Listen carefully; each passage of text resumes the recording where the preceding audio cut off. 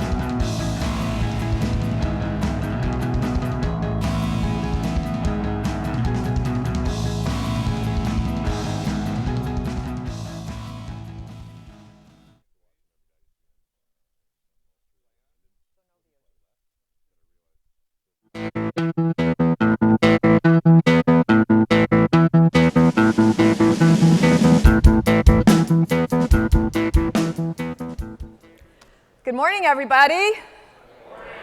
Wow, that was awesome the first time around. Welcome. My name is Beth Chappell. I'm the president and CEO of the Detroit Economic Club, and what a pleasure it is to welcome you to this very special day of Techonomy Detroit, hosted by the Detroit Economic Club. If you just take a minute and silence those cell phones, we'd greatly appreciate that. And we are going to get started this morning with the Pledge of Allegiance, so if you'd kindly stand, and that flag is over there to the right if you can see it. I pledge allegiance to the flag of the United States of America and to the republic for which it stands, one nation, under God, indivisible, with liberty and justice for all. Thank you. Well, once again, what a pleasure it is to welcome you to Wayne State University. One of the great traditions of the Detroit Economic Club, and we're continuing it today with Techonomy, is that we have the privilege of hosting high school and or college students at every one of our meetings. And we're able to do that thanks to the generosity of the people who write the checks for them to be here. So I'd like to take just a moment as we're getting started and welcome students from Wayne State University, made possible by Ambassador Yusuf Ghaffari and the folks at Ghaffari Associates. Also, David Breen, thank you, and the folks from PricewaterhouseCoopers for also sponsoring Wayne State students, as well as Matt Swilkowski from Google. We also have Oakland University students here joining us today, sponsored by Lillian Lorenzi, who is the Director of Constituent Communications, as well as Brian Kane, the Director of Integrated Marketing from Oakland University. We have a great relationship with the folks there. Dennis Johnson from Comerica Bank was gracious enough to sponsor students from Focus Hope. I'd like to welcome all of them. Students from ITT Technical Institute will be joining us today, courtesy of Dr. Mark Saffer from Midwest Health Plan, as well as Nancy Tucker from Aetna. And last but not least, we'd like to welcome students from University of Detroit Mercy. Again, compliments of Matt Swikowski of Google and Andra Rush from Detroit Manufacturing Systems. So I'd just like to take a moment and ask you to welcome our students with your applause.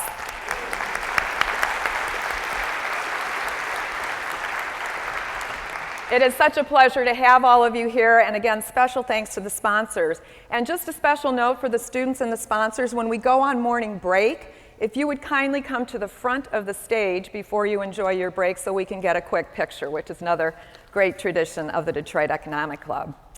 Well, I would be remiss if I didn't take an opportunity to thank all of the people that made this possible, of course, starting with all of you that are here today. Our host sponsors are Quicken Loans and Detroit Venture Partners, and for those of you that were able to join us last night, we had a lovely, lovely reception at the top of the Madison building overlooking Detroit. It was just absolutely fantastic. So we thank Detroit Venture Partners and Bisdom for making that happen. We've had a terrific relationship with the Detroit Media Partnership, who is our media and marketing sponsor.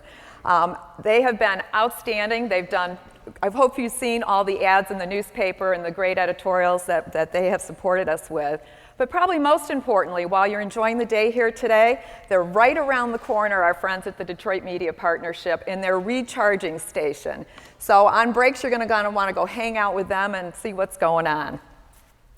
We also have partners, McKinsey & Company, our knowledge partner. Thank you so much. The Michigan Economic Development Corporation has been a great supporting partner. Skidmore Studios, I'm telling you, so did you see the really cool artwork on the building when you walked in, as well as all the signage and all of this great stuff up here? They did a fabulous job, and we really want to thank them. They've gone really above and beyond. We also have a great mobile app. I hope you checked it out at registration. So our mobile app partner, who built the great apps that everybody should download today for their smartphones free of charge, is the Detroit Labs. We want to thank them. Herman Miller made it possible for us to be comfy up here on stage and provide furniture. And of course, we'd like to thank the great folks at Wayne State University. Jeff and his team have just been outstanding, and they've worked very, very hard to make sure that every one of us have a terrific experience here today. And on that note, I'd like to welcome to the podium Ned Stabler, who is the Vice President of Economic Development for Wayne State University, who's going to say a few words of welcome. Ned? Thank you, Beth, and Good morning and welcome to Wayne State University. Obviously, as Beth pointed out, I'm not, and for those of you playing along at home in your programs, I'm not Alan Gilmore, the 11th president of Wayne State University, and the former chief financial officer and vice chairman of the Ford Motor Corporation. I am far less distinguished, far less eloquent, far less accomplished, far less wealthy, you get the point. But on the plus side, I am a lot taller than he is, and that's what David said he was looking for in a welcoming speaker. So they brought me out. Unfortunately, due to a last-minute personal issue, President Gilmore was unable to join us this morning, but he asked me to welcome you in his stead. The title of this event is Competitiveness, Jobs, and the Urban Future in an Age of Technology. It's an impressive title, but it doesn't do justice to the ambition of today's meeting. This is a full agenda of fascinating and important subjects: entrepreneurship, innovation, community revitalization. And this is an assembly of brilliant people, brilliant and successful people, who don't just talk about solutions, who create them. And that's what I hope happens today on this campus. Universities, especially research universities like Wayne State, are places dedicated to ideas, to discovery, to debate and dialogue, and solutions. Techonomy and today's participants are similarly dedicated, but with an urgency that most universities can admire. I'm honored that Wayne State University is hosting this important event. Detroit's resurgence is starting right here in Midtown, all around this campus. And therefore, we think that this makes Wayne State just the right place for Techonomy. Please enjoy your time here at Wayne State. Thank you for coming. I wish you a productive and successful day. Thank you. Thank you, Ned. And thanks also to President Gilmore, who could not be here. Again, the folks at Wayne State have just been absolutely outstanding. Well, it's my pleasure at this point to get the program rolling, and I'd like to introduce David Kirkpatrick. David and I crossed paths several years ago when the Economic Club was working on this big project called the National Summit that I hope many of you were at. And at the time, he was at Fortune magazine and was the tech guru and highly, highly respected in the tech space. And a few years ago, he and his co-founder, Simone Ross, who I'd like to introduce you to in just a moment, co-founded this entity called Techonomy Media. And what they're all about is technology as a driver for competitive advantage. And today, as you know, we're going to talk about cities and jobs and entrepreneurship and all sorts of wonderful things. This is a new experience for the Detroit Economic Club. We've never partnered with another organization like this. And I must tell you, it has been a wonderful experience. And thanks to that, I hope that you will enjoy this wonderful program that we're going to bring for you today. So before I do that, please join me in welcoming David Kirkpatrick, co-founder of Techonomy Media, and Simone Ross. Where's Simone? Thank you, Beth. Mwah. Where's Simone? I don't know where Simone is. She's probably busy doing all kinds of important work. Oh, there she is. She's there. She's so worried about time. Get up here. We want to say. Thank you, Beth. Okay. Want to welcome you. All right. Welcome, Simone. Yeah. All right. All right, David, I'm going to turn it over to you. Thanks so Rock on. much. Thank you so much, Beth, for getting us started. And thank you all for being here. It's really exciting to finally have this thing underway. We've been working on it for an awfully long time. And you know, what we do at Techonomy is mostly, well, up to now, it's been a more sort of retreat-like, invitation-only leaders thing in the desert, and we really wanted to get our message out in the broader community, particularly in the United States, where we think there's some messages that are just not sufficiently understood. And that's what I hope you will be hearing throughout the day today. And the messages at this event are focused on 4 issues: U.S. competitiveness, the future of jobs, economic growth, and which is tied, of course, to the first 2, and then the revival of our cities with Detroit as case study number 1. We are very proud to be in Detroit because we see it as a great city that has incredible potential, that we would just love to have help participate in that dialogue in order to move that process forward a little faster. But I think what we really want to do with Techonomy overall is to change the dialogue generally about how the world and the country thinks about technology. Because we really don't think that it is understood or appreciated how rapidly the entire landscape is shifting because of tech. I mean, we know today, literally, Apple's announcing the next iPhone. That's cool, but that's just the most obvious example of things that continue to move at astonishing speed, and there's developments literally everywhere you look, and we don't think leaders generally get that. So I'm going to just give you a couple of little quick housekeeping things that we need to know. For one thing, there is an app, TE Space Detroit. And so look that up and download it. It has all the program. It'll be in real time all day. Please use the app. Detroit Labs made it. It's very good. TE Space Detroit is the way to get that app on the Android market and the iTunes store. Everything here is on the record. We're really into Q&A and hearing your voice from the audience. We've got 2 mics on either side. Almost every session we will have you guys up here. You don't have to just ask a question. You can make a comment, but keep it brief. We're videoing and live streaming everything. The live stream is available at Techonomy.com, and thanks to Livestream for doing that with us. There's a Twitter hashtag, TE Detroit, so please use that liberally. And now we're going to go straight into our first session. So I'm going to take the blue chair. This session, please, Steve and Josh, come out and join me. We're talking about entrepreneurship and American relevance, and entrepreneurship is one of the key themes that winds throughout this event. I would love to wind it even more tightly with this session, and that's why we have these 2 guys to start the day. I mean, one of the great entrepreneurs of the American economy, Steve Case, who not only had such incredible impact with AOL, but now with Revolution is funding and helping to develop a whole range of companies in a variety of industries. Meanwhile, living in the Washington area, has gotten incredibly involved in trying to help the US government think more intelligently about competitiveness and entrepreneurship in particular. Then Josh Linkner, a local star here who runs Detroit Venture Partners, as I'm sure many of you know. If you're from Detroit, you certainly know that. A supporter of this event, which we're very grateful for. And I think symbolic of the incredible new energy that's developing in Detroit. And I should also say that Josh created a company called ePrize in 1999 here in Detroit. It's been operating all this time. 2 weeks ago, it sold for a nice exit. So, here's a story of a company, a local company that came from here, went all the way, and he's done real well with that. Meanwhile, he's invested in a ton of other companies. So I just want to start by asking you, Steve. When I told you about this, you immediately grokked it. You wanted to be part of this. Right. Why did you think Techonomy Detroit was a good idea?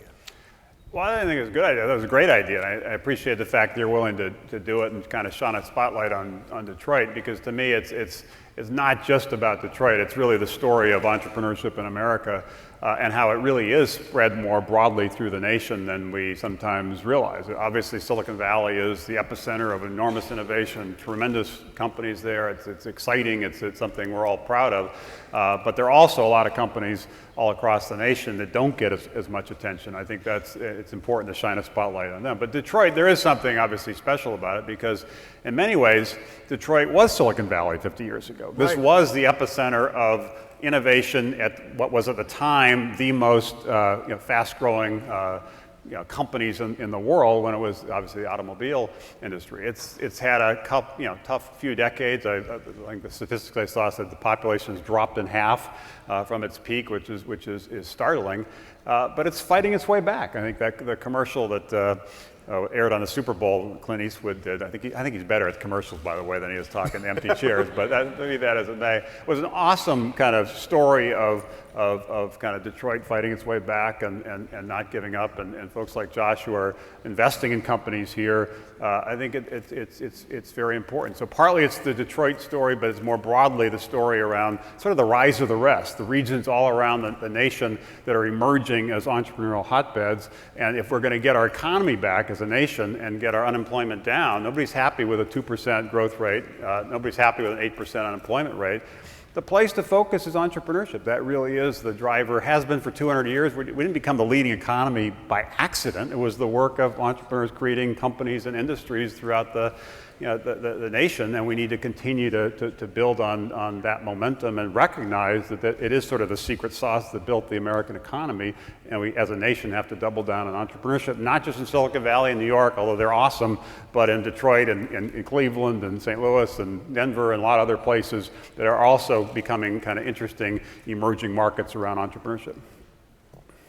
I love that you just said that. So Josh, you're sort of the ultimate symbol of local financial support for entrepreneurship and entrepreneurship itself. But do you think that message is understood in Detroit? How widely do you think that people get that here? Well, before we begin, David, first of all, I just want to thank you for bringing Techonomy to Detroit. This is a town that is on the rise, and you're coming here and shining national attention is making a big difference. And also quickly, Steve, thank you for your leadership, for your unwavering support of entrepreneurship throughout the country, and specifically here in Detroit. So I just want to recognize both of you for doing this today.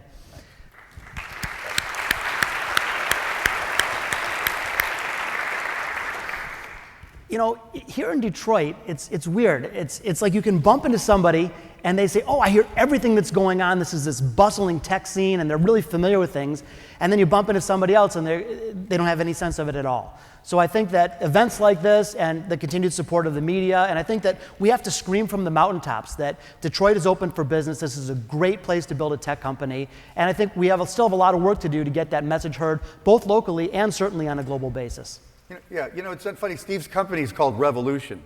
Jack Dorsey, who's going to be here later today, was giving a speech, was it yesterday? I don't know, day before yesterday at TechCrunch in San Francisco, and talked about the need to be a revolutionary, and that's the way founders and entrepreneurs need to think of themselves. And I personally have had a theory myself, and I wrote about it in regard to Zuckerberg and Facebook, that the founders of innovative tech companies are the most impactful social revolutionaries of our era. But that implies a sort of an urgency that I wonder if is widely enough understood. That's what I'm driving at. Any thoughts on that? Because if what you guys are doing is truly revolutionary, then either people ought to be really scared of it, or they ought to really be getting on board real fast. Or both. I mean, I think there's the entrepreneurs who are trying to. There are two types of entrepreneurs, I should say. There are some who are looking to create an interesting product or service and have somewhat modest ambitions. They're just trying to start a business, and that's fine, and they're an important part of the economy as well.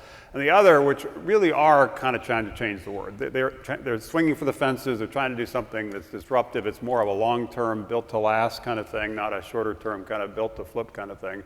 And they really have to have a passion and a perseverance to see it through. I saw this with AOL. We started AOL 27 years ago. Only 3% of people were online. And on average, they're online 1 hour a week. Most people thought we were crazy. It's like, nobody wants to do this stuff. But we stuck with it, and it took us really a decade before we really got traction. And then finally, in the mid-'90s, things kind of took off. And AOL was like an overnight sensation. No, it wasn't. We were at this for more than a decade when nobody knew what we were doing. So that's the kind of perspective that I think entrepreneurs need to bring. Now, the opportunity is there are huge sectors of the economy, education, healthcare, energy, that haven't really been disrupted that much in the last 25 years. What I think of as the first internet revolution, getting everybody to believe it was important, get connected, multiple devices, multiple networks, that's sort of been accomplished. The second internet revolution is how you use the ubiquity and now the mobility of the internet to transform other important aspects of life. Those are where some great entrepreneurs all across the country are focusing, and we do need to support them as a nation because they are the industries that are going to drive the future. Initially, it was sort of the agriculture revolution, kind of the Midwest, then sort of the industrial revolution, and then sort of the finance and media revolution, more recently the technology revolution. The next wave is where we need to be positioned as a nation, and we really need to recognize these entrepreneurs are in some ways American heroes too, because they're the ones who are taking the risk of starting these companies that can change the world, but also make sure we have a robust, growing economy in what is now a much more competitive global world. Yeah, I think the Zuckerbergs and Dorseys and Linkners and Cases are the American heroes. I mean, but you have a very positive way you talk about entrepreneurship, and you wrote a book about creativity and the role of creativity in companies. Do you think of yourself as a revolutionary, Josh? I think of myself as a disruptor, and I think that many of us have that capacity if we're willing to go for it. I couldn't agree more, Steve. I mean, Detroit specifically was born on the spirit of disruption. And folks like Henry Ford put us on the map. And as a result, our city prospered, and we were the Paris of the Midwest. And then we stopped doing that. I mean, essentially, we built these stifling bureaucracies, became immersed in finger pointing and blame, and our city crumbled. But today, we're in the midst of a new revolution, a time when, once again, entrepreneurship is alive and well. And I think that this is the time to make it happen, specifically diversifying the economy. What the digital age has taught us is that you don't need a Silicon Valley zip code in order to be successful. And you're asking, are people taking notice? People are taking notice with events and a lot of talk that's happening right now, and we're doing our best to pound our chests, but where people will really take notice is when we can deliver results. When previously vacant buildings are filled to the gills with bustling tech companies, when exits start happening, when people reinvest in the community, that's when people are going to put the stake in the ground and say, we've made it happen. And the talent aspect. I think the most important thing around entrepreneurship, therefore the most important thing around economies, is talent. And it's one of the reasons why in Washington we're fighting a battle, I guess, to build bipartisan support for legislation around high skilled immigration, making sure the best and brightest don't just come here for educations and then are kicked out and forced to essentially start companies. And I love that you're doing that, by the way. But they're able to stay here because they are job creators, job makers, not job takers. But the battle for talent also happens at a regional level. So how do you get some of the people that did leave Detroit to come back and believe that now is the time to come back, because there is a burgeoning, bustling entrepreneurial ecosystem, and even if maybe they grew up here, or maybe they went to school around here, obviously a lot of great universities, but felt they had to leave because they didn't see the path forward for themselves and their family. Now they have a reason to come back, and so that's why the work that Josh and others are doing is so important, to create that sense of possibility, that sense of momentum that gets talent back, gets capital flowing, and then you start getting this network effect and sort of network density around entrepreneurship, which is when these regions really take off. But it takes leadership, and part of what we've done over the last year and a half with the Startup America partnership is try to build up the regions. But ultimately, it comes down to somebody, an entrepreneur like Josh, who says, I'm going to take on this challenge. I'm going to rally folks within the community. I'm going to try to connect them to resources outside the community, and let's get moving here. This is our moment. This is our time. Let's get going. Josh, I love what you said about responding to results, because I couldn't agree more, but there's a whole lot of scales of that. And I don't mean to keep hammering on this issue of urgency, but I will, because I feel it very strongly. And I travel to China a lot. I'm privileged to be able to do that. And another form of results that is happening is that in places like China, they understand the role of the city in some ways better than we do. They are investing very, very methodically in infrastructure, in financial support for entrepreneurship, in education of very targeted sorts. And I fear that the kind of results that we will start to find maybe a little on the late side in places like Detroit is that the cumulative effect of all that investment in places like China and Taiwan and even Malaysia and a lot of other countries is going to put us way behind the curve by the time we realize those results. Do you worry about that, sort of looking at it more globally? Well, I do worry about it. And so what do you do? The only thing you can do is you got to play to your strengths. And so if we try to compete and we try to be the Beijing of the US, or we try to be the Silicon Valley of the Midwest, we got to be the Detroit of Detroit. And I think what we got to do is stop apologizing for what we're not and start celebrating what we are. What are we? We've got an incredible university system here. Yeah, we've got we're beautiful. In the middle of one of them right here. Right. This place is amazing. Yeah. We've got beautiful, tall buildings that are waiting to be filled up. We've got terrific roads, wonderful hospitals. We've got water, world-class airport, talent base. So, there are all these assets. So I feel like what we got to do is shed our skin like a snake does. When a snake does that, they go on and they can grow again. We got to get out of the trap of apologizing for yesterday and complaining about the past. Enough. Stop. Time to move forward and focus on building great companies here in Detroit. And there's really two battles going on, competitive battles. One, as you mentioned, and I do worry about it, is the global battle around entrepreneurship.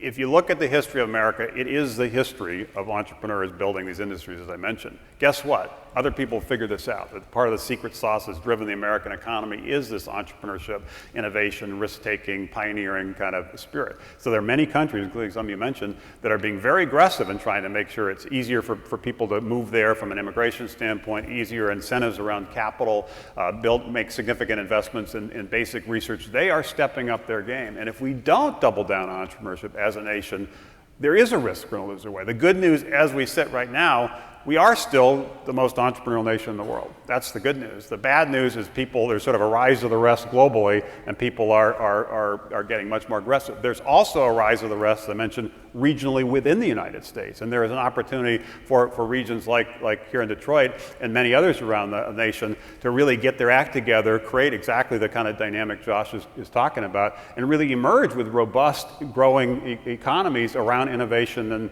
and entrepreneurship. And it's important on the technology side, even though obviously Techonomy is about technology.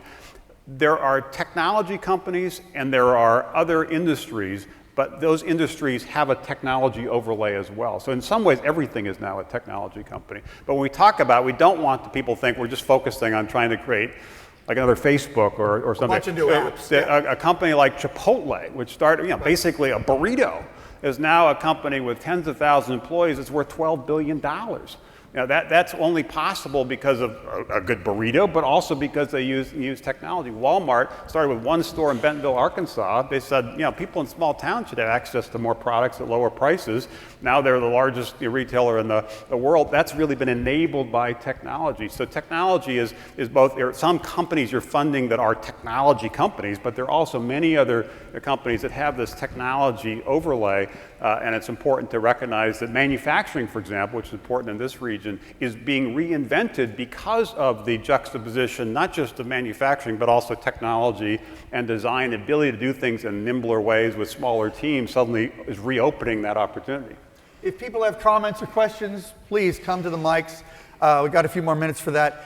The company I love as an example of that, one of them, is Zara. Which the guy who runs Zara is now the third richest man in the world, I read the other day. It's a company that came out of nowhere, used technology and the internet as a way to connect to these workshops in Galicia, where these little women were taking knockoff patterns and producing them so fast, they were able to knock off fashions faster than anybody else, and now they have stores all over the world. The guy's the third richest man in the world. That's certainly not an app, right? That is taking retail and fashion and clothing and upending it. But I think the thing we need to realize is that technology is an enabler. It's not the innovation necessarily itself. Right. So Zara used technology to become successful. Walmart used technology, but you have to have the original genesis of an idea to begin with. And I think it's so important. When you look at Zara, for example, one of the things that they've done is they empower their people. So if someone sees a trend in San Francisco, they can jump on it. They don't have to go salute the flag and go up corporate headquarters. They can act. Yeah. And when I think about this region, what I think we really need to focus on are a couple key things. One is diversifying our economy. We certainly need a robust, strong manufacturing basis. But now is the time where we have to diversify. One of the reasons we suffered so greatly is our entire city was tied to one industry, and when that industry ran into trouble, so did the entire region. And the second thing about technology, and the thing I think is so cool here, is these are companies that are capital efficient and can scale quickly.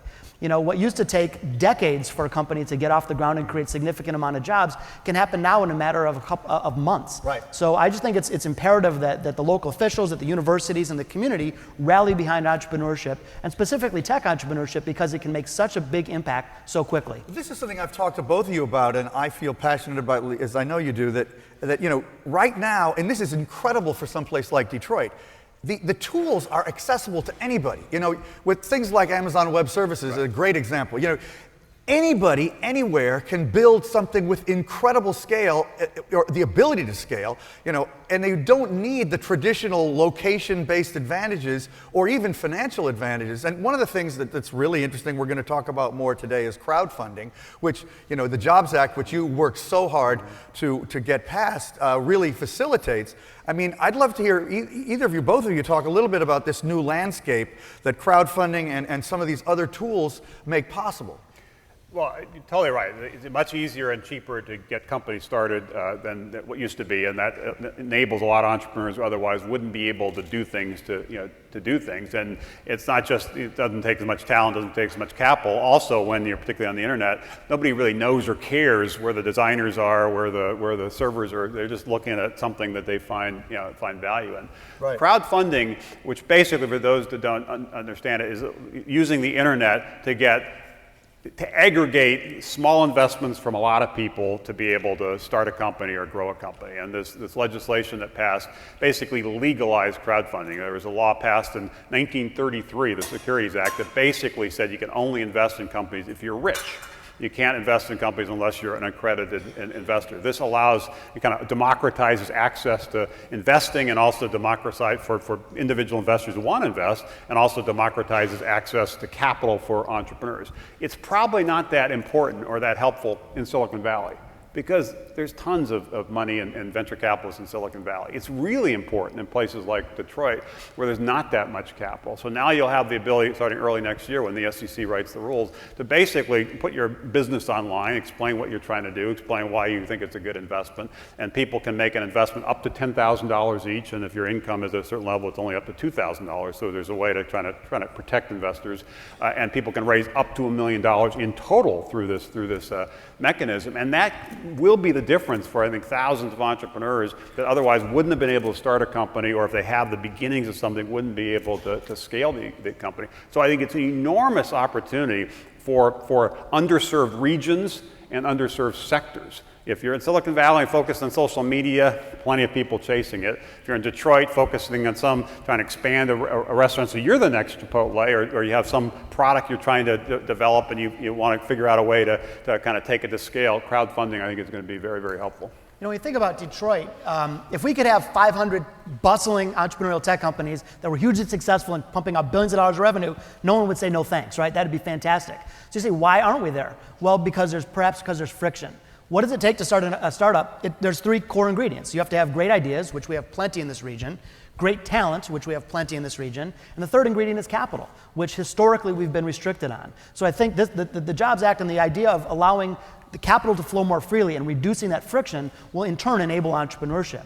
The other thing that we really need to develop here that Silicon Valley has done a better job than Detroit is a culture of risk-taking. You know, in Detroit, if you fail, that's like a really negative thing. In Silicon Valley, it's a badge of honor. And so I think what we need to start doing is celebrating creativity and responsible risk-taking. And when someone stumbles, that's a learning opportunity. It doesn't mean that the world has ended. I'm glad you said that. That's a great one. We got somebody over here. Please identify yourself. Good morning, David and Mark Bennett, and good morning, Josh and Steve. I want to thank you as well for a tremendous program. One thing I've witnessed in the past 20 years as an entrepreneur and working with entrepreneurs is there's a tremendous amount of intellectual capital locked up within our corporate entities around this area. Huge opportunity for innovation. For whatever reason, they're not used to transferring technology out. There's been some movement lately by some major companies. How do you think we can pull more of that out? Because those are market-driven opportunities that have much higher success rates, I think, than maybe pure startups that are sort of theoretically driven. So maybe if you could share some ideas there. Who are you again? I'm Mark Bennett. Thanks so much. I think there are a lot of great people in a lot of great large organization companies, also a lot of great people in government. We see this in the DC area where a lot of the NIH and a lot of the focused on kind of next generation health and folks focused on security and other things. They're very, very talented people, but so far they've chosen to stay in sort of what they perceive to be a safe world in terms of a company that's been around for a while and will be around for a while. Certainly when I was graduating from college, that was the sense. You'd find a job and you'd stay there for your career. That's changed dramatically, partly because people are moving around a little bit more, but also because people have recognized, including unfortunately here in Detroit, that it's not necessarily safe to join that Fortune 500 companies. The disruption does impact these companies, and the idea that you can be a GM or forward for your entire career, people now realize that's not as clear, and so they're more open to other opportunities. Now, some of it, they're obviously different skill sets. Some of it is getting the people who do have that creative, innovative spirit to recognize there now is maybe an opportunity with some of the companies developing here. Now, maybe it's time to jump ship, if you will. But even more importantly is how do you get the folks that left Detroit to come back here? I'm sure there's thousands, probably tens of thousands of people that are born and raised here or went to one of the universities in this area who would love to come back here, but really decided to leave because they felt there wasn't a future. That pool of talent, drawing them back, I think, is also a big opportunity. But it really is all about talent. These companies really are, it's an idea plus capital, as Josh said, but the most important ingredient is talent. You know, one of the things that's also an important ingredient is training and education. I just don't want this session sort of launching our day to get finished without mentioning it. And another community that is of great interest and concern is not only the people that are working in these great companies, but the people who aren't working at all. And Detroit has way too many of them. And I'm just curious what the prognosis is for the sort of really marginalized and heretofore disenfranchised population of Detroit. Just quick comments from either of you on what, especially Josh, what do you think is going to happen there? What should happen and what do you think is going to happen? Well, if the economy grows, there's this saying that all ships rise and fall with the tide. And so if we can get the economy going, if someone is a disenfranchised person that you're describing, perhaps they're not going to become a software engineer and coding Flash. But what they can do is, as the local economy grows, it will create additional jobs. So I'm optimistic that tech entrepreneurship will be a spark, but it will expand way beyond the boundaries of cool, funky painted offices and go much deeper into the community. The other quick point on education, which is really where it starts. I mean, obviously there's a huge challenge in Detroit public schools, as there is throughout the country.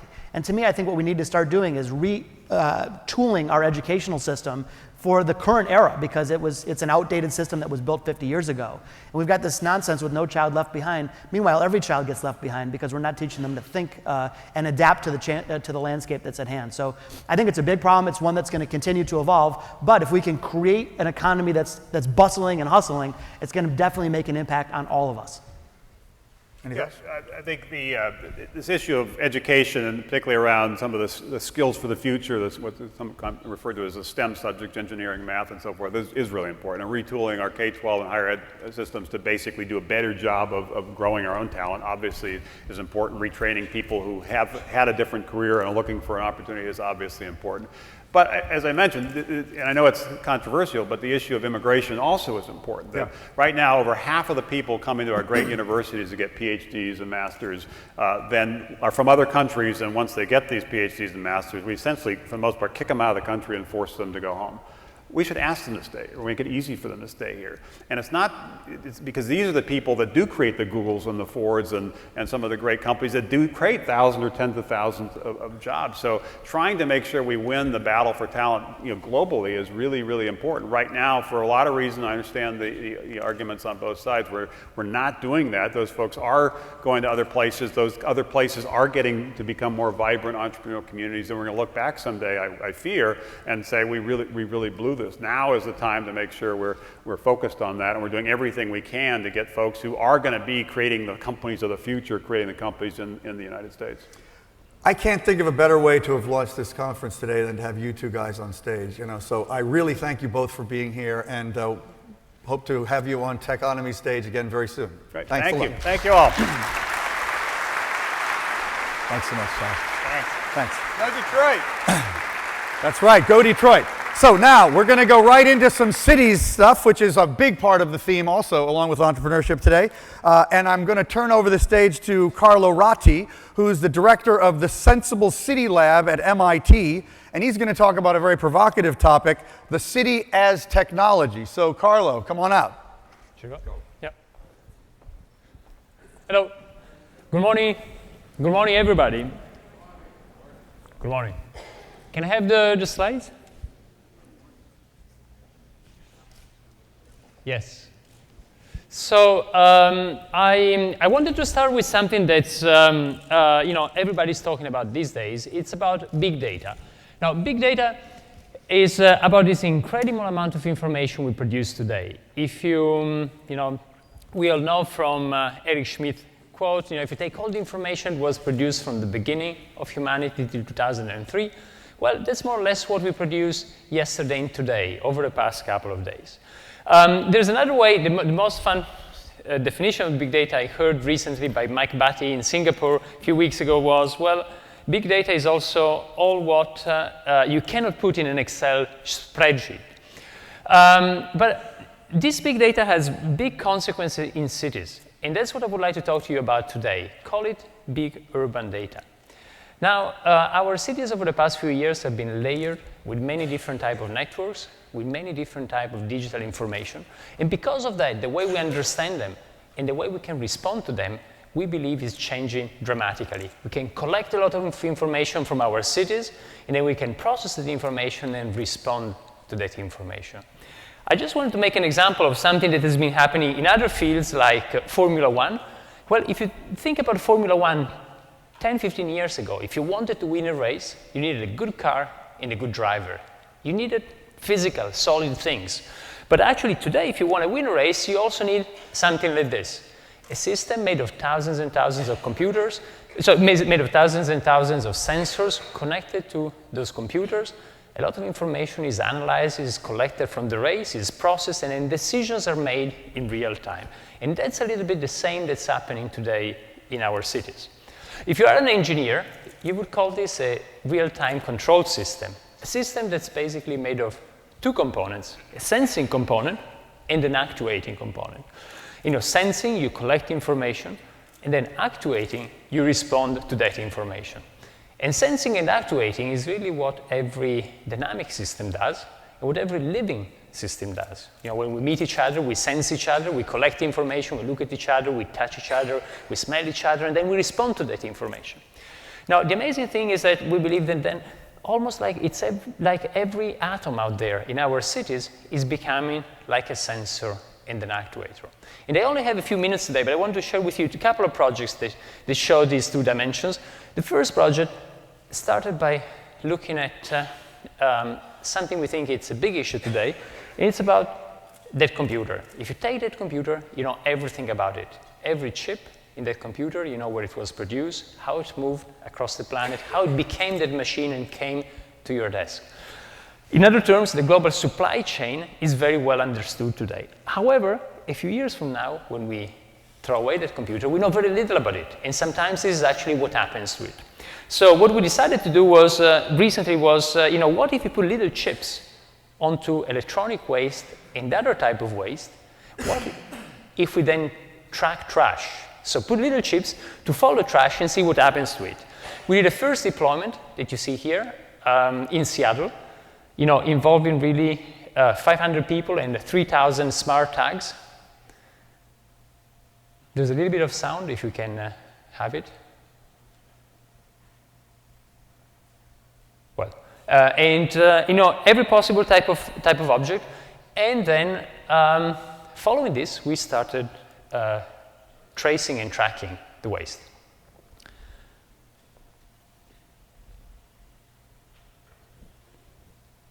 Should be a video? Yes. So 3,000 objects, you see Seattle, and the day of deployment, you see the city. After a few days, you see some of the main landfills next to Seattle. And then, but then big surprise, how far things started to travel. That was a big surprise because today everybody knows a small piece of the chain, but this was actually one of the first times where we could actually trace the whole chain from the beginning till the end after 1 month or 2 months. And a lot of e-waste actually traveling all across the country, sometimes in clumsy ways. Look at the trace that went from Seattle to Chicago and then down to Baja California for thousands and thousands of kilometers, certainly in a non-optimized way. What did we learn from this project? A couple of things. One is if we have all this information from our cities, in this case about waste and what happens to things we throw away, then we can probably redesign, as engineers, optimize such systems. So we can reduce a lot of the inefficiencies that you saw in those traces. Then another thing we thought is quite important is that all of this big data, if it gives us information about what happens out there, then it can promote behavioral change. And actually one of the most telling things following the project was somebody who told us, I used to drink water in plastic bottles and put plastic bottles outside of my door every day and thinking it would disappear. But actually, following the project, I know they don't disappear. They actually go a few miles from home and stay there forever.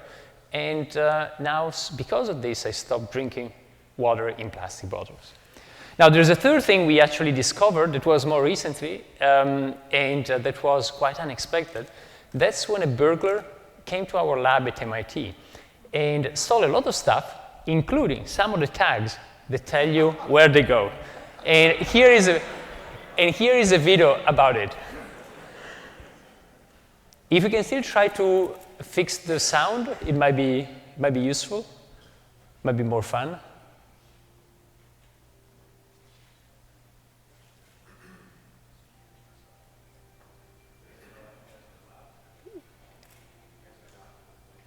Yeah.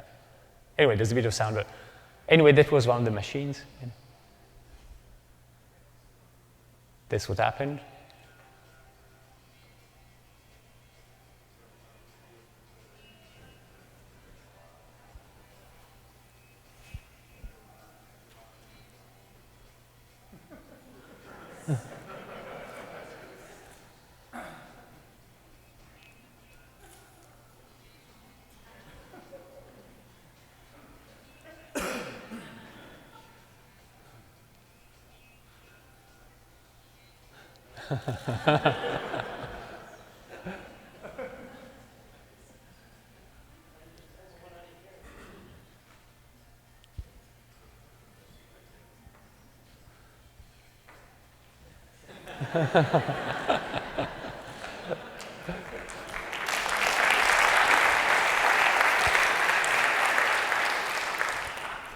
Thank you.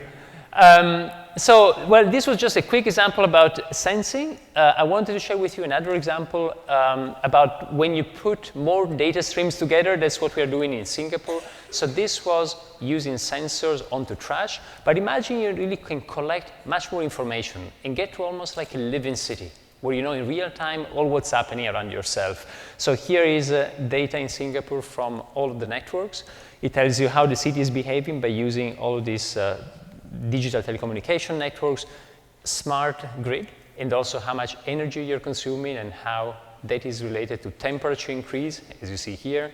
How the city behaves during special events. You see the Formula One racing in Singapore, and actually how people move there and the city changes behavior. Even simple things like you mix taxis and rain. In Singapore, it's impossible to find a taxi when it rains. But actually, when you get this real-time information, taxi drivers and citizens can get a better match. And how the city expands and shrinks because of traffic during the day. And then how all this information from the island, from Singapore as a city and as an island, actually connect with the global flows of people coming to Singapore and going out of Singapore, goods coming in the city and out of the city. So how all of this real-time, almost like a real-time web that has all this information about the city and helps you understand better what's going on.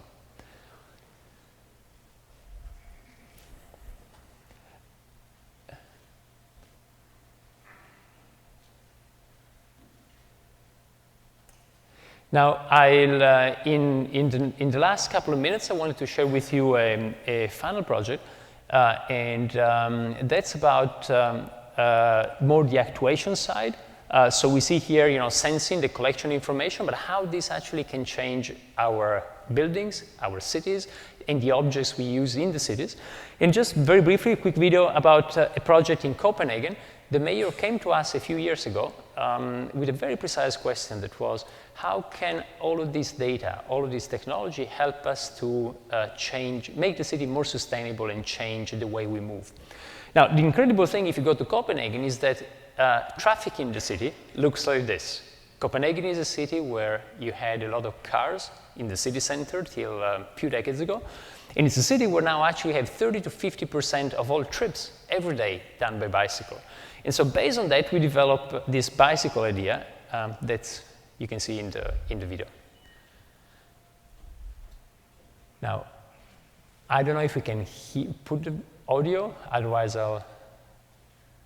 Well, anyway, the idea is imagine a wheel that you can retrofit to any bike, and then when you brake, so the wheel will get your energy and then give it back to you. So by just changing the wheel, you will convert your bike almost in something similar to a Toyota Prius. When you brake, you save your energy, give it back to you. You control it through your cell phone, through your smartphone.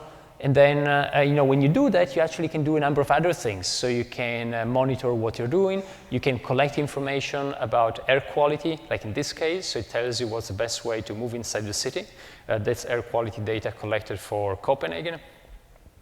And all of this, then you can share with your friends. You can just put it on Facebook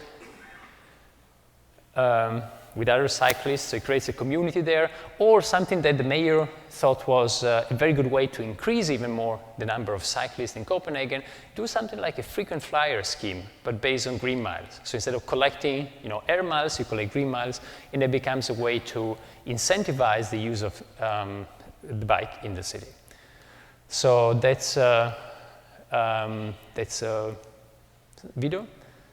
That was the initial prototype. Now we have the third round of engineering, like in cars, in the car industry. It takes, as you know, a few years to go from the prototype to the final product, but we're getting very close to it, and hopefully it will be on sale next year. So I'll stop here, and thank you.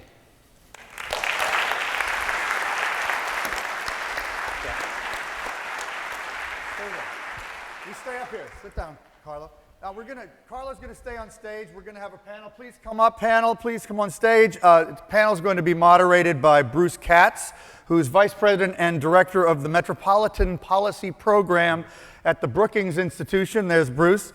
And he will be joined by a bunch of other panelists for our discussion, how far can innovation take our cities? So, Bruce. So thanks, David. And while the panelists get ready, first of all, I just wanted to thank the sponsors here and applaud what you've done, because you've done two things. One, you've taken a very broad view of technology and innovation. And you said it right at the beginning, David. It's not just about the next iPhone. It's about connecting the dots between technology, innovation, manufacturing.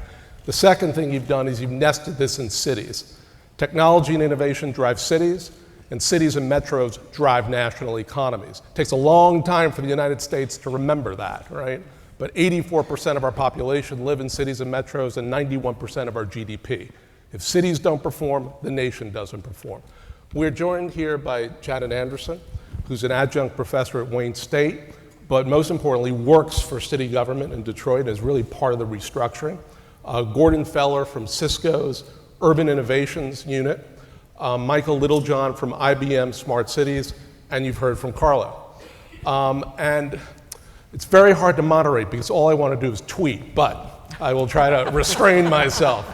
I wanted to start with a question that really builds off of Carlo's presentation. This conversation about technology in cities can be a very broad conversation because we're talking about efficiency and how we manage congestion and how we lower energy use. We're talking about the integration of data within the public sector, within the private sector, and the combination. We're talking about participation with social media, co-production of solution. My sense, and again, David mentioned this, is the United States isn't quite at the vanguard of this. You know, when I think about congestion pricing, I think about Singapore. You brought up Copenhagen with regard to many of the issues.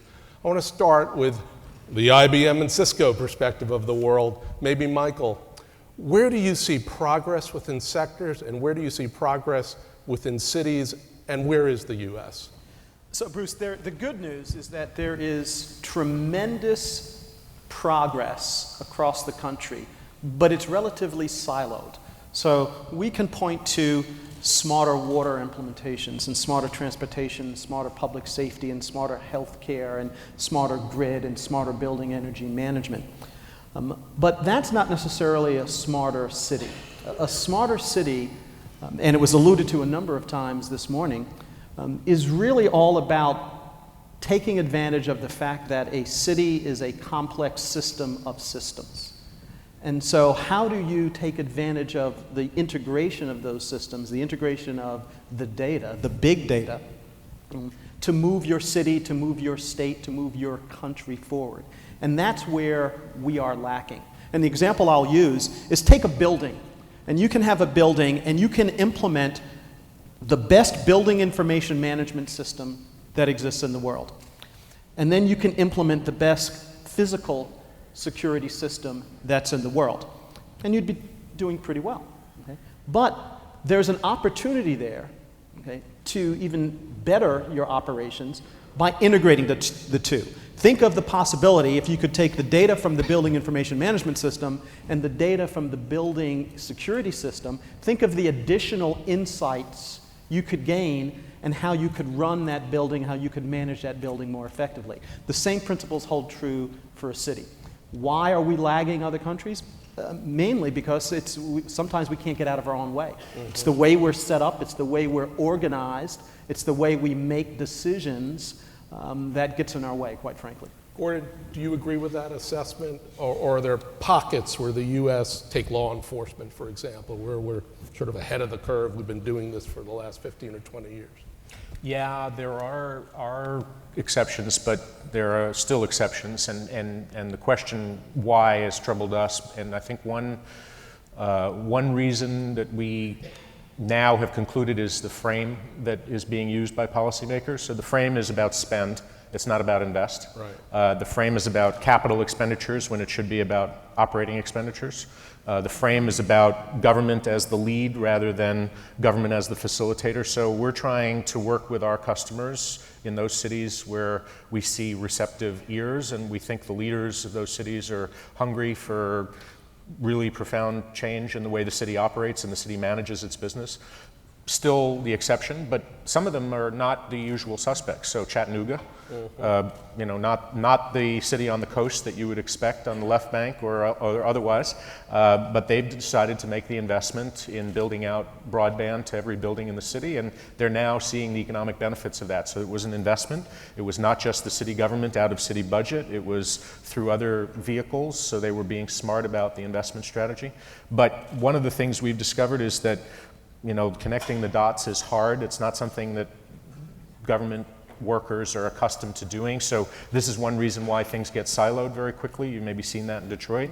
We've seen it in a lot of cities. So getting people to break down the silo that tends to be the frame by which they think about their spend, rather than looking across all of the boundaries in the organization chart to say, what is it that's going to tie together and force collaboration, open the system to public engagement, maybe even crowdsource solutions. So some of the leaders like San Francisco have really done things that are pretty smart about building the civic apps that harness not just the wired and wireless networks that are known by the city, but harnessing the public engagement. So I'm going to come to Detroit in a second, but Carlo, I just wanted you to focus on this, given your presentation and given what is MIT's global work.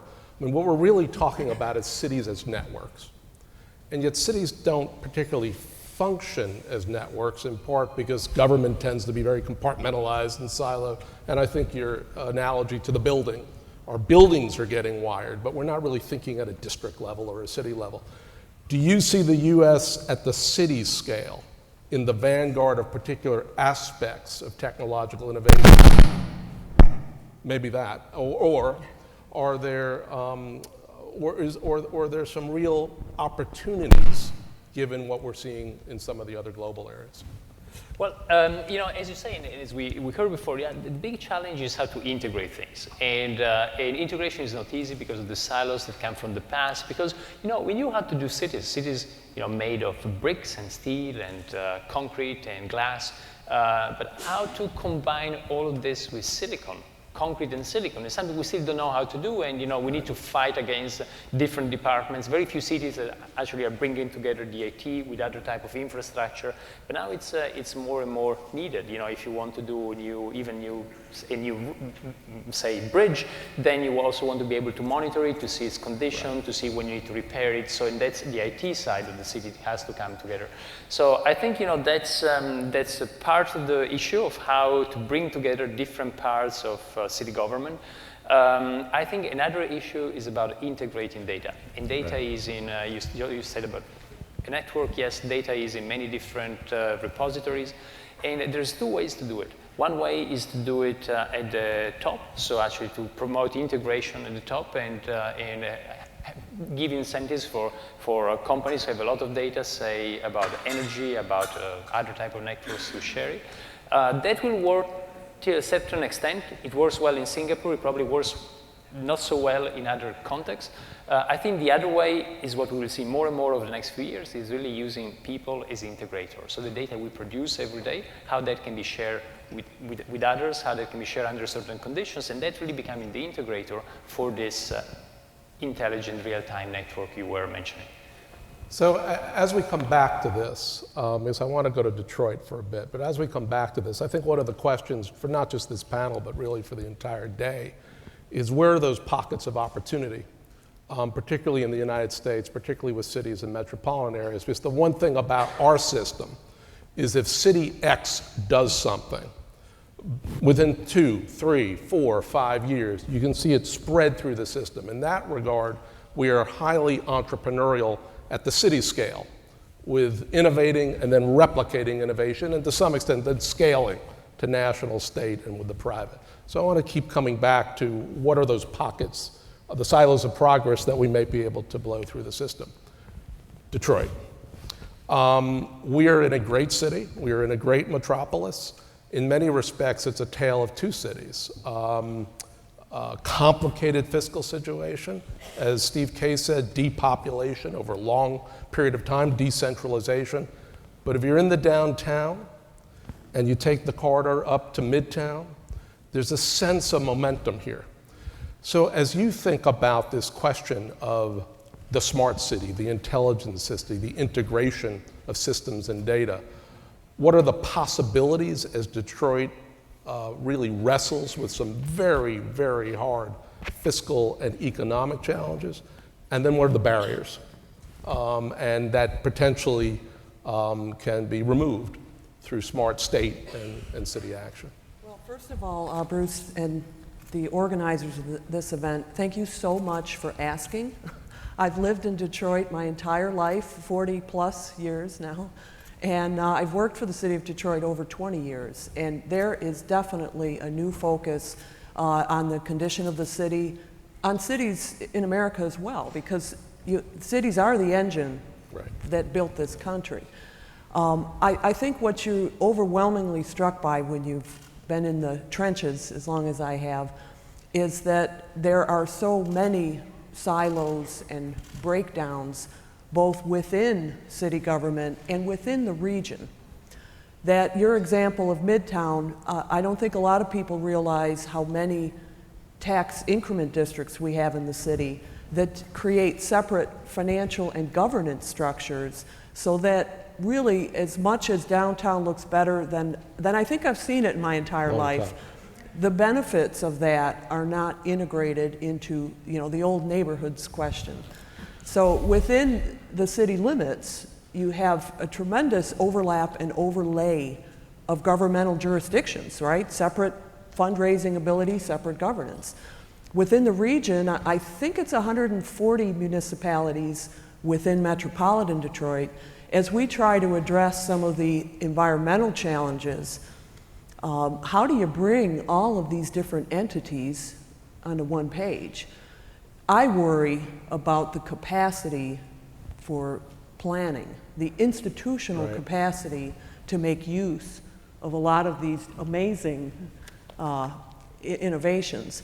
That capacity is broad at this to make the region competitive in a development sense. That capacity is within city government to be sure that our inspectors even know what green roof and all that engineering stuff. How do you keep people's skill sets up to date if you don't have the ability or the mechanisms for reinvesting in your staff?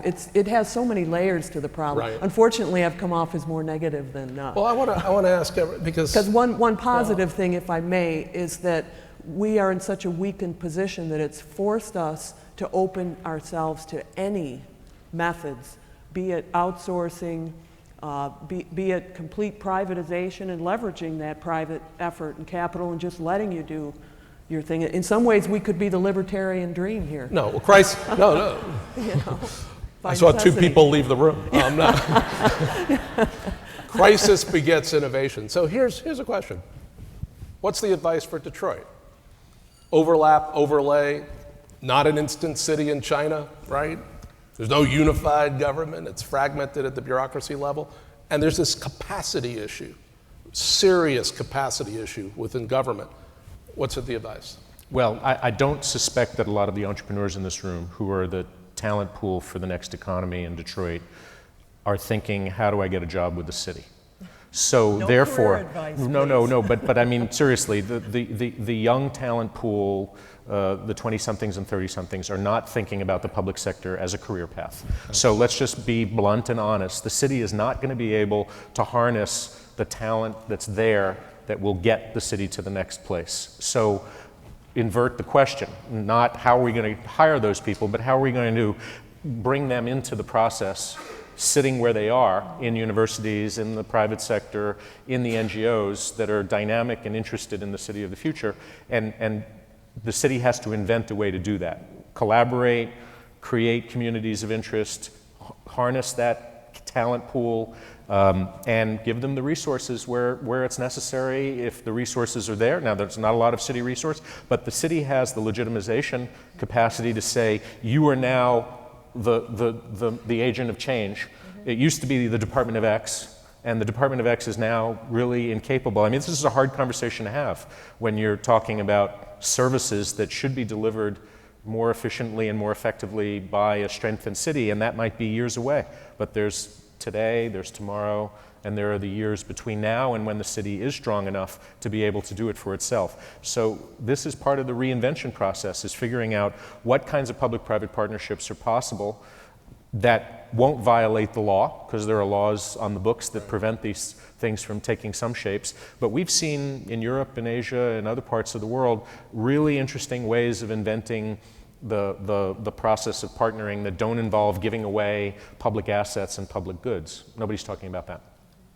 I think the other thing, and I talked about this earlier, I think some structural changes need to be made to how government functions.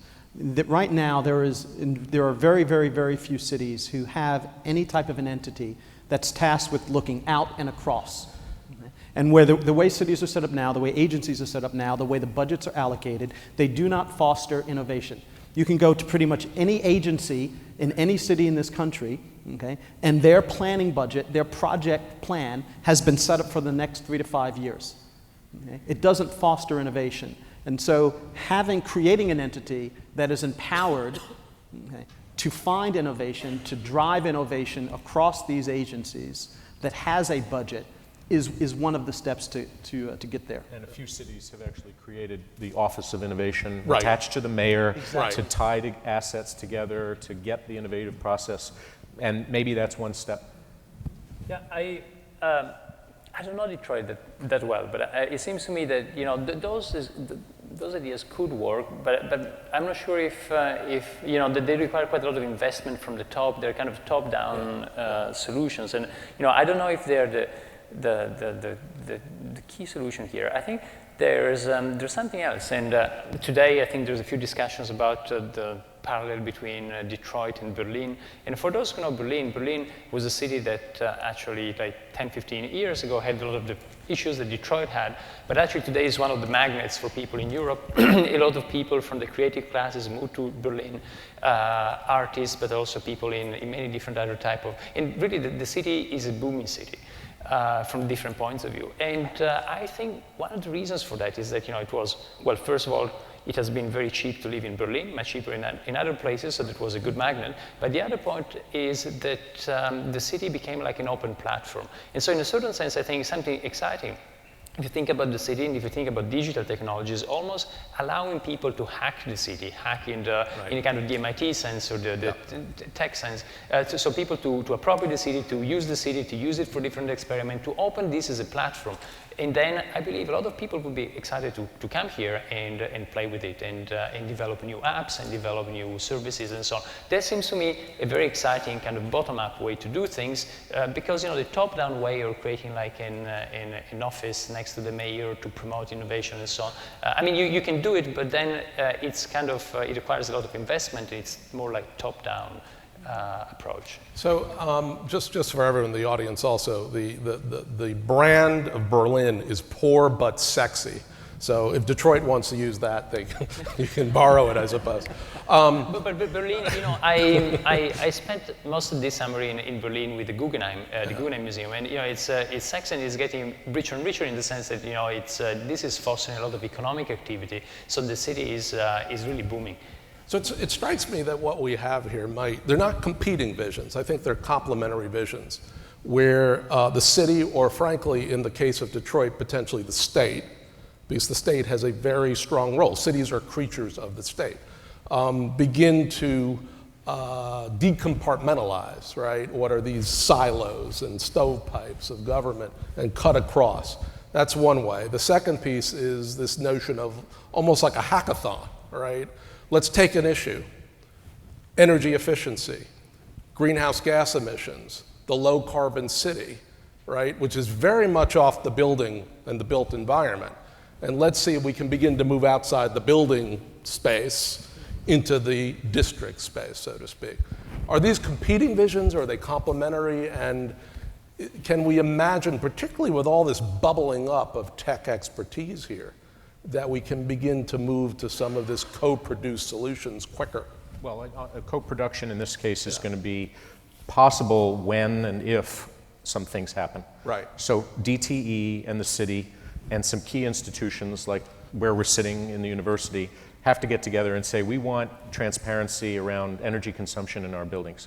What's it going to take to have a dashboard that you and I can access on our smartphone, or our kids can access in their schoolrooms, or parents at home, that will tell them which of the schools in the city school district are cleaner and greener and smarter than others?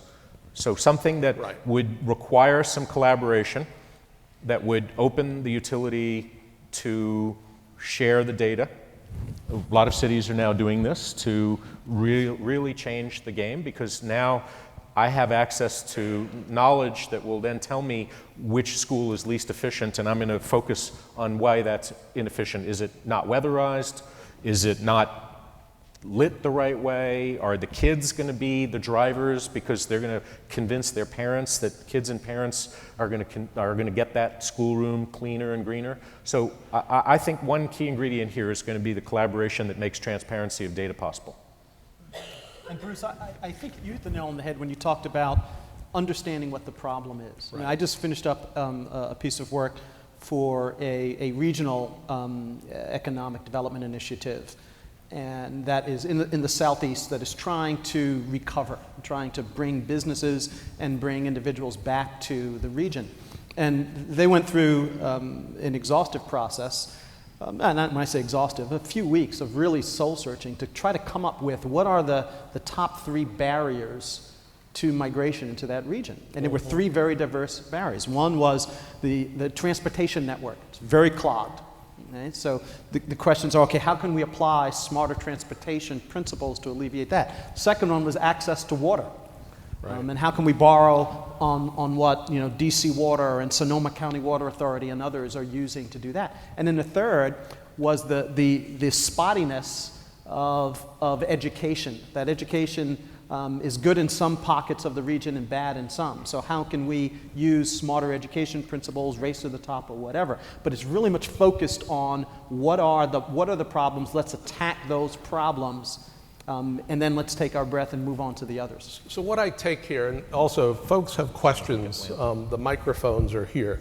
What I take from this conversation, and I want to get your response to the advice, is to think about the city as a network of players, some very large, like a Wayne State, like a Henry Ford Medical, even some of the cultural institutions, some of the employers, Quicken Loans, et cetera. Think about the city as a network of players who can take their own responsibility, can actually take the lead, obviously in partnership with the government around certain sets of issues. And then Michael's point about what's the right issue to tackle, right? Because in the Southeast, there's no water. Last time I checked, you got lots of water in the Great Lakes. Not your problem, but there's obviously any number of issues, whether it's around energy, whether it's around education, whether it's around health. So this strikes me as a way to get around the challenge of government is dysfunctional, government is compartmentalized. You've got a lot of agency here.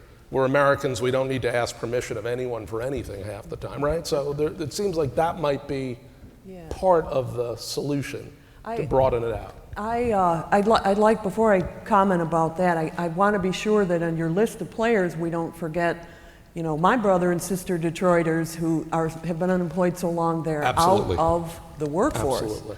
And real questionable skill readiness, Right. if you will. So I don't want to forget them in the equation. It's music to my ears to hear planning, the definition of the problem and information flow.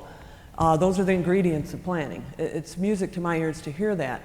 We've kind of had a piecemeal approach. I think of a couple initiatives in the city in the last decade, GPS chips in our garbage trucks that really tracked routes, helped to analyze in a city that's depopulating. You're talking about trying to redefine routes in a more efficient way, as well as tracking your personnel. I think of the outfitting the police cars with the cameras. I think everybody's done that, I think. Both of those were seeded with grant money.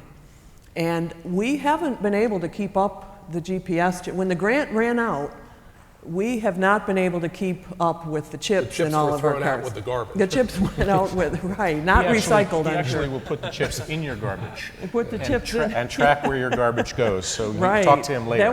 Right. Yeah, you know, it just, I think there needs to be that seed money, be it federal grant, state, but there needs to be this institutional approach that redefines. We have kind of embraced cameras in police cars, so we now find a way, even though all the technology adds about 70% to the actual base price, the vehicle.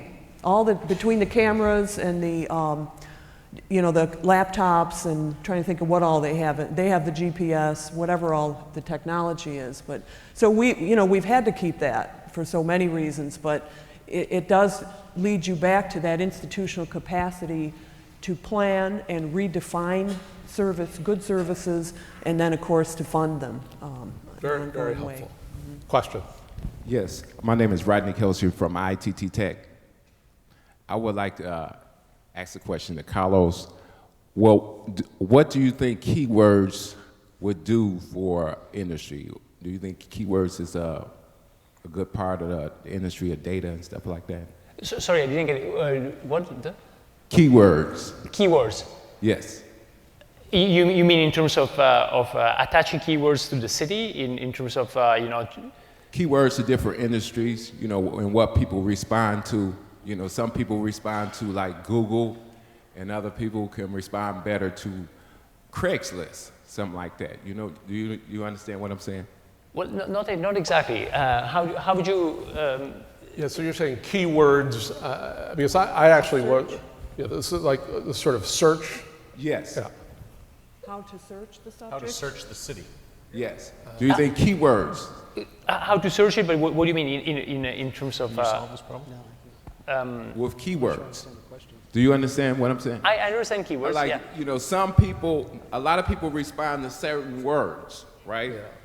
Okay, keywords is words that a lot of people respond to, and then some people don't respond to it as well. I understand, but you mean in terms of you know, adding labels to the city, or in which sense? The people who are looking for you know, concept and also as a search concept. Okay, so I mean, if and you know, I'm not sure I'm the best person to answer this, in the sense that I'm not too familiar with Detroit, if you mean about keywords in the city. Well, but you know, yeah. In Detroit, you know, there's certain keywords that people respond to. You know, it's just it's kind of universal. I mean, in a way, or what language you speak.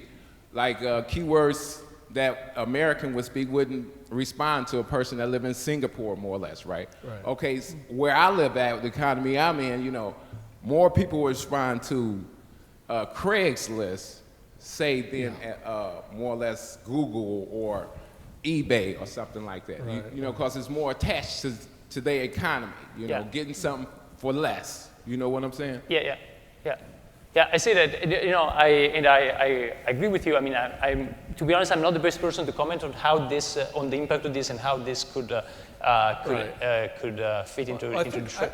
I think you're also raising sort of a broader issue. I mean, particularly with regard to the application and deployment of technology in different cities, right? That have very different starting points, right? Right.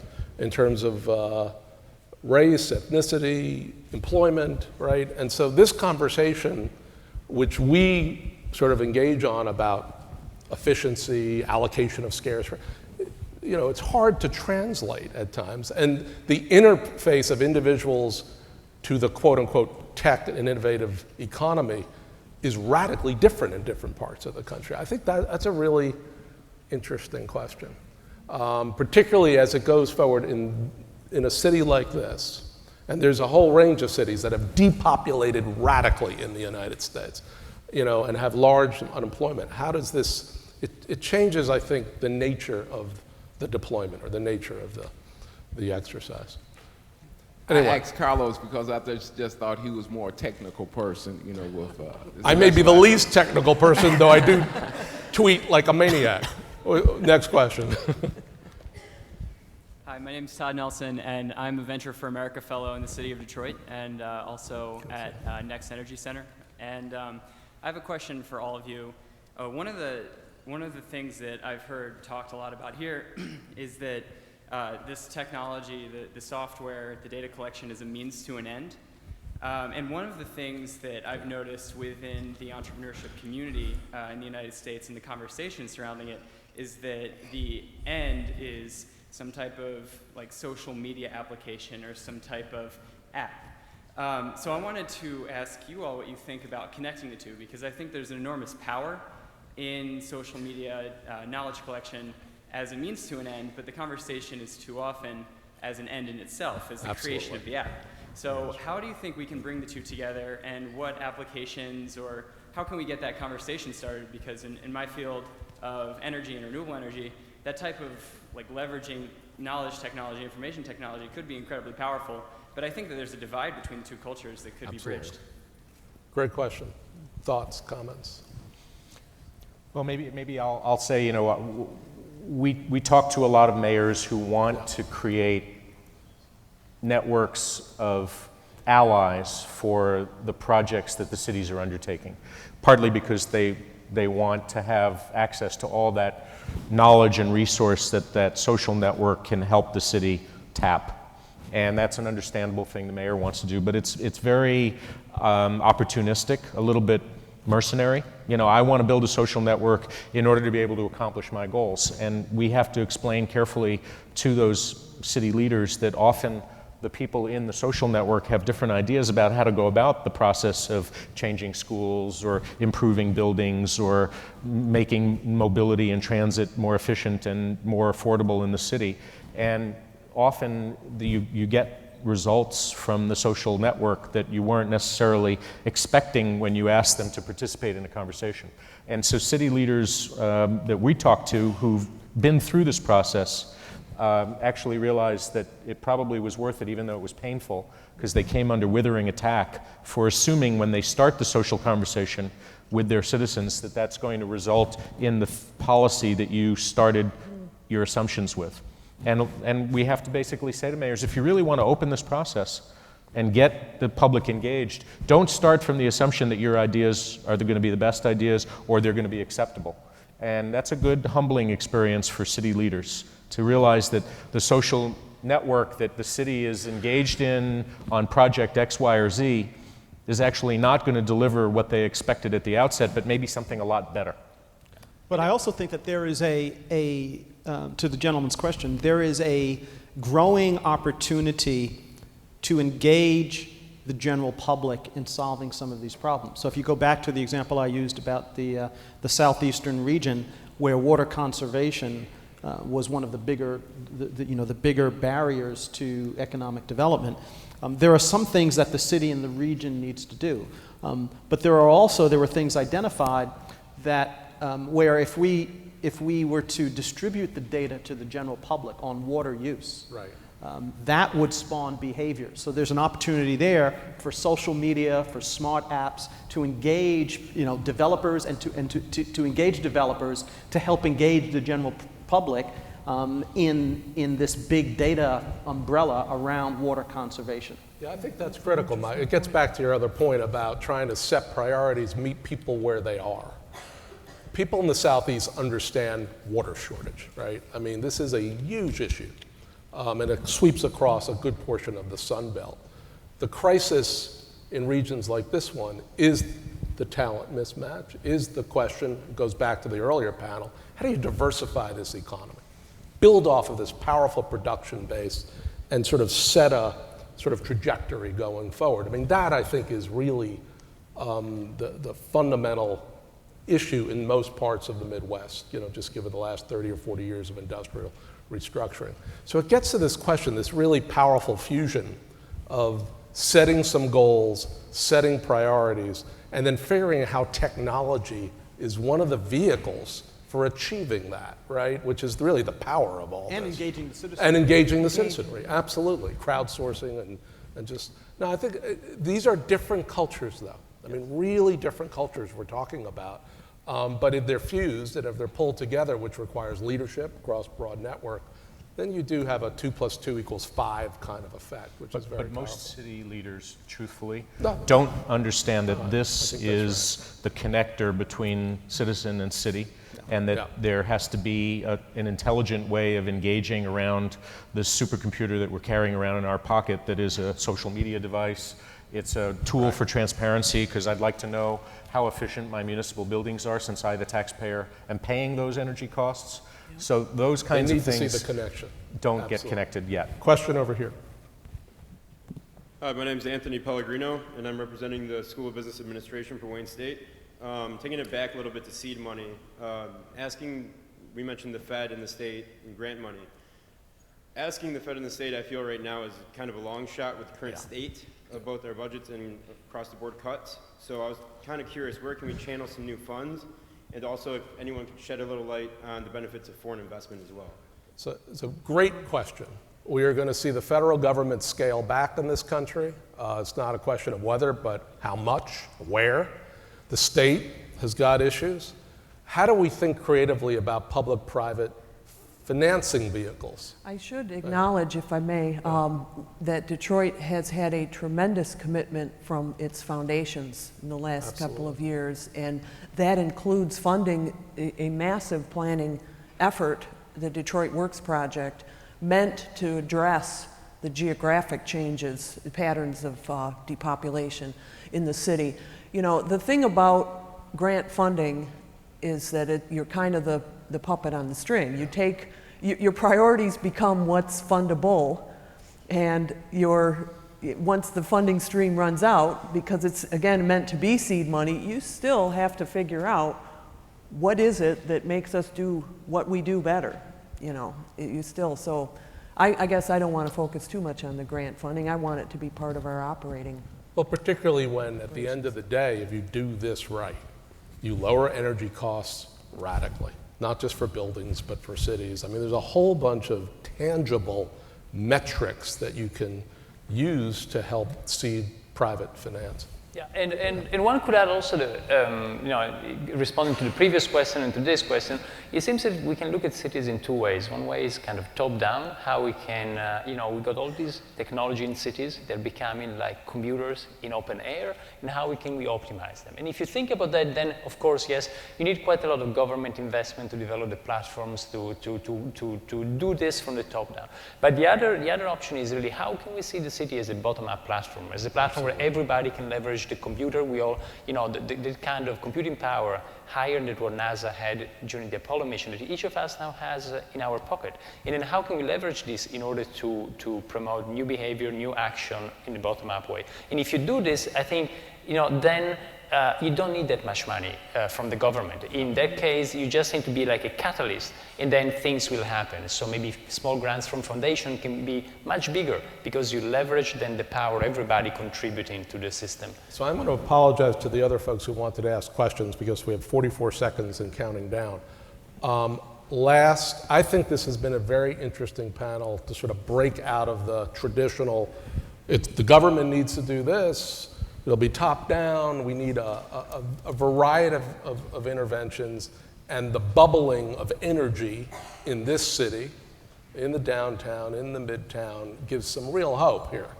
But Detroit can be, it can be a petri dish for a lot of different kinds of innovations and interventions, if we think about it that way. So I think that's part of the challenge, David, as you go through your day. How do we send that signal that at this point in time, in this city, in this metropolis, in this state, it's time to innovate and experiment? Thank you very much. Great job. Thanks so much.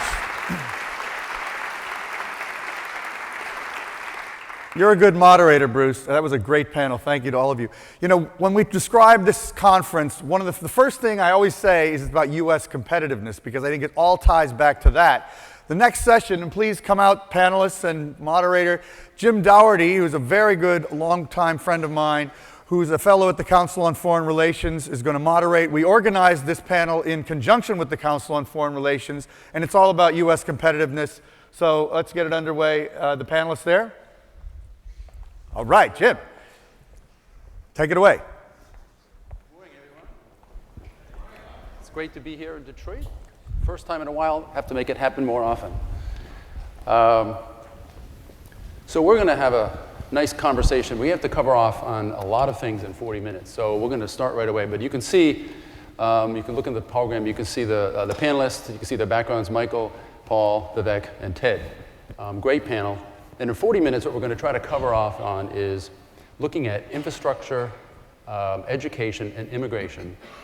Trying to look at it through the lens of technology and the role of urban centers in these, and take a look a little bit at what the current state is in the United States in each of these things, what some of our best practice competitors are doing, and maybe a couple suggestions on tactical things that the United States can do to do a better job.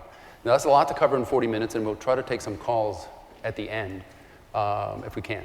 So without further ado, I want to ask Vivek to start. So Vivek, your last job was CIO of the United States of America. That's a pretty big job. So you got to see lots of things. You had a great perspective on these three areas in the United States, the immigration, education, infrastructure. Could you pick one or two of those and comment on what the current state is in the United States in terms of being competitive in the world with those? Sure. So I think when you look at the story of America, it is the story of entrepreneurs and the ability to disrupt not just at the local level, but the global economy. Unfortunately, what you're hearing is too much of the gloom and doom in terms of where America is when it comes to competitiveness.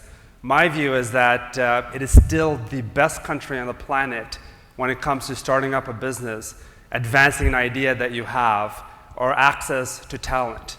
The challenge we have before us, because we are the architects of our own destiny, that there are key issues that we need to confront. If you look at the next 30 years, if we don't address them, I don't think we can remain the most competitive country in the world. First, I think it comes down to immigration. It is broken. It makes absolutely no sense when we educate some of the smartest people in the world with advanced degrees and then ask them to leave the country and go start up companies elsewhere.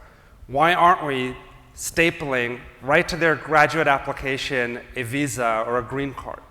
Second, when it comes to education, the challenge we have domestically is that that system is also broken as we look forward the next 30 years. In Detroit, for example, there are 3,400 IT job openings in the Detroit metro region. The challenge is that we haven't done enough in terms of retooling the workforce, in terms of transitioning from one career path to the other. I know that there's some interesting programs underway that need to be scaled. For example, the Wayne Community College has a program where they've brought in instructors from around the world. They've trained people to actually move into the IT career track. And at the same time, this was done in about a 16-week period. And 73 people graduated from this program, and 27 of them have jobs as a result of that. So we need to figure out from an education perspective, how do we become better at retooling the workforce that we already have domestically as we try to make sure that we remain competitive globally when it comes to our immigration policy. Paul, Ford faces a big challenge. You have to have a core group of manufacturing and engineering here in the United States as well as overseas. How do you make that balance, and what are the things that make the United States a better place for you to locate things versus outside of the United States, very specifically? Yeah, it's really a great question, and really to build off of Vivek's comments. It's possibly a slightly different perspective, but to focus on some of the things gone right. If you start with the customer, we've got a huge customer base here in the US. If you focus on really creating the products that the customers want, products that the customers value, high quality products that are safe, green, and smart, clearly that runs around the world in terms of common themes. And as you mentioned, Jim, we have to maintain a global footprint in terms of our manufacturing and education. But in terms of a commitment to the US and some of the things that are really happening here, we've recently announced, for example, over the next 4 years, $16 billion of investment in engineering and manufacturing in the US.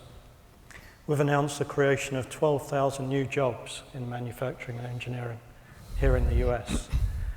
Just this week, we announced another 1,200 jobs at our Flat Rock assembly plant here in Michigan, where we'll be producing the new Fusion vehicle. A year or so back, we completely retooled our Michigan assembly plant, and there we're producing a whole range of vehicles, some of them with the real best in world technologies around electrified powertrains and so on. So there is a huge amount of good news here.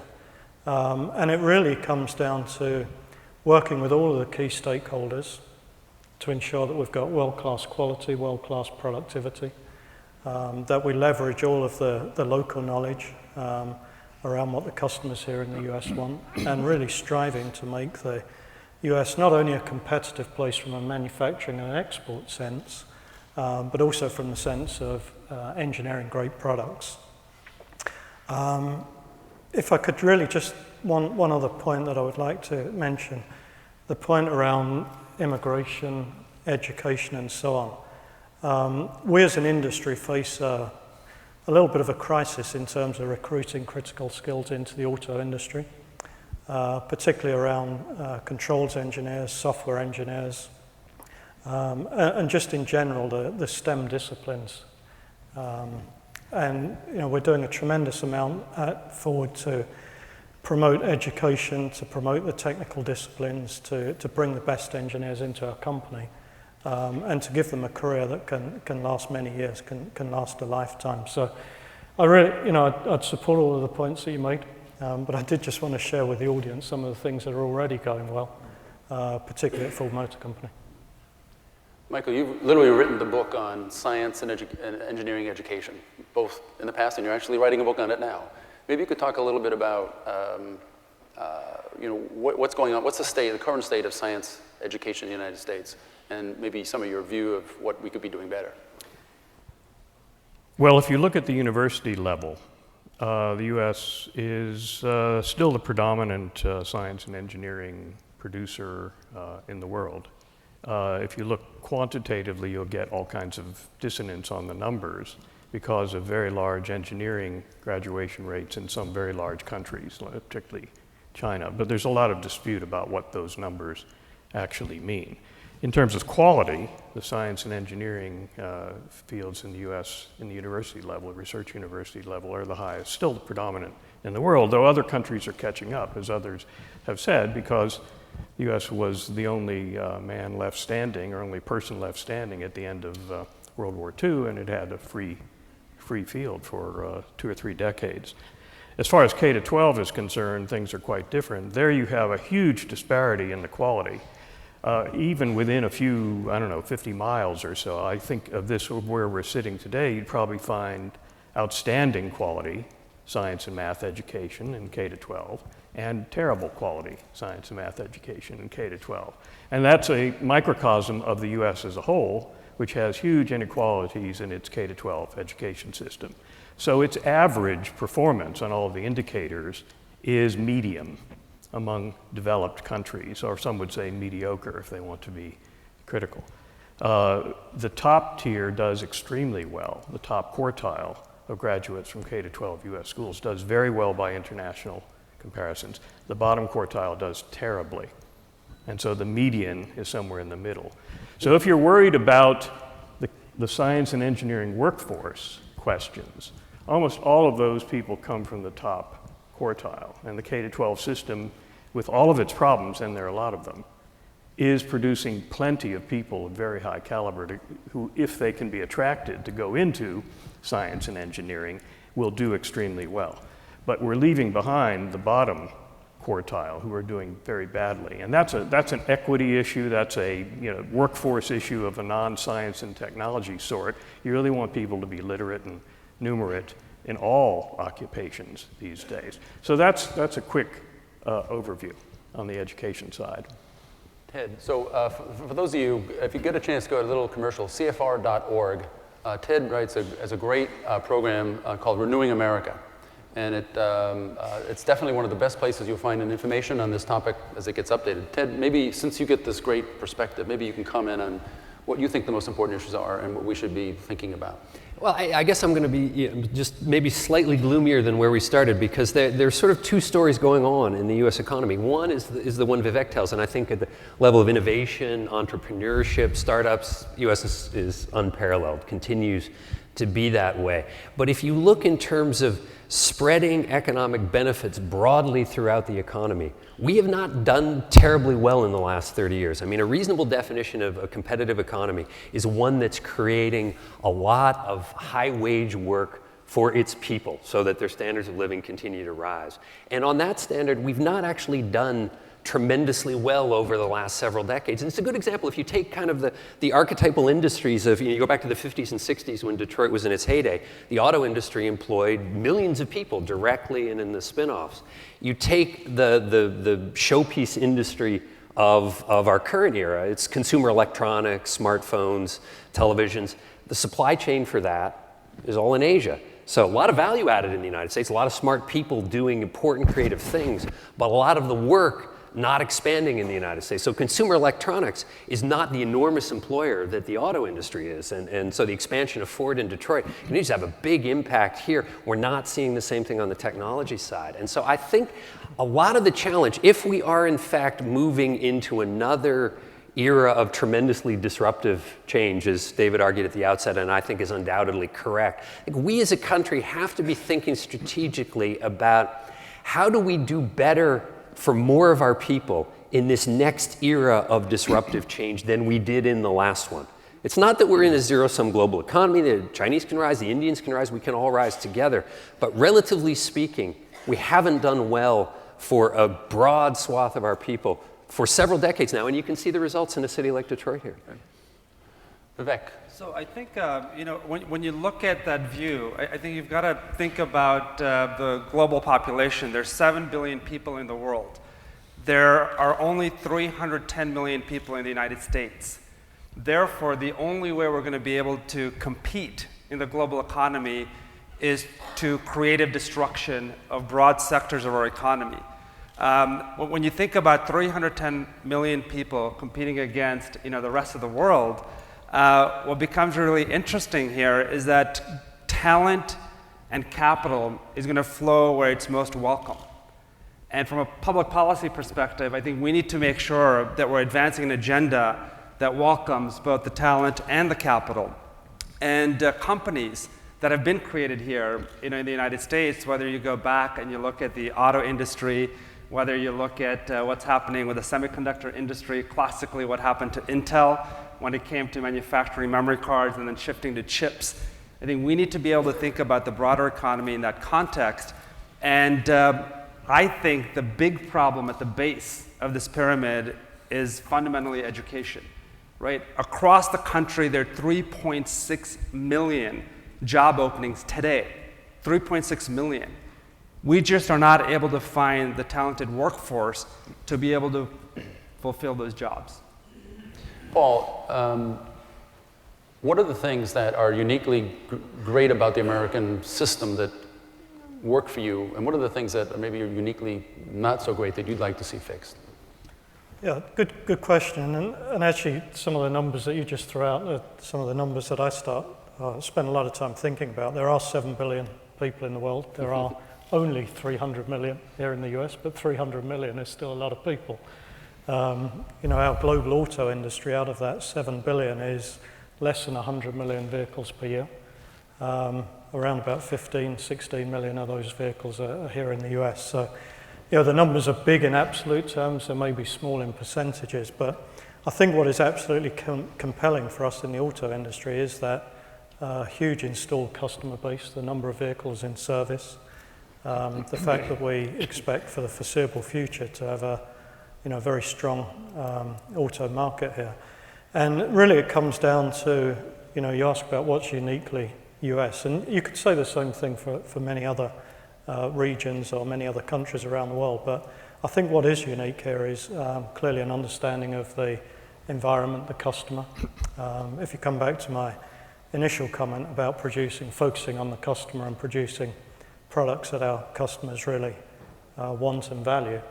So it's an understanding of the market, the customer, manufacturing where you sell, in the sense of the economics, distribution of vehicles, the supply base. I talk about the 12,000 jobs at Ford, but the adjacent jobs in the supply base and related engineering activities. There's a big multiplier on that number. So, I really just keep coming back to the market itself, the opportunity to put great vehicles out there, to focus on the things that people really want, and to tie it back to the high-tech jobs. Historically, our industry has been, and particularly the domestic manufacturers here in the Detroit area, Ford, now two main competitors, have had this kind of image of Rust Belt, vehicles that are not high quality, vehicles that don't perform well from a fuel economy perspective. On just one area, at Ford, we've been focusing tremendously in the last few years on fuel economy and emissions. We made a commitment to engineer the highest quality vehicles that offer best fuel economy in every segment that we compete, every market around the world. If you come back to some of the investments that I mentioned earlier, a very large percentage of those investments have been in very high technology powertrains, whether they're hybrid vehicles, plug-in hybrids, battery electric vehicles. We now have 6 electrified vehicles that we'll be selling here in the US, 8 vehicles that achieve over 40 miles per gallon.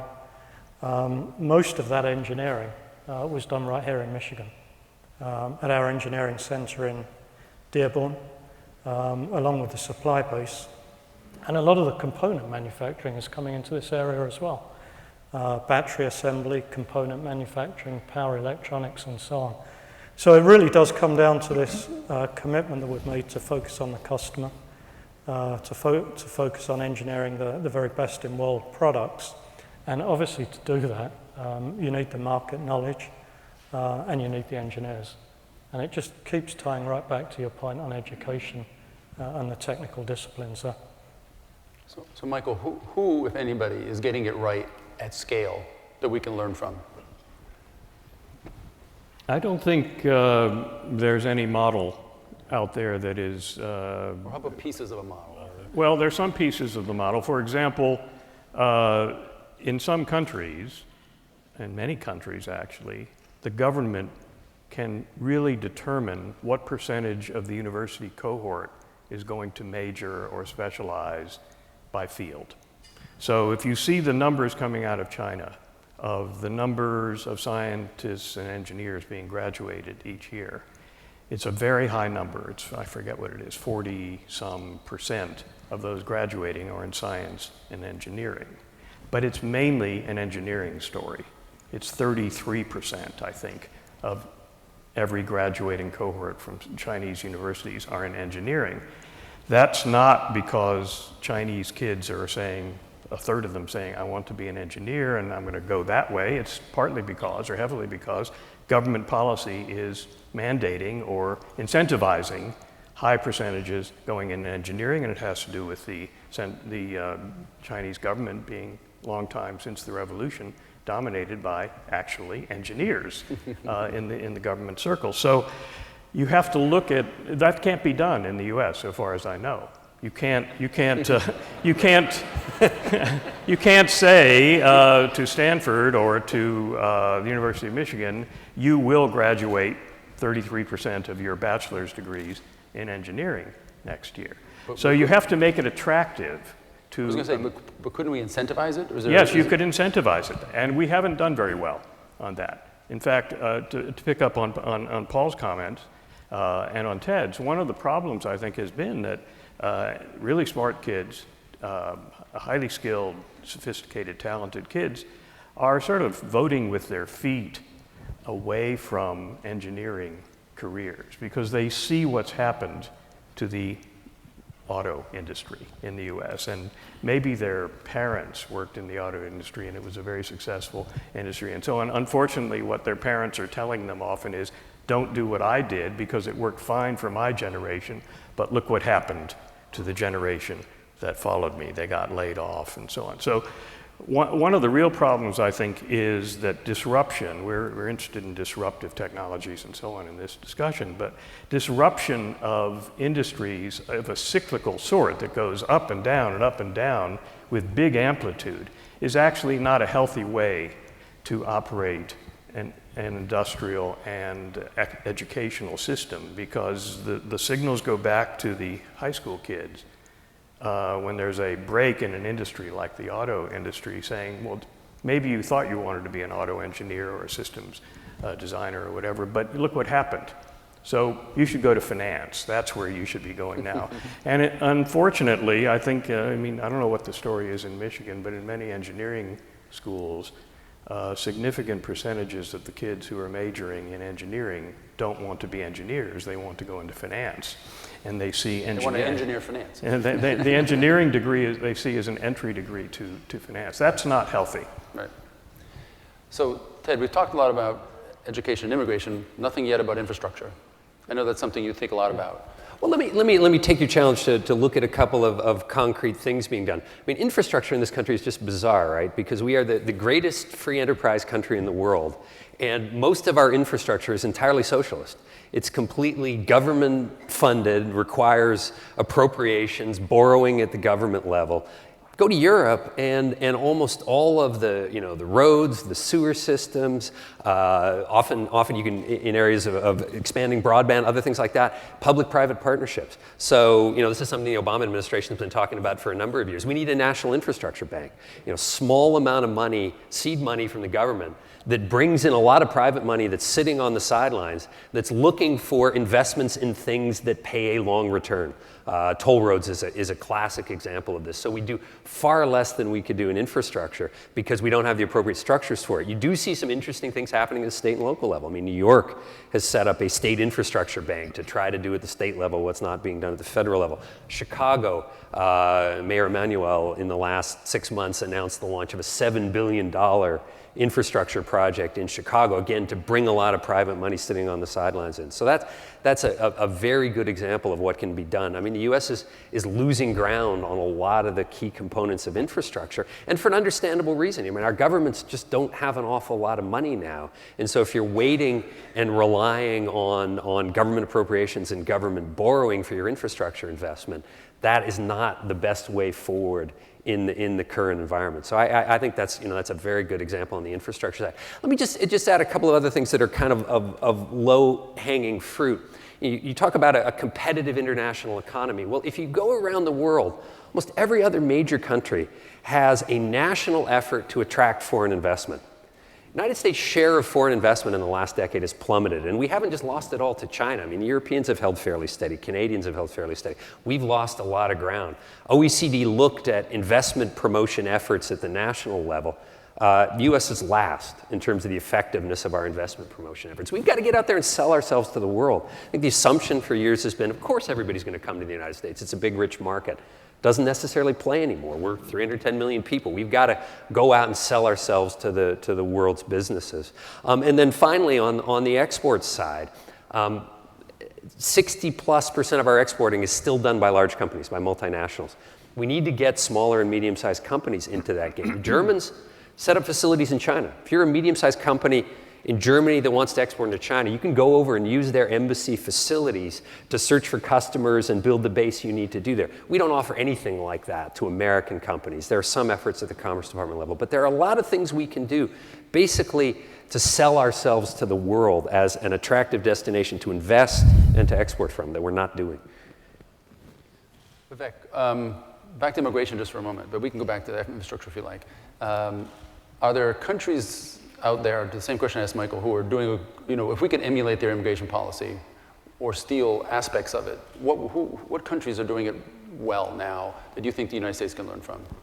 Well, I don't think again, I go back to there's not a perfect model out there yet, and I think what you're seeing across the world, right, there are countries that are, for example, in the Middle East, a lot of countries that are trying to build these incubators. We're sort of bringing in, like the Dubai Internet City, they're bringing in people, but I'm not sure if that's sustainable sort of long term when you think about it. You look at some of the work that's happening in India, for example, to try to attract foreign direct investment, to try to attract more entrepreneurs, but I'm not sure, it's still very early in terms of the results out there. I think for the last 3 decades, the US has had, historically, a very healthy immigration policy, but in the last decade or so, we've kind of gone the other way. When you think about the number of immigrants that have come in and built amazing companies and created jobs, in the hundreds of thousands, we can't be looking at other markets because I don't think there's like the perfect model.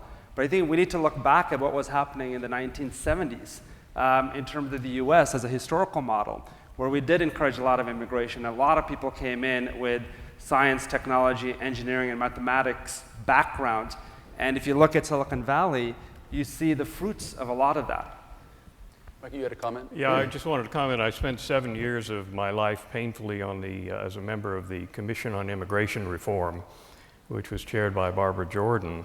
And in the 90s, this was. And I think the way to describe the American immigration system is it's enormous. It represents something like 1/3 of the world's total immigration into the one country with 7% of the world's population.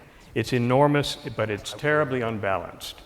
It's dominated by family ties, and skills-based immigration is an afterthought in the current system. That's the problem you're referring to. It's also unbalanced in a different way, which is as an expedient, led by industry actually, expedient because the system is ossified and hard to change.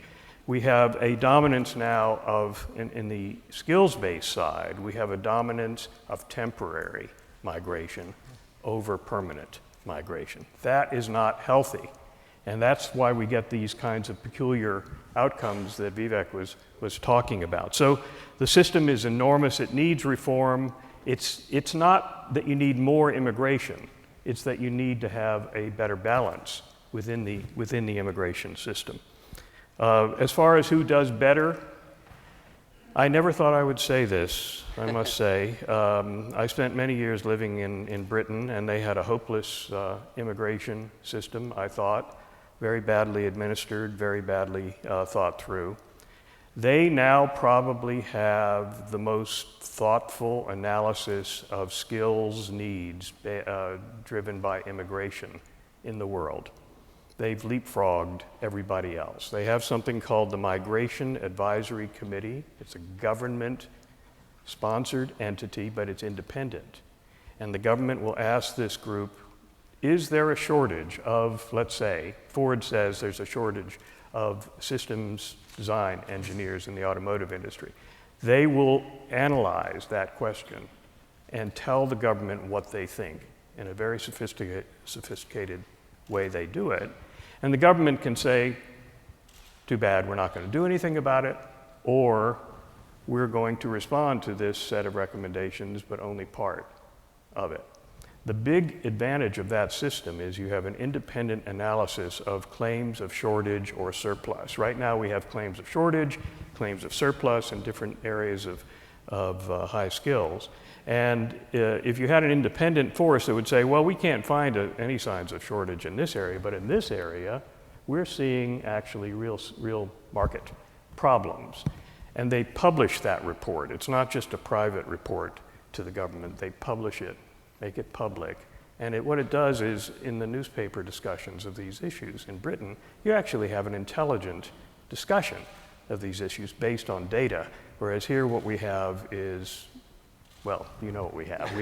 We have claims of shortage, claims of surplus, and nothing ever happens. That's basically what we have. By the way, I want to encourage anyone who has questions to come on down anytime you want. I keep pivoting to make sure nobody's there. If I could add also, as you're walking up for your question, is imagine if we could also apply that model domestically, right? So in the state of Michigan, let's say, what if the workforce investment centers coordinated closely with the industry and said, what types of graduates do we need in the next 10, 15, 20 years? And then high school guidance counselors advising in terms of what the industries of the future are. I mean, I remember when I was in high school, I had no idea no idea what industry to go in, no transparency around what the future was really going to look like. And I would argue that that's probably most kids in high school are doing today, blindly picking their professions rather than having some type of data to decide. Interestingly, to both points, a lot of that analysis, the needs analysis, has already been done. You know, as we start to look at the pipeline of K through 12 and then university education and really looking at what the future needs are. You know, who do we need to graduate in terms of skills from an auto industry perspective? What does it take to make our industry attractive, and then individually as employing companies? So I think if we could just get our arms around that, a lot of the background's already done. It's just kind of a call to action. And before we end, I want to come back and ask a question on infrastructure, but yes, sir. Hi, great panel. My name is Glenn Oliver, and our company H2Bid operates a global procurement exchange for the water utility industry. So I interact a lot with city leaders and government leaders. You know, in relation to our topic here, technology in cities, one of the things that is a challenge is that you've got a huge amount of innovation that is out there, even here on a local level, particularly coming out of Ann Arbor, that is available to cities, but you still have the reluctance or, you know, the resistance to change in city government. I'd like to know what the panel thinks about the merits of possibly the federal government using its resources like it did with Race to the Top or with digital medical records to provide some incentives for the folks on the local level to become more open to innovation and technology that would help them deliver services and manage their infrastructures with some of these new technological solutions that are out there that they're just reluctant to adopt. Great question. Who wants to take that?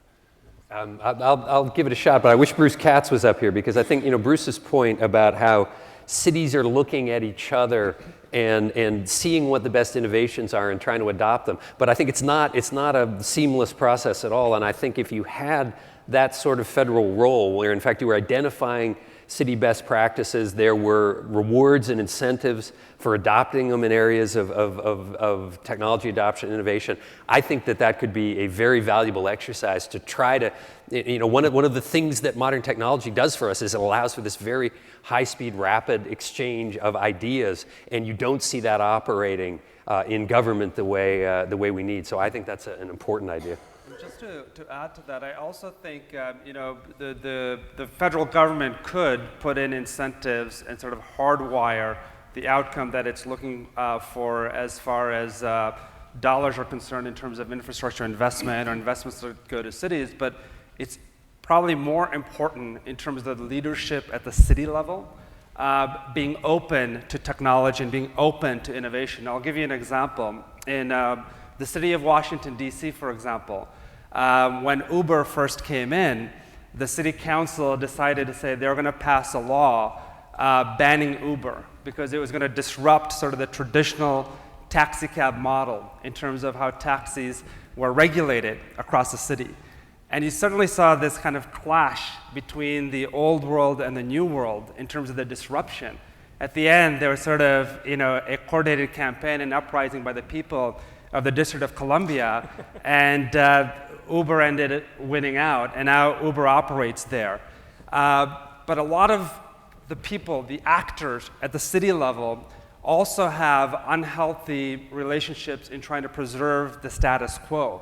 And I think it's as important to make sure when we're picking leaders, we elect leaders that are able to embrace technology and embrace the future rather than trying to protect the status quo in the name of jobs or in the name of a lot of other areas around procurement. Quick comment, we'll go to more questions. Go ahead. Well, as a lapsed academic, I think I should say that one of the strongest defenders of the status quo is academe.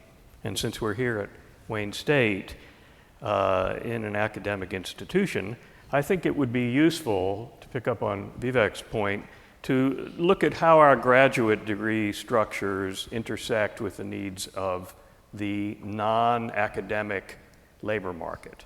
Right now, our graduate programs are focused on producing people with PhDs for the academic labor market, which is not expanding very rapidly, if at all. And yet you have companies looking for very highly educated people whom they say they can't find. Part of the problem is that the academic system doesn't have, or it's now developing, I'm going to mention it very quickly, it doesn't have the kind of graduate degrees that intersect very closely at the technical level, intersect very closely with the needs of the non-academic labor market. So one thing to look at is the developing professional science master's degree programs around the country. I think there aren't that many in Michigan, although Michigan State University has been a leader nationally in the effort, but there are now nearly 300 of these degree programs, which are science or engineering plus basic business skills.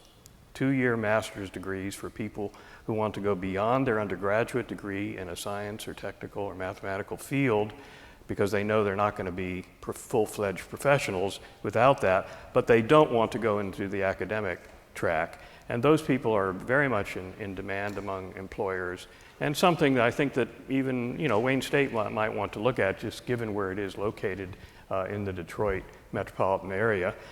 These are, there were 0 campuses doing this 15 years ago, and there are now 125 around the country, and there were 0 degree programs, and there are now 300 degree programs almost around the country. So this is something that companies can work very closely with academic departments in science, technology, engineering, and mathematics to develop. Sir, next question. Yes, my question has to do, well, my name's Gary Samuels. I'm with Salesforce.com. And my question has to do with mentorship and collaboration. And it's relevant to the conversation we're having now about educating and retooling. It's also relevant to the discussion earlier about entrepreneurship. So the question or the comment is, if we educate and retool somebody and they actually get placed in a position, there's still the risk of them really assimilating and being able to perform well. And I'd love to hear comments from the panel around what can we do to improve mentorship and collaboration programs within a corporate environment or a business environment. And then the same conversation for the community.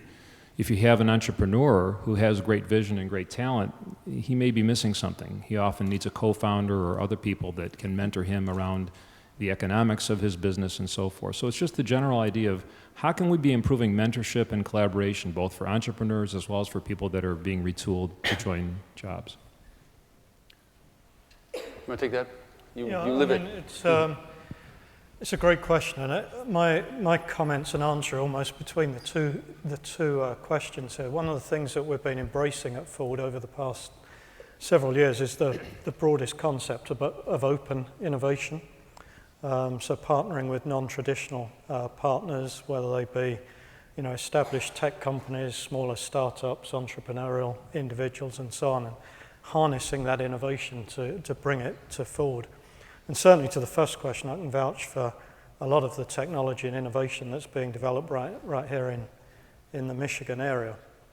I do think that a couple of things are appropriate. One, to the earlier question, thoughtful incentives to actually help accelerate kind of seed money or catalyst money to kickstart these things. But we have to ensure that the underlying technology or innovation is competitive in a global sense, both in terms of the technology itself and the business model, to ensure that it's sustainable.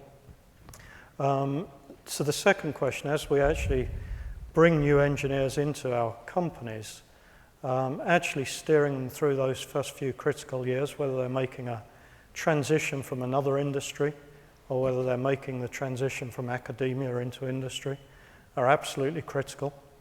So things like mentoring, ongoing career development, creating the type of work environment, the type of culture that they expect coming out of college, are all critical things and things that we focus on a lot at Ford. And also within the industry as we work collaboratively with some of our industry partners. So great thoughts from both questions. So we have just over a minute left. So as I mentioned at the outset, I haven't been to Michigan as often as I would like. Is this a Michigan accent I'm hearing? Does it sound like no. I just want to make sure. I guess I've been on the other side of that immigration thing. Lack of familiarity. So we literally have 56 seconds. Can we ask a very quick question? Absolutely. Sure. My name is Patrick Bresnan. I'm from the Wayne State School of Business. I received a grant over the summer to research consumption trends of young Chinese in China. So my question is, what are some things that the United States is currently doing to help foster and promote mid-sized companies to export overseas? I'm happy to take it. Not nearly enough is the right answer. I mean, we have a Commerce Department, and that's part of its mandate. But the money that goes into it is pretty minimal. There isn't the kind of coordinated, focused export effort at the federal government that you see, for instance, in Germany. And I think there are a lot of possibilities for collaboration. You have people, working on the ground there in China doing exactly what you're talking about. And a friend of mine, Jeremy Haft, who wrote the wonderful book, All the Tea in China, about how to sell anything to the Chinese, is working again with state governments in Missouri and in New York. And so a lot of the innovation on this is taking place at the state level. I'd like to see a lot more at the federal level as well. So we are out of time. Please join me in thanking a great panel and appreciate your time. Right on. It was another great panel. We're going to now go to a short break, which is sponsored by the Detroit Media Partnership. They have a recharging lounge right around that end of the lobby, so please visit that. The students and their sponsors, please come up right now. There's going to be a photo of you here by the stage. Everybody, be back in your seats at 11. We got more of this great stuff for you starting at 11, so see you then.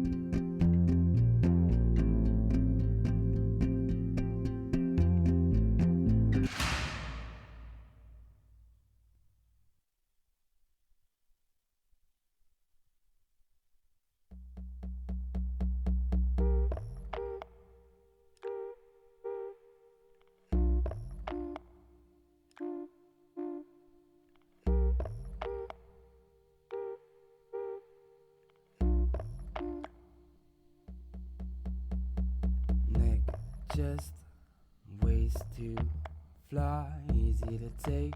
You could take me in 4 hours, make me a deal, and day a piece, take it all, just stay a week. I'll take you in pieces, we can take it all apart.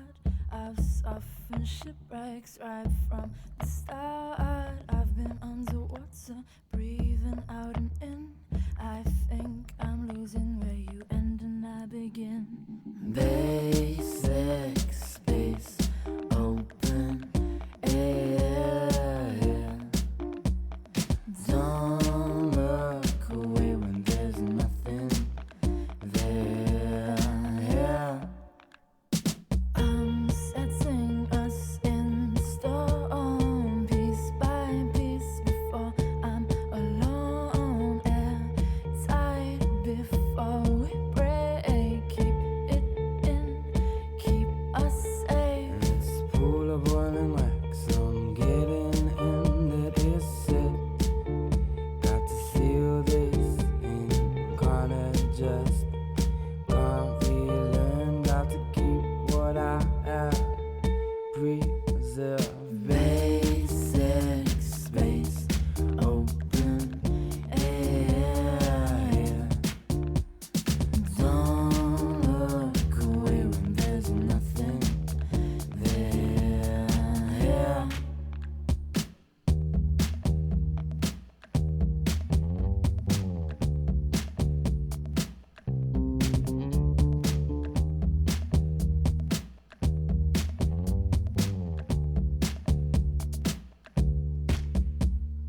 Hot wax has left me with a shine. Wouldn't know if I've been left behind. Second skin, second skin.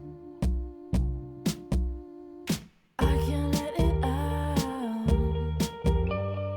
I still let you in. I can't let it out. I still let you in.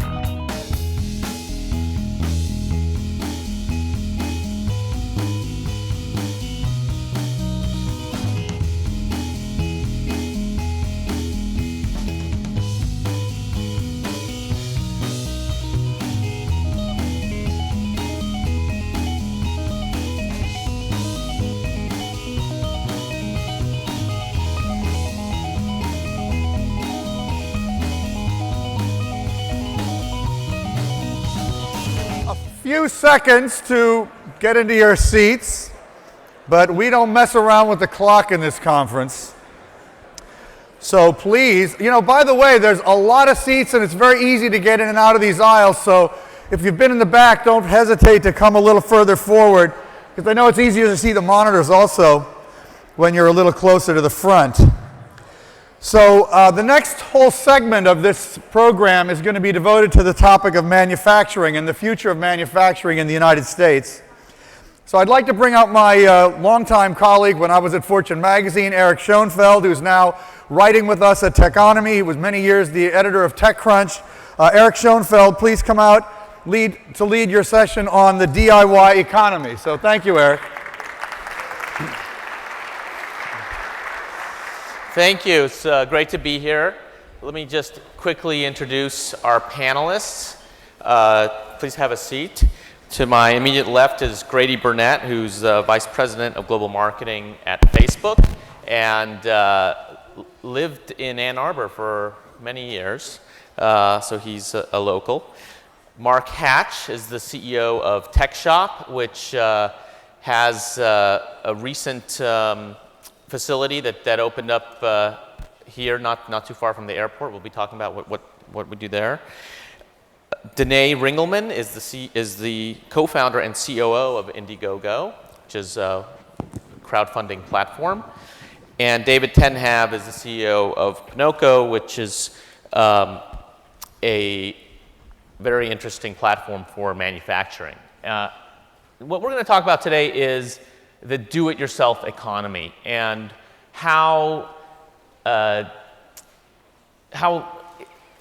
different tools have become available to entrepreneurs beyond just what we've become accustomed to in the internet world. So the cost of producing a startup, has declined dramatically in the past decade, and we've seen this flowering of internet and mobile startups. But we're also starting to see many of those same tactics and techniques being used by startups in other industries, and particularly in manufacturing. And I think it goes all along the chain from ways to fund your product with Indiegogo, ways to prototype your product with TechShop, ways to manufacture it, and ways to market it and to reach out to your customers, after fact with social, Facebook and other social streams. So let's talk a little bit about sort of where we are today. Obviously, a lot of people talking about Detroit in this election season and bringing back manufacturing jobs, but I almost think that misses the point. Like, yes, we want to shore up the manufacturing base, but in my mind, what's more interesting is what's the new form of manufacturing that is being opened up, and what are we seeing here in terms of the types of people who can now consider themselves manufacturers? Is it possible to create GM in your garage now? Mars? Absolutely. So some things that people don't necessarily realize today, the cost of a computer numerically controlled milling machine, CNC tool, has come down something on the order of 95%, primarily again because of Moore's law. Most importantly, software companies like Autodesk are making the software so much easier to use that we are training people how to use these tools in 2 or 3 class sessions. Now, they're not world-class millwrights at the end of a 2 or 3 class session, but if you're Patrick Buckley and you want to do an iPad case and you come in and take 3 classes, 90 days later, you could have, just like he did, $1 million company. They did $3 million in the second year, $10 million this year. Square did the original 3 prototypes at TechShop on the benches, and they're doing just fine. So the chasm has just gotten much smaller. Typically, when you do a software startup, now you need $25,000, $50,000, $75,000. Well, now you can do a hardware startup for the same kind of money. We've had dozens and dozens and dozens of crowd-funded projects come through, from $10,000 to $100,000 that actually got them all the way through the prototyping stage to their first run in manufacturing. That is new to the world. You've never been able to do that for those kind of price points. So, Danae, there's all kinds of amazing projects on Indiegogo, everything from products to even my favorite one, recent one, is the building the Tesla museum. And I think you told me backstage about the what is it, the bug blaster?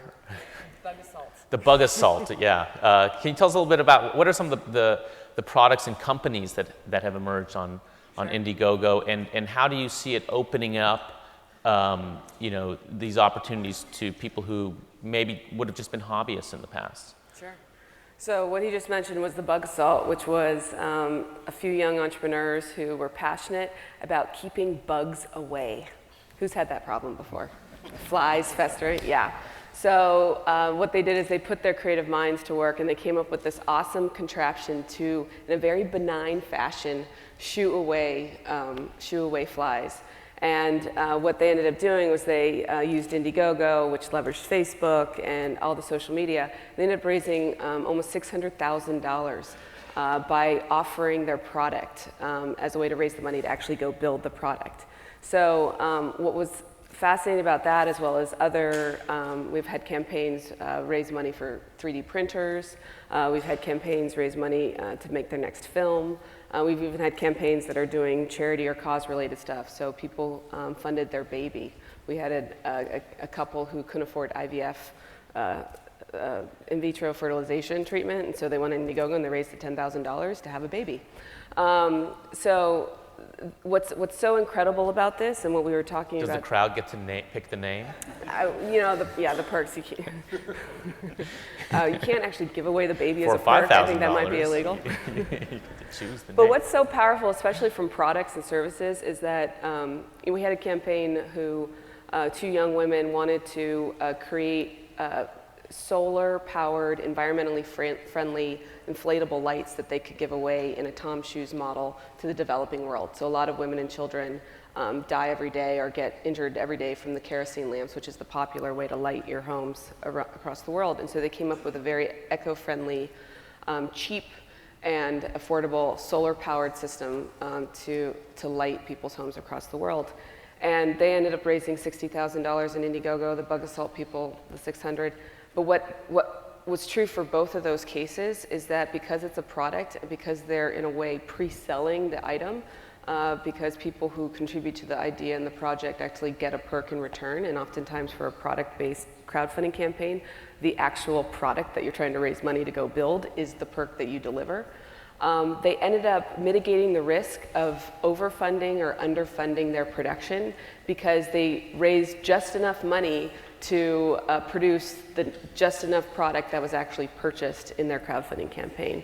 So if that makes any sense, it's— Right, the pre-selling. And there's very much a social aspect to this, which gets to, Grady, maybe you can address this, because you sort of see this, the marketing starts before the product even exists, right? The marketing starts with a core group of maybe what you call early adopters, right, who can be your most loyal customers, and then they kind of cheer you all along the way.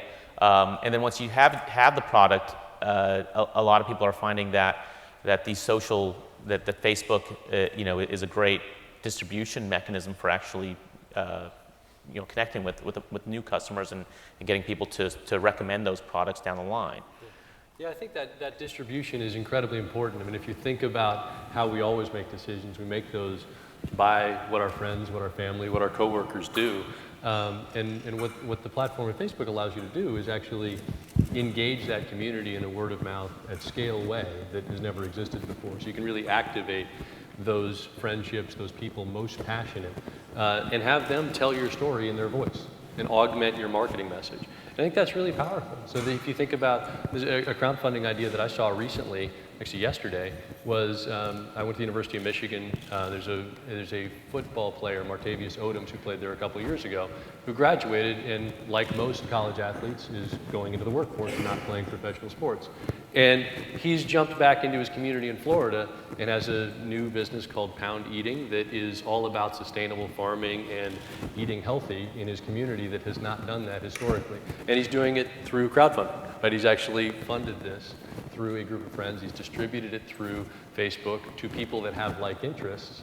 And as a result, I contributed to that, and I'm excited about it, and that's how increasingly these things are happening. What kinds of businesses are you seeing on Facebook? I think you mentioned to me a woman who started making toys or puppets.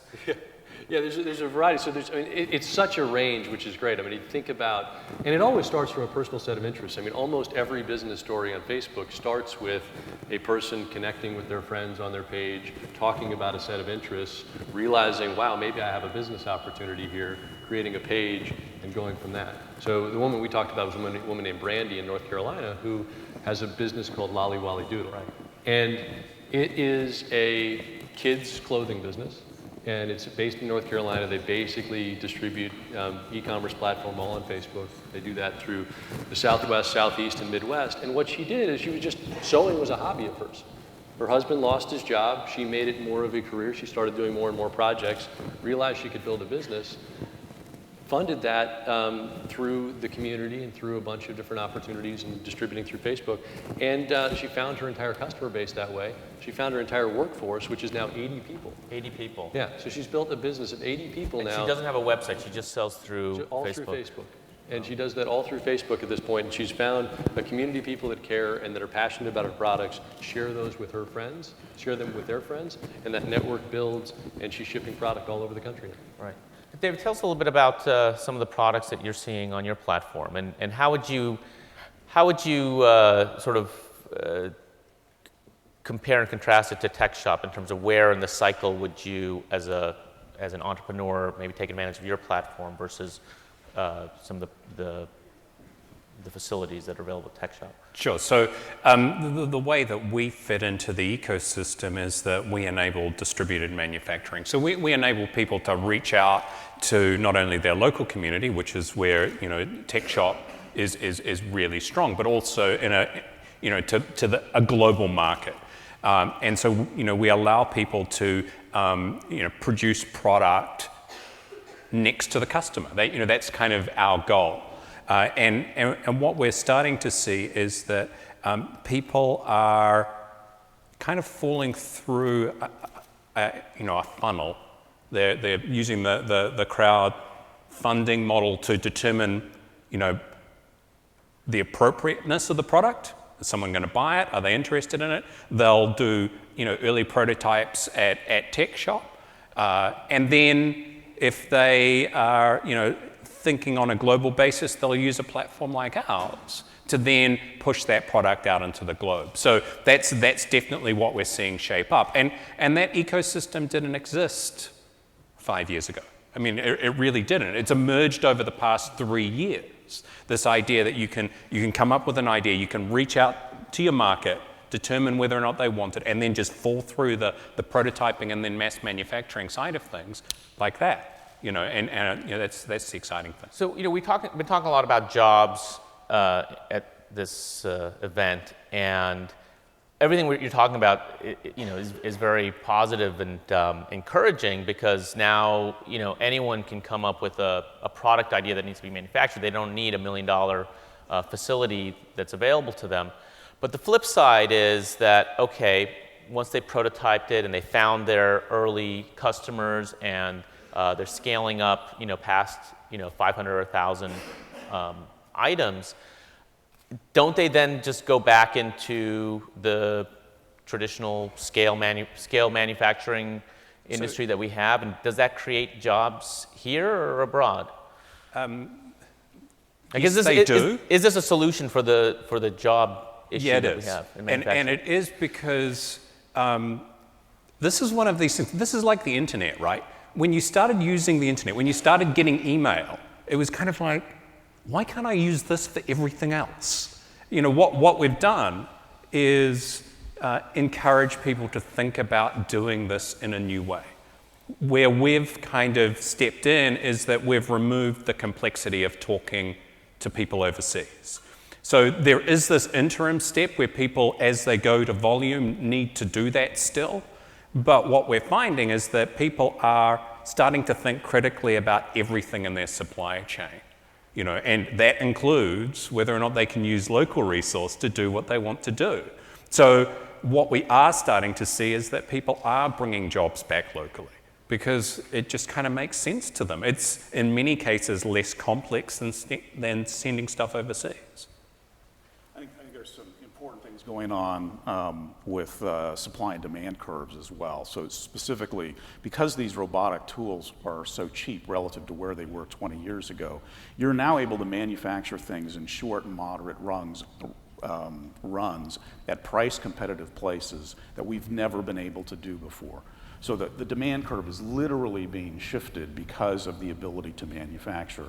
And so now we can do short runs, better meet what the customer wants, and move a lot of these jobs back to the US. Now the job isn't the labor that I just eliminated from the Chinese worker on the line and have a robot do it here. The job is on the design side, imagining what it is that somebody wants and then being able to deliver it for a cost-effective manner. I believe that's a huge opportunity for manufacturing in the United States. I mean, and we've seen, like, the world's fastest electric motorcycle was built on site. They're never going to sell 1 million of these superpower bicycles, motorbikes. You know, their objective is to get it to 400, 500, 1,000. It's kind of the Tesla of motorcycles. A liquid-cooled server cabinet that was launched. Now those they could produce thousands of those, and they'll probably be manufactured in a distributed manner. Again, this is another example where, yeah, you could get the cheap iPad cover from a Chinese manufacturer for $5 or $10, but for $60, you can have a beautiful iPad case that the President of the United States carries. Now, Patrick's never going to do 1 million of these. Is he still manufacturing them at He's manufacturing them in San Francisco, yeah. And I think that's a really important thing, right? People are starting to build out the narrative around the product. You know, knowing the person who made the product's an important part of this, this removal of opacity of information around product. That's what we've kind of suffered from for 30 years. That's what's allowed us to push stuff overseas, because it's kind of like, well, it's still in my shop, so it's made local, right? No, it's not. What people are starting to really question is, or thirst for, is the story.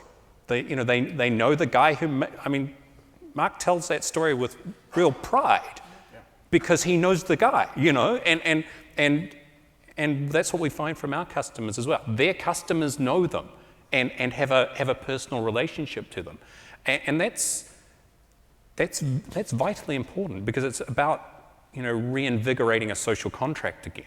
Well, I think I would attribute that to, like, Facebook as helping raise the bar with the expectation that you should know what your money is going to, or what you're funding, or what you're buying, because now it is so easy to know the story behind the story. If you don't know the story behind the story, you think the worst. You think the worst, right? And so, I mean, we're talking about products. You know, we have a great example on our site is this. It's a food product business. It's a young woman who, because we're talking about jobs, she had started a gluten-free bakery because she is celiac and she had no good products out on the market for her to eat. And so she went to the bank, got a little $10,000 loan to get the business started. It was just her and her friend. They literally made gluten-free macaroons out of the back of their truck, or their garage. And they started, getting a little bit of traction. And then they had the opportunity to expand their production, hire people, and get their product into a regional grocery store, which was a huge opportunity. The only thing is they needed to update their packaging, which was going to cost $15,000. And so for a small business where every single dollar you earn, it goes back into working capital to help grow, they didn't have $15,000 sitting on the side. So what did they do? They went back to the bank, said, hey, we have this huge opportunity to grow our business and take the next step. And the bank would be successful. And it's not that the bank didn't want to, it's just their risk return models didn't work. So what did they do? They went onto Indiegogo and they raised the $15,000 by pre-selling macaroons, building their customer base, using the current customer base and building it beyond that in 3 weeks. And within 3 months, they were distributing their product across 40 states in America. And now they're hiring people, and now they're like growing business, and it's all. Well, we talk a lot about social proof in investing, right? Ron Conway invested, so that's safe for me to invest, right? And what you're describing makes me think about sort of social proof for consumers, right? There's 600 people put up some money and help this woman raised $15,000. There must be something there. And I think that Facebook, is part of that. Like, you kind of see how many people like something, or how many people, give it their stamp of approval. And this is kind of, the next step in the economic realm. And we're all social beings, right? We always have been. And I think it's really interesting if you think sort of pre-industrial revolution, you lived in a community around a group of people, your family all lived there, you shopped at the same place every week, and they knew what you cared about.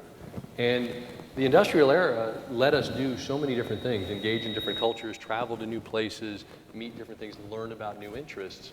But what it didn't allow is that personal connection. So what I feel that Facebook and sort of the social world around it has done is really brought those personal relationships back to the center. So businesses can be personal, and they can actually have a voice. And as a consumer, you can actually feel like you matter, and you actually count and have a voice in a way that you haven't in a long time.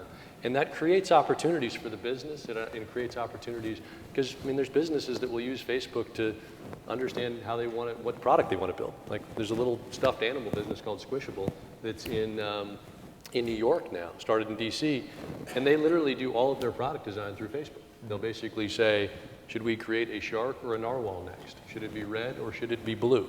And that will actually happen there, and people will feel a connection to that product because they helped make it. So I imagine you guys see some of that as well. So, and businesses like Fab.com as well.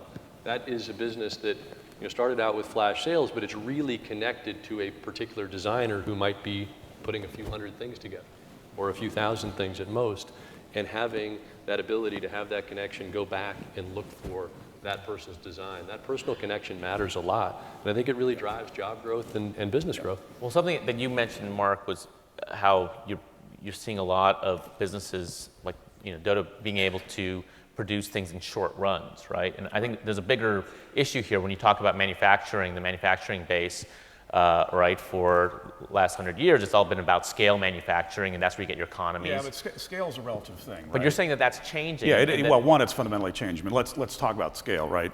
How many Boeing aircraft did Boeing sell last year? 1 million? 500,000? 10,000? 5,000? Hundreds. So that's not mass manufacturing. That's actually hardcore, one at a time, build it. They have 200,000, 250,000 employees. GE is the same thing. The aircraft engine division, their train division. How many train engines did they sell last year? 100? 500?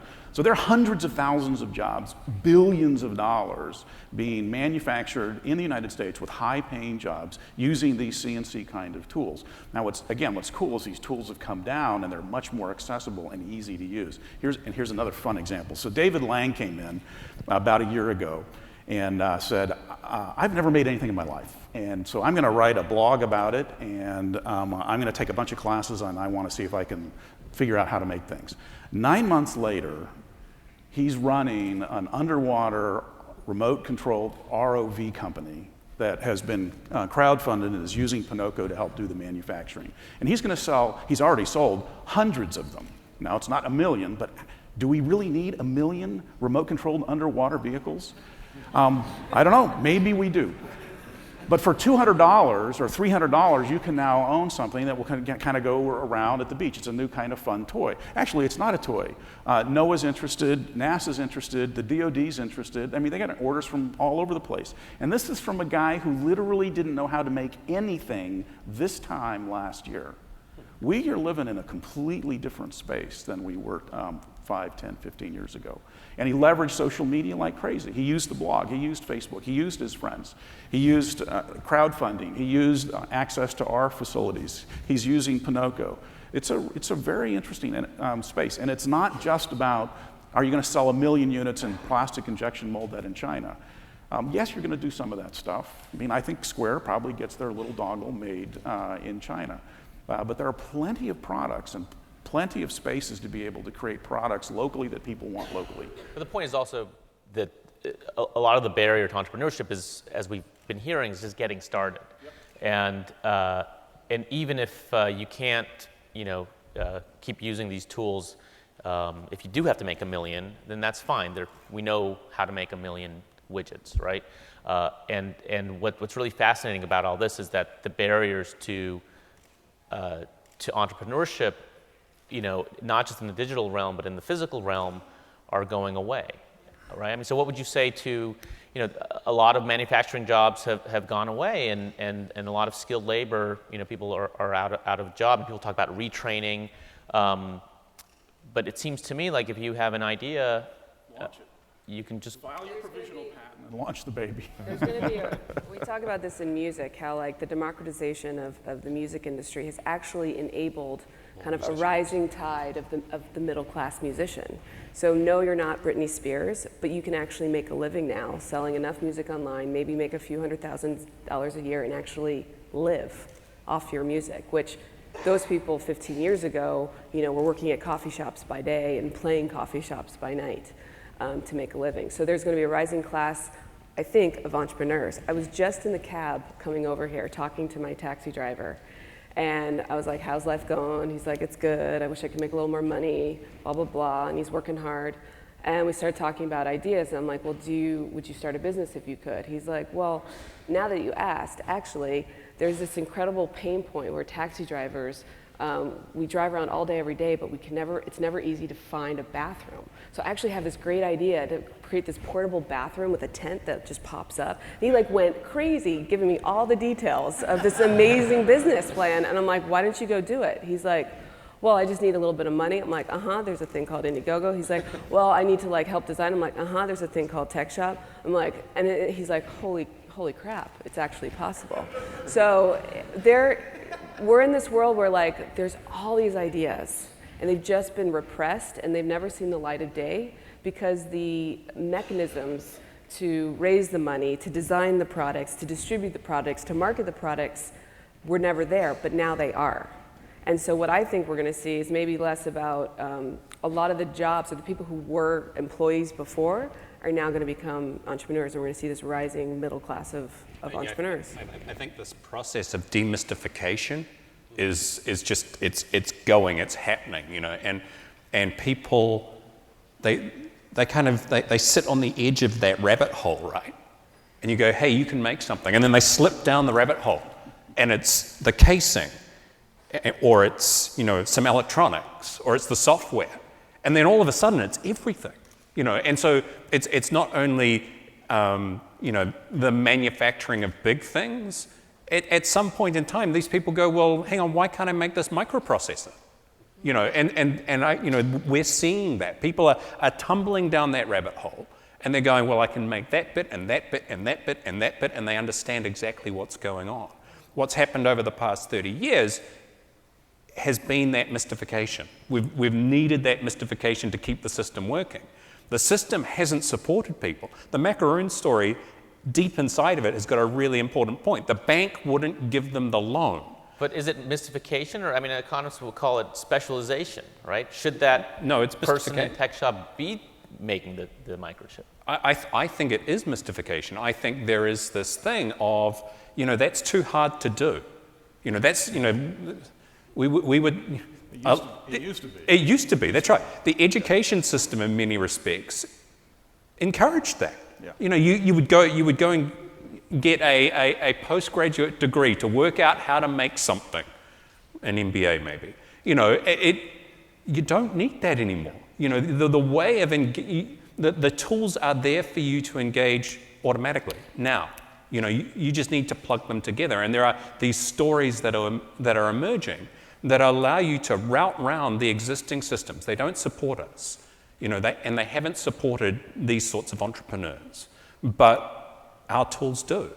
And, you know, that's the really vital bit. I feel like the best thing Michigan could do, or the city of Detroit, is literally just a marketing campaign like Nike. You can do it. Everybody has ideas. And I mean, I was just in Berlin, actually. I know there's a panel on Berlin versus Detroit, which is interesting. And you can feel the energy building. Like there's a serious inferiority complex over there of Germans versus the US. They feel like we're faster, more innovative, all this kind of stuff. But what you're starting to sense is they're starting to build this confidence that they can actually do it as well. And we're starting to see more and more entrepreneurship come out of here. And I feel like that's all Detroit and Michigan needs, is a big campaign saying you can actually do it. Because here's all your tools, and it's just a matter of you deciding, yes, I'm gonna go, I'm gonna try. So, yeah, I mean, to put it in context, right, Pinocchio comes from New Zealand. New Zealand is literally on the edge of the world. We got on an aeroplane and flew over here and started the company. You know, Michigan and Detroit is embedded inside of the United States. You know, those resources are literally on your doorstep. There's no excuse not to just do it. It might not look like $1 million company to start off with, but it'll turn into something like that, you know? So if anyone has any questions, we've got microphones here. Line up and I'll call on you. So, you know, one thing that you touched upon here is sort of these custom runs, right? And people have been talking a lot about mass customization for a long time. It's something that large corporations, you know, have mastered to one degree or another.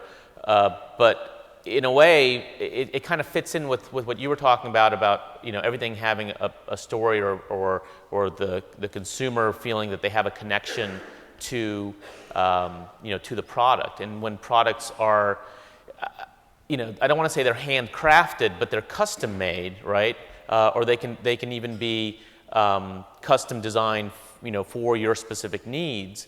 It's almost we're going back to some of the connection that we had, you know, almost pre-industrial, right? Well, I think there is a clear resurgence of valuing craftsmanship. Etsy.com is a great example. You know, a great website of handmade goods that people are making a living by producing things in their basements or a tech shop or in their living rooms and selling online. And again, these tools enable you, you know, the machine doesn't care how complicated it is. You just do your design and hit print and it starts to cut. And if you own the machine yourself, you can walk away. If you're at a tech shop, you got to stay there. But the ability to then quickly customize that so that it fits. I mean, you know, it's great. Autodesk has got a little app I can show you. I can design a small coffee table. Now, it doesn't look great, but I can design a coffee table in 30 seconds. It's just like zoop, zoop, zoop, zoop, spin it around, give me the form. I can then go print it out. Now, this is cool because I'm a little bit tall, and it would be nice if it was customized to my legs. And IKEA doesn't do that for me. So it seems like everything comes out at the same height. Wouldn't it be nice if, like, my furniture fit my body? Well, now you can do that, and there's zero incremental cost to it because you got to produce it anyway. You're going to probably use these types of machines. So I don't know. Yes, there's an artisanal and craft component, and that particularly works well when you're talking about social media and so forth.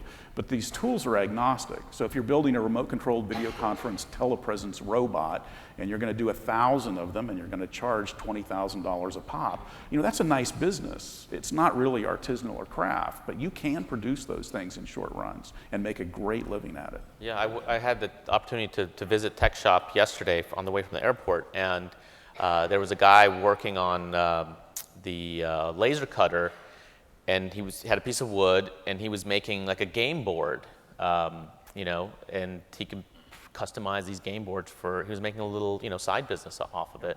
And then there was another guy there who he had these 2 robot legs. He was trying to figure out how to make a bipedal robot that could walk and balance, and he hadn't gotten yet to the other parts of the robot because that's, you know, nobody has really figured out the bipedal part, but that's, you know, he's a guy here in Detroit, and he might figure it out. Well, one of our first members here in Allen Park was Luciano. He's an Italian, moved to Detroit, lost access to the tools when he moved. He got married and moved here, discovered us, and now he's got back to making these beautiful string bases. Do we have that picture? If we can put it up there? Keep telling the. Yeah, so you know, there's Luciano. You know, you're not going to make 1 million of those, right?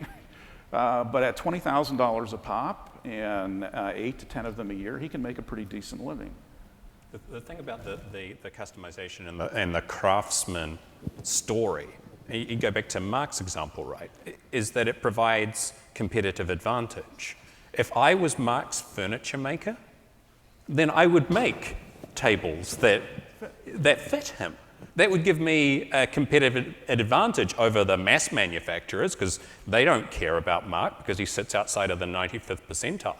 So I think that's the other important thing about what's going on here. And the personal, oh, sorry, go ahead. Oh, and the other element to customization is you can also price your product at true willingness to pay. And so, I mean, we see that happening in crowdfunding with the perk model where, we had two inventors that were tinkering in the garage and came up with this mobile accessory device. It was a really cool thing where you put your mobile phone into this base that they created. You put a marker on your shirt and you walk around and your mobile device follows you. They got rejected by 43 VCs to actually go prototype the thing, which is a shame. So they instead went on Indiegogo and raised the money to do it and got themselves going. But what they did is they offered different custom builds of this base. And through it, they maximized people's willingness to pay because they were willing to pay for that customization. So they got more money. They left less money on the table, I should say.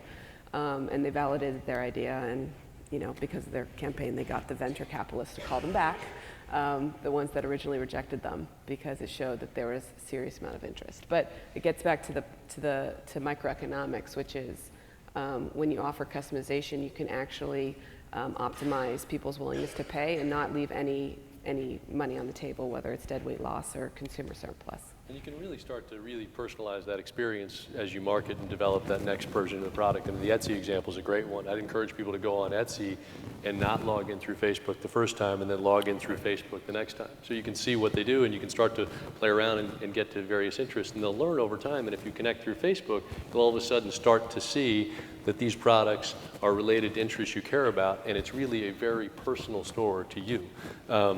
That you're much more likely to engage and buy things from. Yep. You ever played around with dynamic pricing so that if you're one of the first 10 to donate, you get the product for $5 and then it goes up by $5 every? Our customers do that all the time. They do that? Yeah, it's really exciting. We have a question over here. Can you introduce yourself and ask the question? I'm Chris Blauvelt, founder of Patronicity. We're a crowdfunding platform actually for local community. And we just wrapped up a campaign last night on Indiegogo, so thank you very much.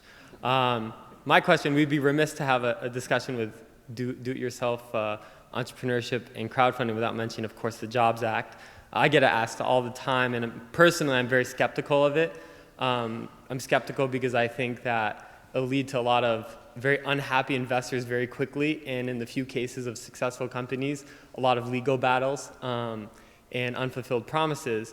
And I think all the benefits you guys are talking about, like being able to have pre-sales of your items, that personal connection with your project creator and the donors and the community, you kind of miss out on all of that with equity-based crowdfunding.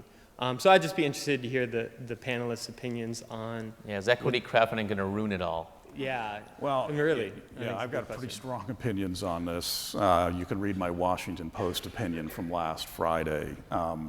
Look, we have managed to all but destroy the IPO market in the United States in the last 2 decades. We've had a 92% drop in $50 million and below IPOs in the last 20 years. 90%. That is absolutely ludicrous.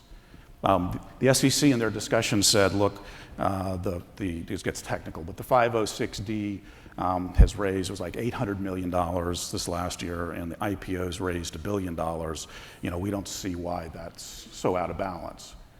Well, this is the peak of the pyramid. This is the bottom of the pyramid, and you're saying there's not a problem? This should be 5 times the size. You want a robust economy that creates jobs? You've got to unleash the entrepreneur. It's ludicrous. Yeah, so and let's get personal, right? So let's say that you're a kid from downtown Detroit, and you've got this great idea for modifying your skateboard, and you have to go to friends and family to raise $10,000? Really? Yeah, that's the reality right now. You've got to go to friends and family. There's no way for him to legally reach out into a community, tap into engineers by putting a little blurb out, I'm raising money to try to get out of downtown Detroit. That is against the law. He could go to jail. Thank God that's changing. For equity. For equity, yeah. On the crowdfunding side, absolutely, you can do that. But sometimes it takes more than $100,000 to get something done. So absolutely, there will be fraud, there will be problems, and I am concerned about the orphans and the widows. But we have swung this pendulum so far that we have destroyed the entrepreneurial society that we've been the IPO bedrock. issue is not because of a lack of funding on the seed stage. It's because of other issues on the exit stage. That there's so. I mean, look at Facebook. You guys, you pushed off the IPO, for a long time, longer than you probably could have 10 years ago, because it allowed you the freedom to keep developing your company as your CEO saw fit. And now you guys are public, and it's a different world, right? And a lot of companies are seeing that. They're seeing all the challenges that if Facebook is having issues with going public, I think that's a bigger deterrent than not being able to get funding on the seed side. I disagree with the first comment. The reason you believe that seed stage is not the issue is because we've been living under this regime for 80 years that doesn't allow you to go out and find people to help get you equity. If we had that, and then we took it away, you would see this incredible reduction in entrepreneurship like we've seen in the last 20 years. I actually think we can use transparency and some other technologies. I mean, I love the fact that fake game guy got caught, inside of like $2,500. And so I think there's some tools that we can use today, technical tools. Danae, we were talking about this backstage, right? Right now, and this gets back to this whole discussion of, the social proof.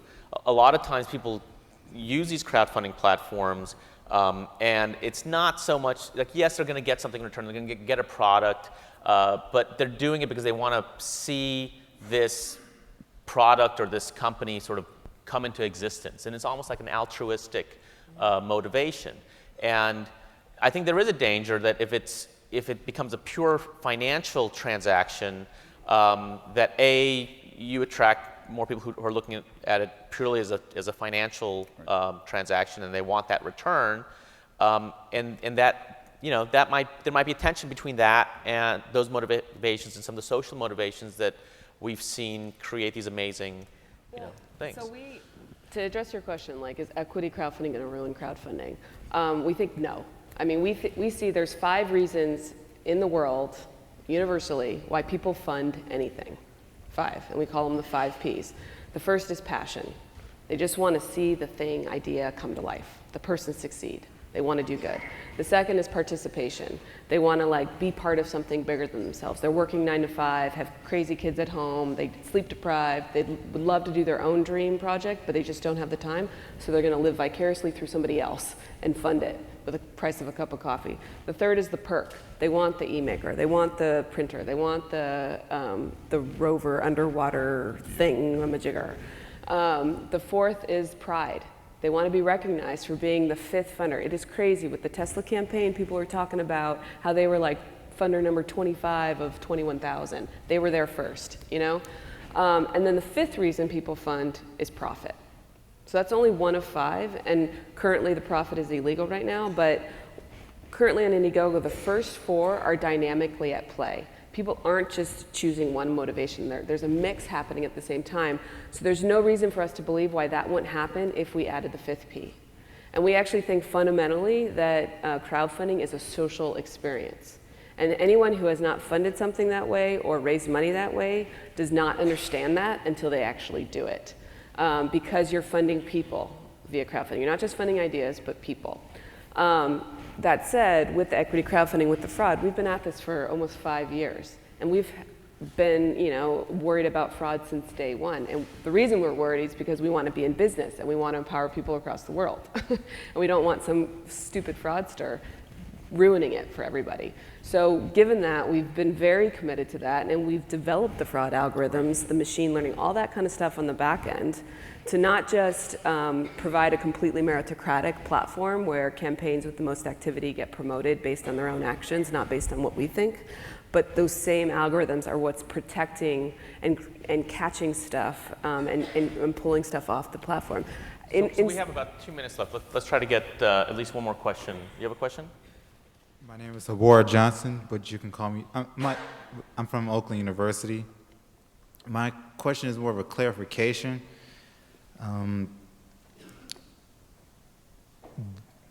So basically what you're saying is that that a person starting up a business or a venture or innovating something, in order to become a successful entrepreneur, it's not so much the skills they have, but it's majority the tools that they are that they use or are in possession of. I think it's a combination. You have to have both. You have to have both. The tools are an amplifier of the skills.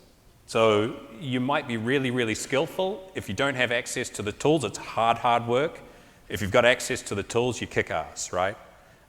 You may not be so skillful. You may still have access to the tools. The end result may not be so great. Yeah, what's different is that literally for the first time since the beginning of the Industrial Revolution, you can have access to those tools for the cost equivalent of a daily Frappuccino. That has never happened before. And you can raise money now on platforms through a computer that you already own. And you can tap into distributed manufacturing environments that will help you to deliver. This is a new day.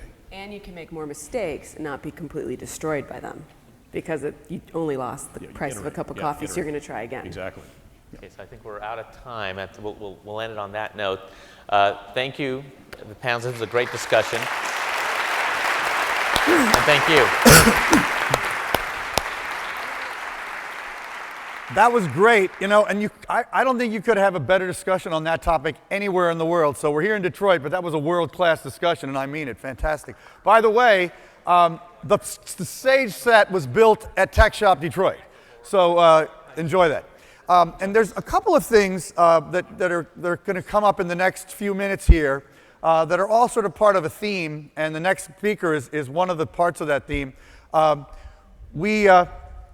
I really, and we at Techonomy, really wanted to create an awareness here and everywhere, but I think it's maybe even more needed in Detroit, that there are some really weird and incredibly promising, unexpected developments occurring in business precipitated by technology. And Quirky, which is a company that's about to come out and talk to you now, is a very interesting example. The company's only been around since 2009. They're sort of well, I'll let him describe what they are. He'll do it very well. But they just last week raised $68 million from two of the world's most famous venture capital firms and a few others, Andreessen Horowitz and Kleiner Perkins. So anyway, Ben Kaufman of Quirky, come out and I hope shake us up a little bit.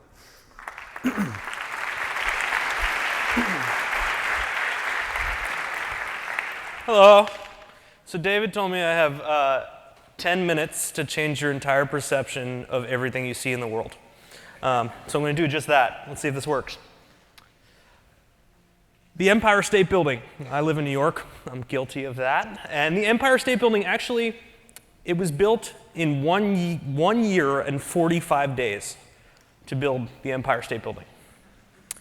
It took 2 years and 2 months to build this fucking potato peeler.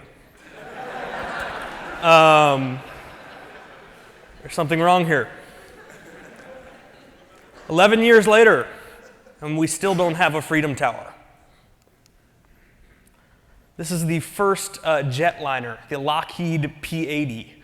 From idea and design to delivery was 143 days. That's what our country was capable of when we needed to be innovative.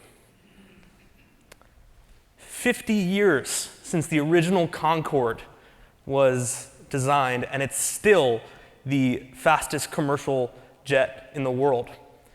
And it was flown completely mechanically, like no onboard computers, like switches and things like this.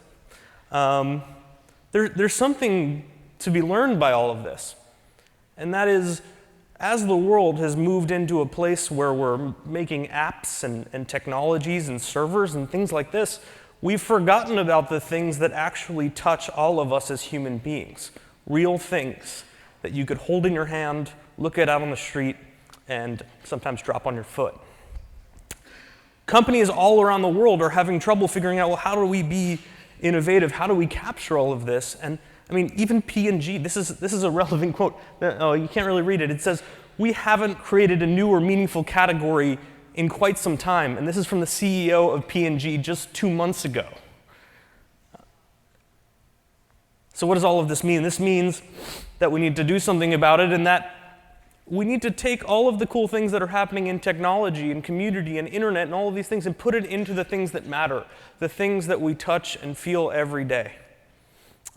P&G hasn't made anything new or meaningful in quite some time, but guess who has? A bunch of crazy folks locked in a glass conference room in New York City. In fact, we launch 2 brand new consumer products every single week, every Tuesday at 12 and every Thursday at 12, regardless of what's going on in the world. And that's going to increase to about 10 products per week by the end of the year. The reason why I started this company, I was an inventor myself, and I realized making real things, physical products, is really, really hard. You need to have, there's some sort of list here of tons of different disciplines, from design to engineering to manufacturing to retail, merchandising, logistics. So many things need to come together just to push one brand new product out into the real world. And what that results in is a world where invention is very inaccessible. Now, at Quirky, we strive to make invention accessible, and we do that by leveraging 3 things that any company can activate, employ, and put forth to bring all of the technological innovation and all of the passion that built the Empire State Building in 1 year and 45 days into everything around you. Technology, community, and experts. It's the coming together of all 3 of these things that makes it possible for us to defy gravity every single week. We've got it to a place where we launch a brand new consumer product for somewhere between $5,000 and $50,000, when every company from P&G to Rubbermaid to KitchenAid to all these guys are spending hundreds of thousands, millions of dollars just to throw something against the wall. By the way, the guy pictured here, we call him around the office Detroit. He's here somewhere. His name's Richard. And he runs our shop. Every single prototype that comes out of Quirky comes out of this guy's hands. He actually went to college here at Wayne State. Where are you? Where are you? Come on, stand up. Where are you? I don't know where he is. I can't really see. Well, he's here. So all of this happens on Quirky.com, where people just come together, submit their ideas. Some of their ideas are just as simple as like recycled science fair projects that they had in high school. This is one that was submitted by a guy in Wisconsin who just graduated high school at the time, and he just said, there's a problem, and I need a solution. I can't fit all of my power bricks into a power strip. He submitted it to Quirky.com. The community got to work on it. 709 people came together through a product evaluation process and a design process, and all of a sudden, we have the world's first pivotable power strip. So you can pivot your outlets, and everything can fit. This is just one product. We do this twice per week. Okay, Jake's product, we're closing in on 1 million units sold. Jake, a 23-year-old kid from Wisconsin, is made over close to $500,000 in royalties just a year after his product has hit the marketplace. This is what us coming together as a world can do. His products can be found at all the best retail stores in the world. So now I slow down a bit again and get all, So wrap your head around this. Everyone talks about the future. 100 years of progress. In this fair town, over 100 years ago, you guys had a guy that made something like this. It was a car. It was called the Model T. It was the best-selling car in 1909, and it came in black, and it got actually 17 miles per gallon. Here we are 100 years later. 100 years later, wrap your head around this. The best-selling car in America is still a Ford. It's still black, and it gets 16 miles a gallon. Now, that was 100 years worth of progress. Let's look at what a community can do in 100 days. 100 days of progress. Jenny Drinkard, a student in Atlanta, she looked around her dorm room and said, everyone around me is using milk crates for things other than milk. And this has been going on forever, right? When was the last time you saw a milk crate actually carrying milk? It does other things. It holds records and books and things like this. She was tired of it. She said, first of all, they're ugly and I don't want them in my dorm room. But second of all, they're not built for this. So how do we take the milk crate and revolutionize it and make it something that actually fits into our world? She submitted it to Quirky, I think, earlier this year. A community got to work on it. And we immediately started sketching and figuring out how to revolutionize the milk crate. Then we found a tooling shop in New Jersey. They spent a few days on it. Then we found a factory in Vermont.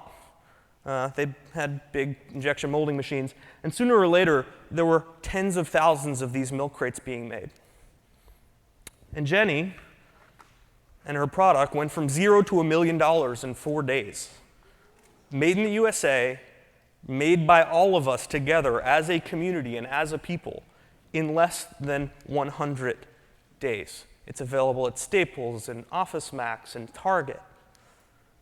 So all of this comes down to one simple thing, in my opinion. Back then, when we were building buildings in a year and 45 days and defying the laws of physics by making supersonic jets, we did it because we had to. That's what we were paying attention to. That's what we were putting all of our passion into as a nation. And now we're putting our passion into making iPhone games and all sorts of things that aren't actually moving us forward as a society. Why Quirky works and why this community is so damn productive is because of this one quote from Mr. Benjamin Franklin, another awesome Ben. He says, if you tell me, I'm going to forget. I'm just going to forget it. I don't care about your new product. I don't care about your discount. I don't care about your promotion. I don't care about the fact that your car now comes in pink. I'm going to forget about it. He said, show me and I might remember, right? So if you actually show me that car and show me why it's better, I might remember the fact that I should visit that Empire State Building. But if you involve me, I'm truly going to understand. And when people understand the passion that goes into a product and the passion that goes into building a project and coming together as a community, then they're really going to understand and they're really going to have your back.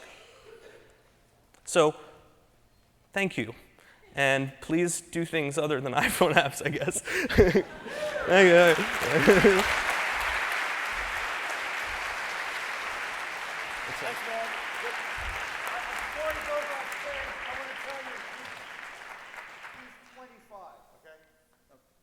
Until next week, then I'll be 26. That idea. So I think things can happen fast these days. So now I'd like to bring out the next panel. Keep the energy going. Now Daniel Howes, who's a columnist and one of the business editors at the Detroit News, which is part of the Detroit Media Partnership, which is one of our sponsors, is going to lead the next panel on manufacturing's future and the impact on jobs. So Daniel, come out and bring your panel.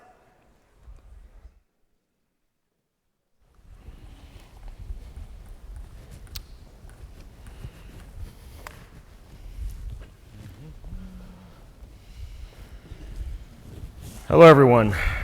As David said, I'm Daniel Howes, a business columnist at the Detroit News, and it's great to be here at Techonomy to talk a little bit about something that we know a little bit about in this town, manufacturing. I'm joined here today by Amar Hansball, the Senior Vice President of Products at Autodesk. Next to him is Steve Hoover, the CEO of PARC, which is an acronym for Palo Alto Research Center. It's a Xerox company. And finally, Lou Rassi, partner of McKinsey and leader of the global manufacturing practice of McKinsey, and I might add, a Detroit native of Sterling Heights. Gentlemen, technology can be a massive transformative force in the economy, and in manufacturing, here in one of the nation's traditional manufacturing hubs. Any renaissance of Detroit arguably is dependent on the competitive adaptation of technology and faster moving cultures. You guys, all three of you, are in pieces of the manufacturing world that are not what we know here traditionally here in Detroit. Now that has changed clearly and is continuing to change after the big meltdown, but nevertheless we still move the metal and make the metal. I would like to ask each of you to kind of take a bite at what do people need to know about where manufacturing 2.0, which is what Steve refers to it, is headed in the United States and around the world, and can a region that considers itself a hub of manufacturing, a global manufacturing, actually compete? Amar? Okay. Well, our vantage point is of a software company, and so we provide tools on the design and engineering phase.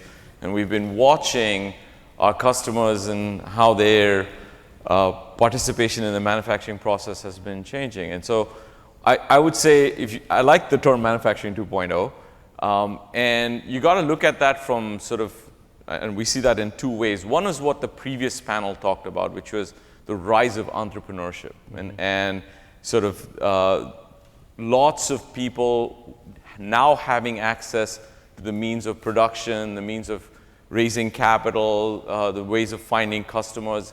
In many ways, the inversion of the Industrial Revolution from 300 years ago. The other thing that we watch is in established companies, because not everything is going to go that way. You're still going to have planes, trains, automobiles that have to be manufactured and designed in a different way. You watch people trying to do things faster, smarter, better. So the merging of design and manufacturing, more and more of manufacturing being considered at the design or engineering stage. We certainly see that on the software side, people asking us to provide tools that consider the impact of things downstream. So does the downstream side start to become more like what Apple says, designed in Cupertino, assembled in China, which is not always true, or other things like custom manufacturing, which is smarter manufacturing or lean manufacturing. We see people asking for tools and supporting that, and I think those are the trends that we see. And I'll turn things over to my colleagues to comment more. Steve? I think really building on the points there, the biggest thing about if you're looking for the change in manufacturing is to not look at what you think of as manufacturing. That a lot of the change is happening in the context. So there are changes in manufacturing. 3D printing, we're working at Park on ways to print electronics, not only physical devices, but to combine those together. And those are very important technologies. But the biggest change is in the context. It is in this idea that everybody who is a designer can become a manufacturer and have things made. It is that everybody who has an idea can get it funded. It is in that idea that the ideas won't only come from me, but the social collaboration around those ideas that you hear in Quirky. And this is sometimes the most dangerous kind of change for people who are in the center of something, because it looks different, it feels different, you won't recognize it. And I think that's the risk to manufacturing, is that much of the change is around it, but it means manufacturing will get done in a different way, different skills will be needed, and it will get blended together. Design and manufacturing won't have the same boundaries. So the barriers to entry, are technology is lowering the barriers to entry? They are lowering the barriers to entry and changing the basis of competition. Because the basis of competition will not only be how many things can I make, how quickly, at what price. It is, can I deliver something that meets your needs at the time you need it, the way that you need it, customized to your need. And if you're focused on cost and throughput only, then you'll say, oh, that technology will never work because it'll be 20% more. Except, you know what, someone's willing to pay 20% more to get that customized coffee table that, Mark talked about. And so you will miss that. That's the risk. So how do companies and countries compete in that environment? So I would agree with the way Steve characterized the change. I think to your original question, Daniel, what do we need to know about manufacturing 2.0? I think it is changing, but a couple things are staying the same. That is that manufacturing will remain important for economic health in the long run. Not just as a driver of employment, but as a driver of productivity, of innovation, as you both have highlighted, of exports, of national defense. So the importance of manufacturing remains. I think that's important to keep on the table as we reflect on the road forward. I think secondly, associated with this changing environment that we've talked about, there's also a great deal of uncertainty. Right. The end state we're moving towards, we don't exactly know yet. That creates both excitement and anxiety, but I think it's also important to know that yes, it's changing, but it's also highly uncertain, which is making it even more difficult for companies and governments to effectively navigate where we are today. But in that changing and uncertain landscape, it points to great opportunity. Reasons for places like Michigan and manufacturers around the world to be really excited about what the future could hold. New products, new technologies, new markets, new businesses, new jobs to deliver all of that. So great opportunity and reason for excitement. But lastly, is kind of what we want to understand and reflect on is it's going to get increasingly competitive, as Steve pointed out, both for companies and for governments. And I think in our view, we're in the midst of a research effort looking at the future of manufacturing globally and its implications and how companies and countries will compete. And what we're finding is it requires a bit of a new mindset. What is manufacturing? How do we think about it? And also a new set of skills and capabilities, both for companies, governments, and individuals to really compete. Down the street here, there's a company called Galaxy Solutions, and on their building it says, they have a big sign that says "Outsource to Detroit." And he brought some 500 jobs here instead of taking them to Brazil. There's been some writing recently about reshoring and how the American economy is becoming more competitive for manufacturing. I'm wondering if any of you can kind of give me a sense how legit that really is, if the American economy is becoming more competitive and more cost competitive than it's been in the past to manufacture products. I think in some places we are, but the answer is nuanced. I think one of the things we're finding is that manufacturing needs a bit of a redefinition before we can really answer that question, as it's not two things. One, you can't paint it with a single brush. There actually are many subsegments within the manufacturing economy, and the answer to this reshoring question varies depending on those segments. So labor-intensive tradables like textiles, the likelihood of reshoring is much lower. If you look at some of the higher innovative products, I think we'll talk about today, I think that the opportunity is greater.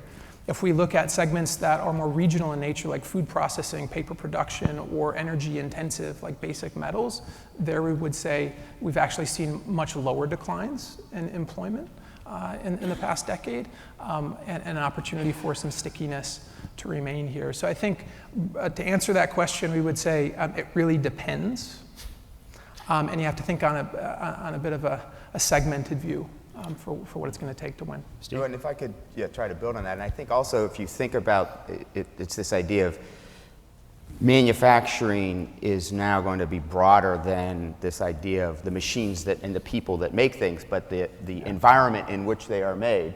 As some of this reshoring occurs, the kinds of jobs are going to be very different. So I think a great story example that I know is Ethan Allen, a large furniture manufacturer, significantly downsized, offshored. They have now repatriated some of that because they found competing purely sort of on price with cheap labor in the world wasn't really what their customers wanted. They served the mid to high-end customers. So they now do much more customized work, and part of the people they hired are interior designers to go out and work with you in your home and understand your needs and then help you select the furniture and even design some of it and have it manufactured in a customized way. Now, those aren't manufacturing jobs in the traditional sense, but they are, again, around this manufacturing ecosystem, because making things is important. It's the basis of our economy, but the value proposition around customization, integration into my life is much higher, and so those jobs will be different. Yeah, Steve, I think there's a lot of public debate that puts service and manufacturing jobs at tension. And I think you nicely described how actually the line between these are much more blurred and interconnected. And I think that's one of the other things as both companies and policymakers need to embrace a bit of a new definition in that respect, thinking about the end-to-end value chain of the business, and that services are an integral part of it. If we look at some subsegments, service jobs, like Steve described, actually are over half of the employment in that manufacturing value chain. And so that really resonates with what we're seeing as well. So the politicized statement that we don't make anything anymore is simply not true. I think there are great examples where we are making things and where we can be competitive. I think we would benefit looking forward to broaden our definition of what manufacturing is, to recognize that you need that competitive value chain, not just production jobs, although those are essential and important, but it's the other pieces of the value chain, the front-end design, which I think Amar can talk to, and the innovations happening there, but also through the life cycle to customer service, aftermarket sales, and such. In this town, we have a stereotype of what a manufacturing worker looks like. what kind of education they have, what kind of training they may have, what they had 10, 15, 20 years ago, what they have today, the next few years going forward.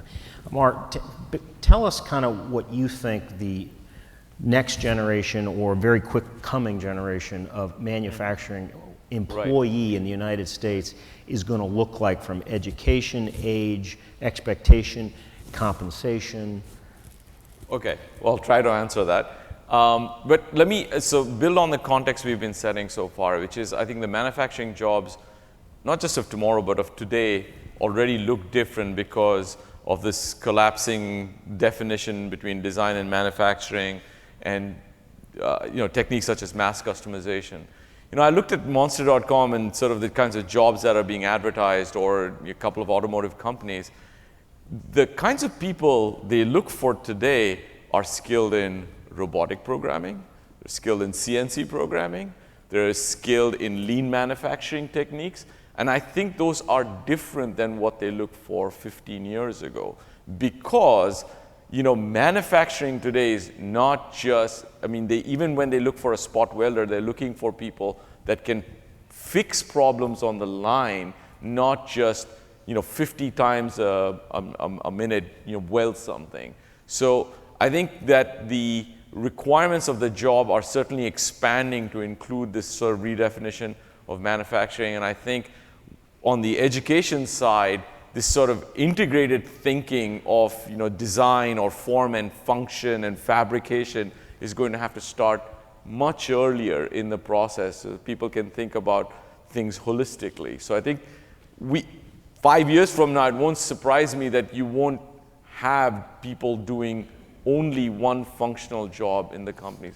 So the paradigm is clearly shifting if it hasn't already shifted. Right, exactly. And so the question is, can a town or a region or a state or part of the country that maybe is more traditional in its viewpoint, is it going to be able to respond to that competitive, that gearing, that competitive upset?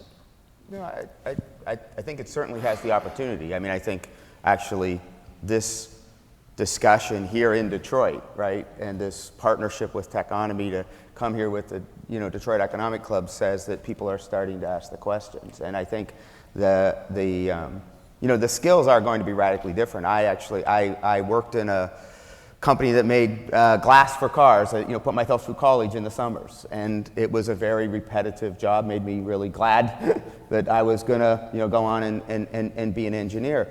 But then I also started to teach people at community colleges, technologists, to how do you do basic automation, right? And so, the American worker is an incredible set of capabilities. We got to create the context in which to give them the right training and the right education. These people can do amazing things, but it is going to be a different kind of skill set in the future. And so I think that's where government and industry have a real place to be clear about that and to partner to make those things possible, to help. Well, what I'd sort of say to your question is, I think Detroit did it once. If you think about where, the center of why it is the center of manufacturing was certainly a big part of the automotive history of this country it was the place where innovation around the product line, sort of the big manufacturing line happened. And so I think it has a track record of doing things innovatively. And even Silicon Valley used to be just orange orchards, right, before it became but to make that transformation, it requires an intersection of education, policy, and sort of entrepreneurial thinking. And I think when you have that combination, or you foster that combination, good things will happen. And I'll just tell you one thing, that there is no other place at least I can think of, the United States, where there is so much wealth of knowledge about manufacturing itself. So the ability to sort of reimagine that into the future context, we come here to understand that ourselves. So I do think that there's many important elements here that can be leveraged into that future. It seems to me the biggest change, though, is the competitive set. When Detroit did it in Detroit 1.0, half the world was not in the competitive marketplace, at least, if not more. now it's a very different and a much more hyper-competitive kind of environment that we're in. Do you have something to add, Lou? Our research is pointing to exactly this point about the importance of talent. And if we look globally, there is a shortage of high-skilled talent in manufacturing, and it's anticipated over the course of the next 10 to 20 years. And the regions that can solve that puzzle, it will be a big differentiator. Similarly, the research points to a significant surplus of unskilled labor. And so folks who don't have the capability or the talent to make it to that next level. So your question, I think, is one of the essential ones to get addressed. I think there's also an image problem that manufacturing does need to overcome, and I think that's talked about a good bit now, and I think that's starting to change a bit. But I think the kinds of technology innovation like we've talked about today, I think there is a bit of a re-imaging that's necessary to appreciate the excitement and entrepreneurial energy behind manufacturing and nanotechnology, biotechnology, new materials innovations at the intersection of those two. Information and big data and its implications and how to operate manufacturing businesses globally in a more competitive and exciting way, and connectivity to social media. There's no shortage of innovations happening in the manufacturing sector, but that there's a messaging challenge I think we have to get to draw people in.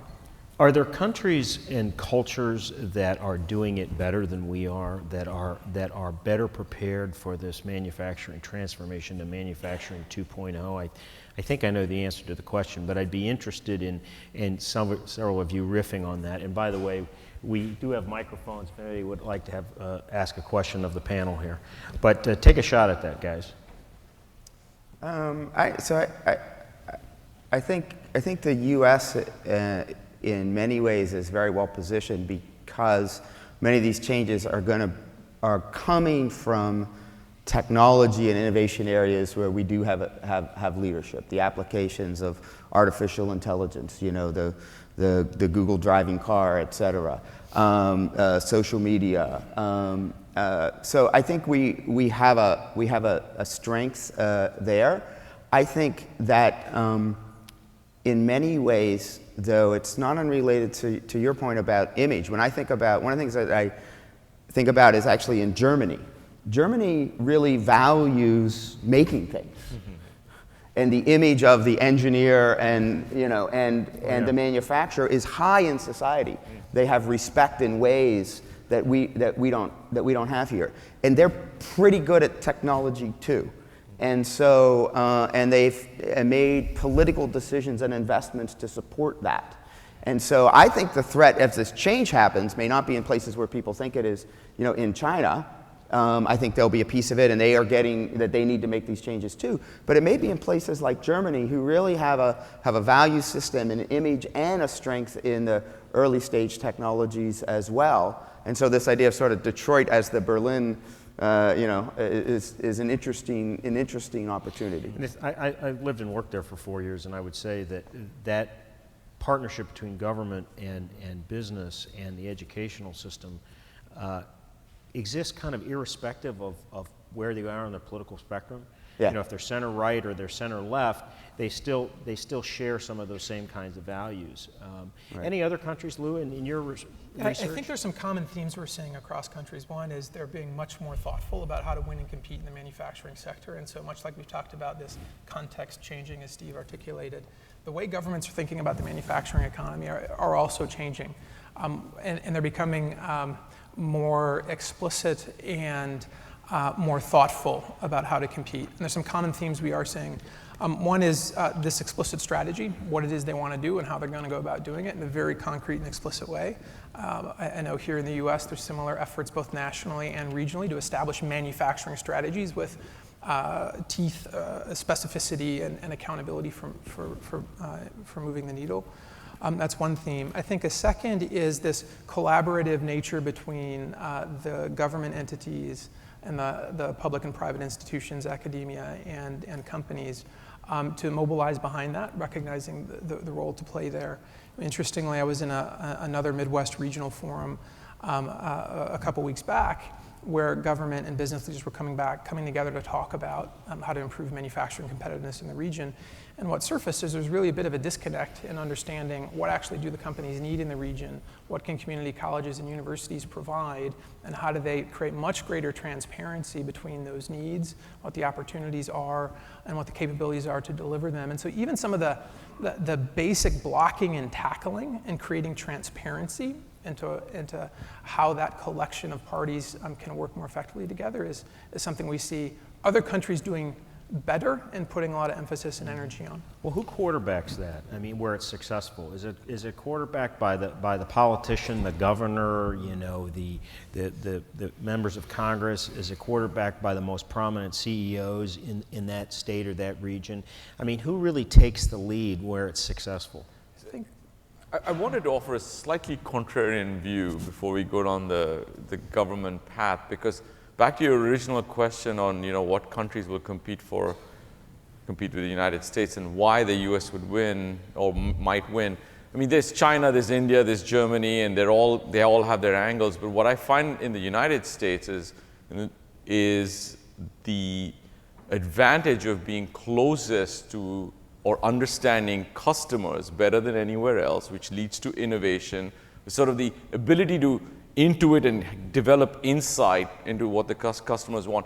And then the role of government in the other places is generally replaced by the free market here. So, you know, we have a thriving venture capital community. Right. You know, it strikes me that, you know, software companies have benefited from venture investment. Manufacturing, venture capitalists traditionally don't support, haven't supported too many, you know, manufacturing startups. And that's been because of the industrial, you know, revolution business model, which requires a lot of capital, which is a thing that is changing. So I'm a little optimistic that the quarterbacking in the United States and why it has the best chance of winning is we are more tolerant of risk, we're more tolerant of experimentation, we pay much more attention to understanding customer needs than other places in the world, which then leads to all these better results down the chain. I mean, you've read, you know, the introduction of the iPhone 5 may add whatever, 0.5% to the GDP of the United States. Well, that's an example of innovation and insight bringing employment in some form. Yeah, so. I don't think there's any question. And one final note on Germany, and entrepreneurialism in Germany traditionally has been a dirty word. Right. As a friend of mine used to say, you know, that's the people that are entrepreneurs are people that can't get a job at any real company. And it's a very different. It's very different. Steve, did you have something to add? I think that's very true about Germany, as you say. But I think the point is, how do you take the best of each and not lose? Because the point is very valid. You know, we don't want to. This is not about stifling the innovation in the entrepreneurial context, but I think this point of trained workers is a really important one. And if you don't have the people, you know, the work will go to where the people can do the job. Because that's what innovators and entrepreneurs will do. Because they're not going to stop building their business because they can't do it in the US. They're going to meet those market needs and they're going to do it. So I think the role of government isn't in framing the directions or making those investment decisions, but in providing the context for investment and training the people. Do you see any return to any kind of nationalist sentiment when it comes to manufacturing investment as we come out of this long period of recession and decline and manufacturing, like here in the auto industry? I mean, we're seeing a lot of investment being brought back to the United States from Mexico, from Canada. You know, that's a very deliberate decision that the auto companies are making. It's not happening exclusively, but it's happening more than any time I've been covering this industry since the mid-90s. Do you see any of that, or is that just more anecdotal than anything else? I think we see anecdotes of it, and the trend, we'll have to see how it plays out. I think it goes back a bit to this need to take a segmented view, Daniel, of the manufacturing economy. I think if you look at some of the auto investments and some of the players out of Japan and kind of the currency challenges that they've had, and looking at their global footprint and what footprint they need to have to be competitive over the next 30 to 50 years, right, is how they think about the time horizon for their global footprint strategies. They are, in fact, making investments here to be close to that demand they anticipate being still substantial here. So I think the short answer is it depends, and you need to take a bit of a more granular look at the different subsegments.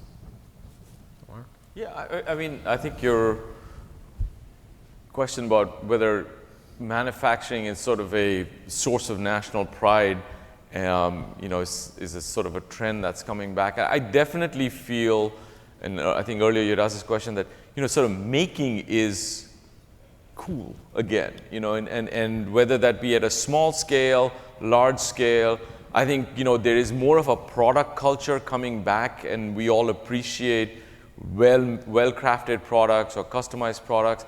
And I do think that that is slipping back into the consciousness in many ways. And so I am very hopeful that as part of this sort of crawl back out of the recession, that there'll be a lot more activity in this space. It will look different, as we've discussed, but I do believe that will be a source of lots of jobs and pride for this country. Traditionally, manufacturing and technology kind of saw themselves as opposite ends. One was located, generically speaking, in the Midwest, and the tech people were on the coasts, and they really kind of didn't have a lot of respect for each other. But I think one of the things, at least from my perspective, is you see that now tech companies are making cars, like Tesla, and the VC people are getting into that and realizing that there are some payoffs and there's some real challenges. Is there more alignment between the tech world and manufacturing than any time since you guys have been doing this kind of stuff? There is a lot of excitement around the convergence of the technology and manufacturing, absolutely. Even I mentioned big data and advanced analytics early on in terms of how you manage global supply chains more effectively and much more quickly and responsive to changes in consumer needs. I think we're just at the beginning of tapping into the impact that's going to have.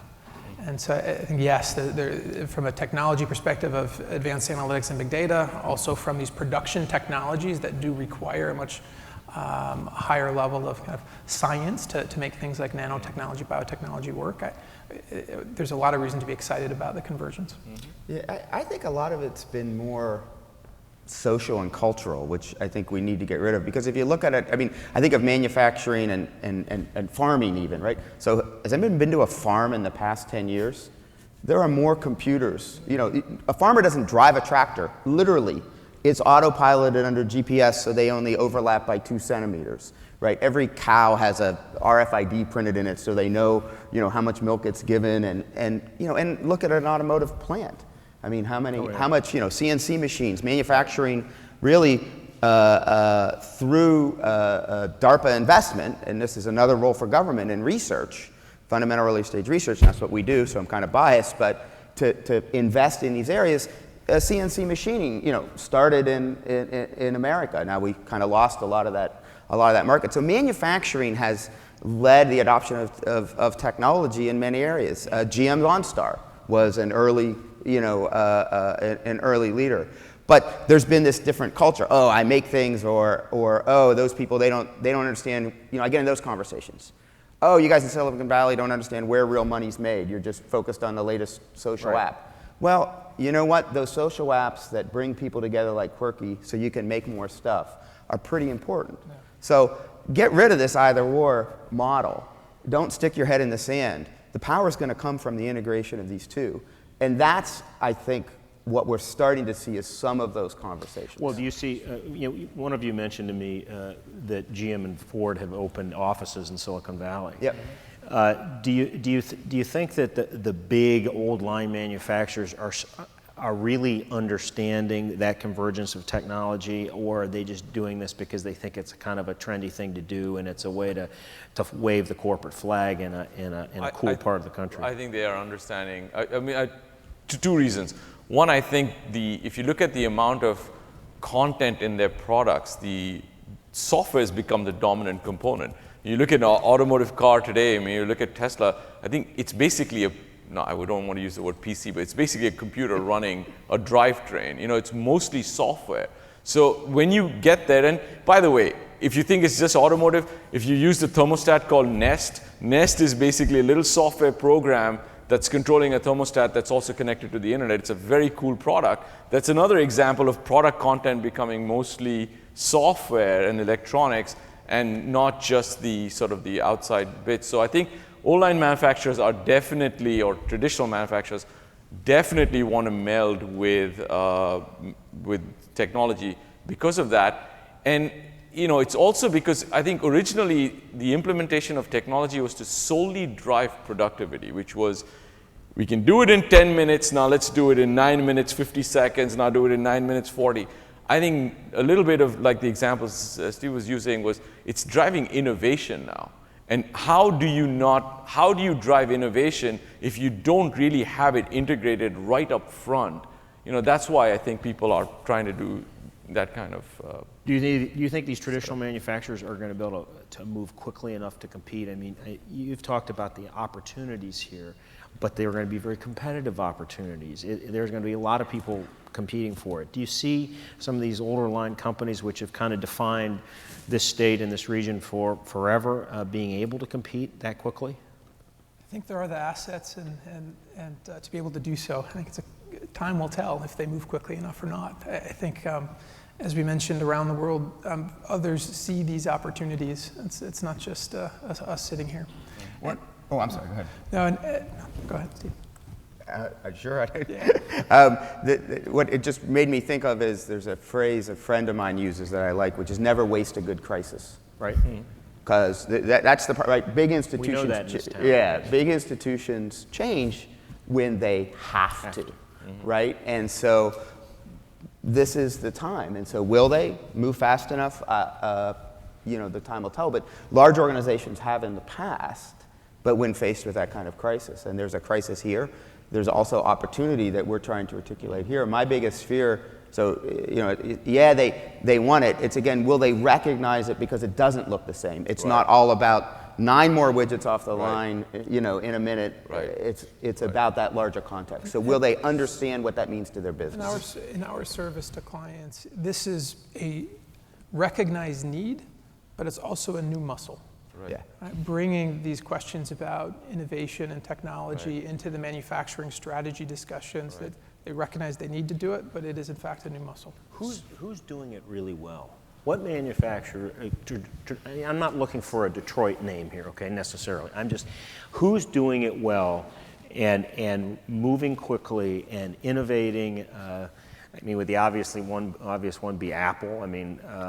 I'll give you one from the traditional side. GE Medical Systems, and those guys, they're also opening an office in the Valley, and they've had to contend with the emerging market trend where access to medical imaging equipment. You can't sell $400,000 CT scanners or deploy them in rural villages, and they had competitors crop up that were sort of local, challenging them. If you watch how quickly they moved to build a better product, address those issues, that's one example that definitely stuck with me as, and here's somebody you'd say, yeah, GE, they do locomotives, but no, they were behaving much like one of the examples that Mark might have used for Tech Shop, like the Dodo case guy. Right. So.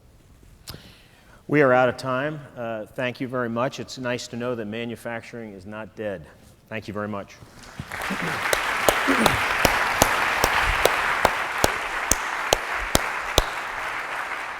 Thank you, Daniel. Great panel.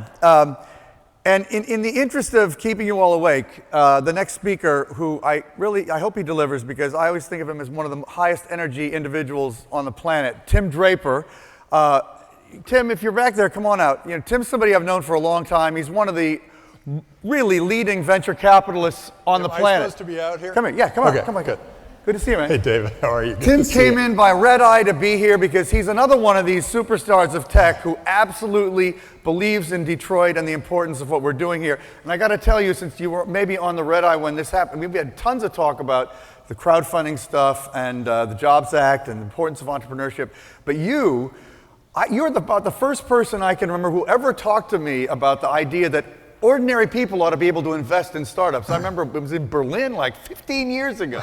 And you were like pounding the table about that. So anyway, I don't know what you're going to say, but I know it's going to be about the importance of entrepreneurship because nobody believes it more than you. So thanks, Tim. Thank you. And that's great. Well, great. It's a great pleasure to be here. Oh, I do need that clicker. Where'd she put it? We'll be there shortly. Okay. Yeah, that was, I've had 3 or 4 false starts with that crowdfunding thing, but now I think it's actually going to come together. Terrific. It's great to be here in Detroit. I had no idea how beautiful it was this time of year. It's spectacular. And coming off a red eye, you kind of feel, hey, this is a pretty nice place. You can breathe the air. And I think anytime you're in a city where it's gone from a population of 1.1 million down to 750,000, you know, you don't have a lot of traffic, not a lot of pollution. It's actually kind of nice. And for an entrepreneur, you look at this and you just say, wow, wide open spaces. So I thought I'd say, this is what I do. I support heroes. I look around for great people. I wish I had supported that guy in the middle. But I did support Elon Musk, and I did support Jonas and Nicholas Zenstrom, and Jonas Fries and Nicholas Zenstrom. And I support all the women out there who are starting businesses and all these other superheroes. That's my goal in life. It's, I see more and more that the world is sort of having troubles. Tough economies, big unemployment, a lot of problems. The world needs more heroes. So you're all entrepreneurs, business people here in the Detroit area, and it needs you. You need to start getting creative. You've lived off this, this automotive tit long enough. And you know, what is it? 3, 4 generations of living off this automotive tit. It's time to do something else. And I think Tesla is just going to take you to task. So you've got to come up with something a lot. If you're going to stay in automotive, you got to make that car fly. You come from a great history of entrepreneurs, but other than the founder of Little Caesar and Gerber Baby Food and Boeing, it's mostly in the car business, except that you also have James Bailey of Barnum and Bailey Circus. I mean, this place has some fun, creative thing going on, and I think that's the guy we should all be focused on. Now, these are the guys who left Detroit. Steve Ballmer, Scott McNeely, Bill Hewlett, Bill Joy, Larry Page, and my partner John Fisher. You've let a lot of good brains go, but now I think it's a really good time here to start to build the place. Now I'll do my pre-roll. Buy this book. My dad wrote it. It's called The Startup Game. I come from a long 3rd-generation venture capitalist. A lot of genetic dilution along the line there, but my dad wrote this book. It's great. It's about the relationship between the entrepreneur and the venture capitalist. And now this is my daughter, and she's the Valley Girl, and she interviews great entrepreneurs, and she got Elon Musk to launch a bottle rocket with her, and she got Vinod Khosla to paint her green because he's a green investor, and she makes people blow bubbles and dance, and it's great fun. So watch this show, Valley Girl. It'll teach you something too. Crowdfund your companies. You're going to hear a lot about crowdfunding. We tried it with what David was talking about. I actually went out and I did something called MeVC, which was going to be a public venture capital fund, and it was. And we were able to go public, but then the regulators surrounded us. And we were regulated, in effect, out of business to where a hedge fund went and bought the thing out of our hands, and we were never able to accomplish our goal. Now, I blame the regulators there, but really, I can't even blame regulators. We've gotten to be chicken. We're not the land of the brave, home of the free, land of the brave anymore. I think we're chicken. We've got a law for everything. I'll bet there's a law that says that you have to have 3 inches between seats. There's probably a law that says only half this room can be filled. We've got too many laws. And the regulators are overwhelmed because they're just going, oh my God, you know, and they're trying to read the laws and they sometimes conflict. In building this building that I'm doing for this entrepreneurial school that I'll get into in a sec, I have found one law that says you have to increase the size of the elevator by 7 inches, which basically means that I would have to tear the whole thing down. And then another law that says, no, you don't have to, and if you do, it creates this whole other problem. So I have 2 completely conflicting laws. Anyway, regulators, they're overwhelmed, too many laws, too many problems. I think we should sunset all the laws and let's just move forward with the ones that really count. So crowdfunding is terrific. It could be a great way we can all participate. Actually, let's do something. Can anybody give me a ride to the airport? Okay, that's called crowdsourcing. Okay, now here's another one. Who would pay $1 to cure lung cancer forever? Okay, that's crowdfunding. Every hand went up, I think, except you. So I think the crowds, and this is just one small room. I just raised, I don't know, what is that, $300, and then 10,000 people are seeing this, so another 10,000 for lung cancer. I think that's pretty cool, and you do it just like that. The world is opening up, and all of that crowdsourcing and crowdfunding is getting more and more efficient. I think it's getting to be a really exciting place to be, and if you're an entrepreneur, I think it's a good place to point your arrow.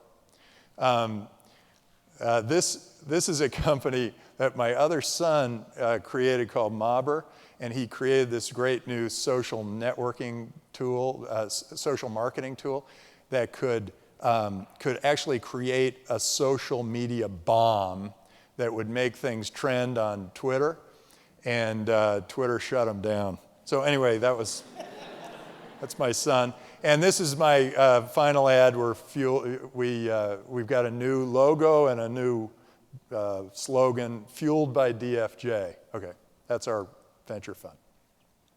Okay, there are big opportunities out there, and I saw this big opportunity in going global. So I got started thinking global. There were global warming, global finance, global communications, global health, all these global things. So DFJ went global and became a big thing around the world. And I'm going to take you on a little trip around the world just because it was fun and there are some fun little stories about it.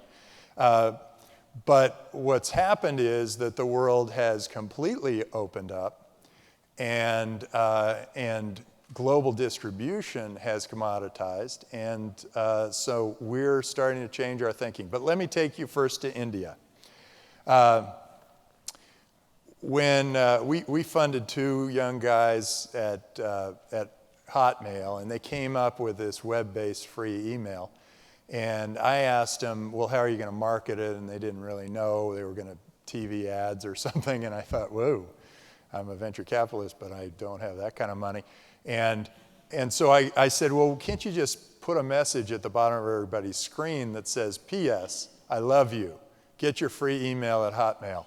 And they looked at me like, God, there were 21 investors we met with. Why was this the guy who said yes? And then I just kept pushing, and they said, okay, we'll do it, but no P.S. I love you. So within 18 months, we had 11 million Hotmail subscribers. The founder, Sabir Bhatia, was Indian, and he sent one email to India. And within 3 weeks, we had 100,000 registered Hotmail users. At a time, there weren't even 100,000 computers in India. And so this was the beginning of viral marketing. It grew. It was spectacular. But to this day, if they had left in the P.S. I love you, I believe we would have a more peaceful and loving world. Oh, incidentally, when I went back to India and I was with my partner and we were walking the streets, there we go, and he said, okay, are you ready to walk across the street in India? I said, oh, yeah, I guess so. And he goes, okay, here we go. And, meanwhile, there's a guy with a rickshaw and a motorcycle zipping by and a car coming this way. And it felt like an intersection with 7 roads coming to the middle and a cow coming this way and a camel and a donkey, whatever. And so I walked across and people were zipping by in all directions and I'm halfway across and I saw my opening and so I sprinted across to the other side of the road and he goes, no! And I said, what's wrong? I got here, no problem. And he goes, no sudden movements. And so I figured it out. Everyone in India is doing partial differential calculus in their heads as they cross the street. It makes them incredible software engineers. This Estonia was a wonderful opportunity. I was with David and I have a mutual friend, Tony Perkins, who put on a great conference in Palo Alto, and I was scheduled to be there. And I said, Tony, I'm sorry, I can't be there. I've got to be in Estonia for a board meeting with Skype. And Tony said, well, that's okay. And I said, how about if we do a video conferencing event? And he goes, sure, let's try it. At that time, video conferencing was like this. But he was still bold enough to try it. And I thought, okay, well, we'll give it a shot. And he said, can you get that guy Nicholas to be on it with you? I hear that Skype is starting to pick up. And at that time, there were 3 million users, and it was all audio, just audio. So I said, Nicholas, can you do this? And he goes, oh, yeah, no problem, video conferencing. And he said, we've been thinking about something in the lab. And I kind of went, oh, okay, but set up a video conferencing system. And he goes, oh, yeah, fine. And so we got there, and the cameras were all on me and ready to go. And he goes, Nicholas turns to the back, to behind the curtain, and he goes, okay, throw the switch. And I thought, what? And he said, you're on. And so then we had our whole video conference, and it was perfect. And I said, how did you do that, Nicholas? And he said, well, we cut off roughly 100,000 phone calls and used all that bandwidth to make sure that this video Skype call was perfect. So startups, entrepreneurs do whatever they can to make it happen. If you were on a Skype call at that time, I apologize. China, I went to China the first time, and it was this, oh my gosh, I am almost out of time, so I'm not even going to go to China, or Singapore, or Russia, or Ukraine, or Egypt, or this. Okay, well, no, I want to get through this. So there is Moore's Law says that $1,000 worth of compute power doubles every 18 months, and it is accelerating. So now it's like every 14 months. So almost every year, we have a platform that is twice as powerful as the platform that was there the year before. So for an entrepreneur, this is a new platform from which they can create that is much faster, much better, and it's a great opportunity for an entrepreneur. And it makes you start to think about all the things that have happened over the last 150 years. And you say, wow, this was the light bulb and the telephone and the electric car and the airplane and digital cameras, smartphones, fiber optic, indoor plumbing. And then you think about, well, in that same amount of space-time continuum, another 15 years, you will see as much change as you did in the last 150 years. So think of all the human change that's happened over that 150 years. That same amount of change will happen in the next 15 years. And so you can imagine, desalinated water, a near infinite energy supply, self-navigating electric cars, vertical hydroponics, design genomics. I always thought it'd be really fun to have something that said, I was always hungry as a kid, just always hungry, and I wanted to never stop playing, so I always thought there should be something where you could just go, food, drop. So I think there should be a food drop. I think there's also this new concept of near thought communications. Okay, I don't think it's working quite yet, but we're close. And then 2 years after that, imagine what's possible. Because 2 years after that, that same 150 years worth of change could also be happening. And so we could have everything from a holodeck to need anticipation to human-animal communications. I think the human-animal communications, we are not far from like deciphering what they're talking about when they bark and tweet at us. Tweet, like Twitter.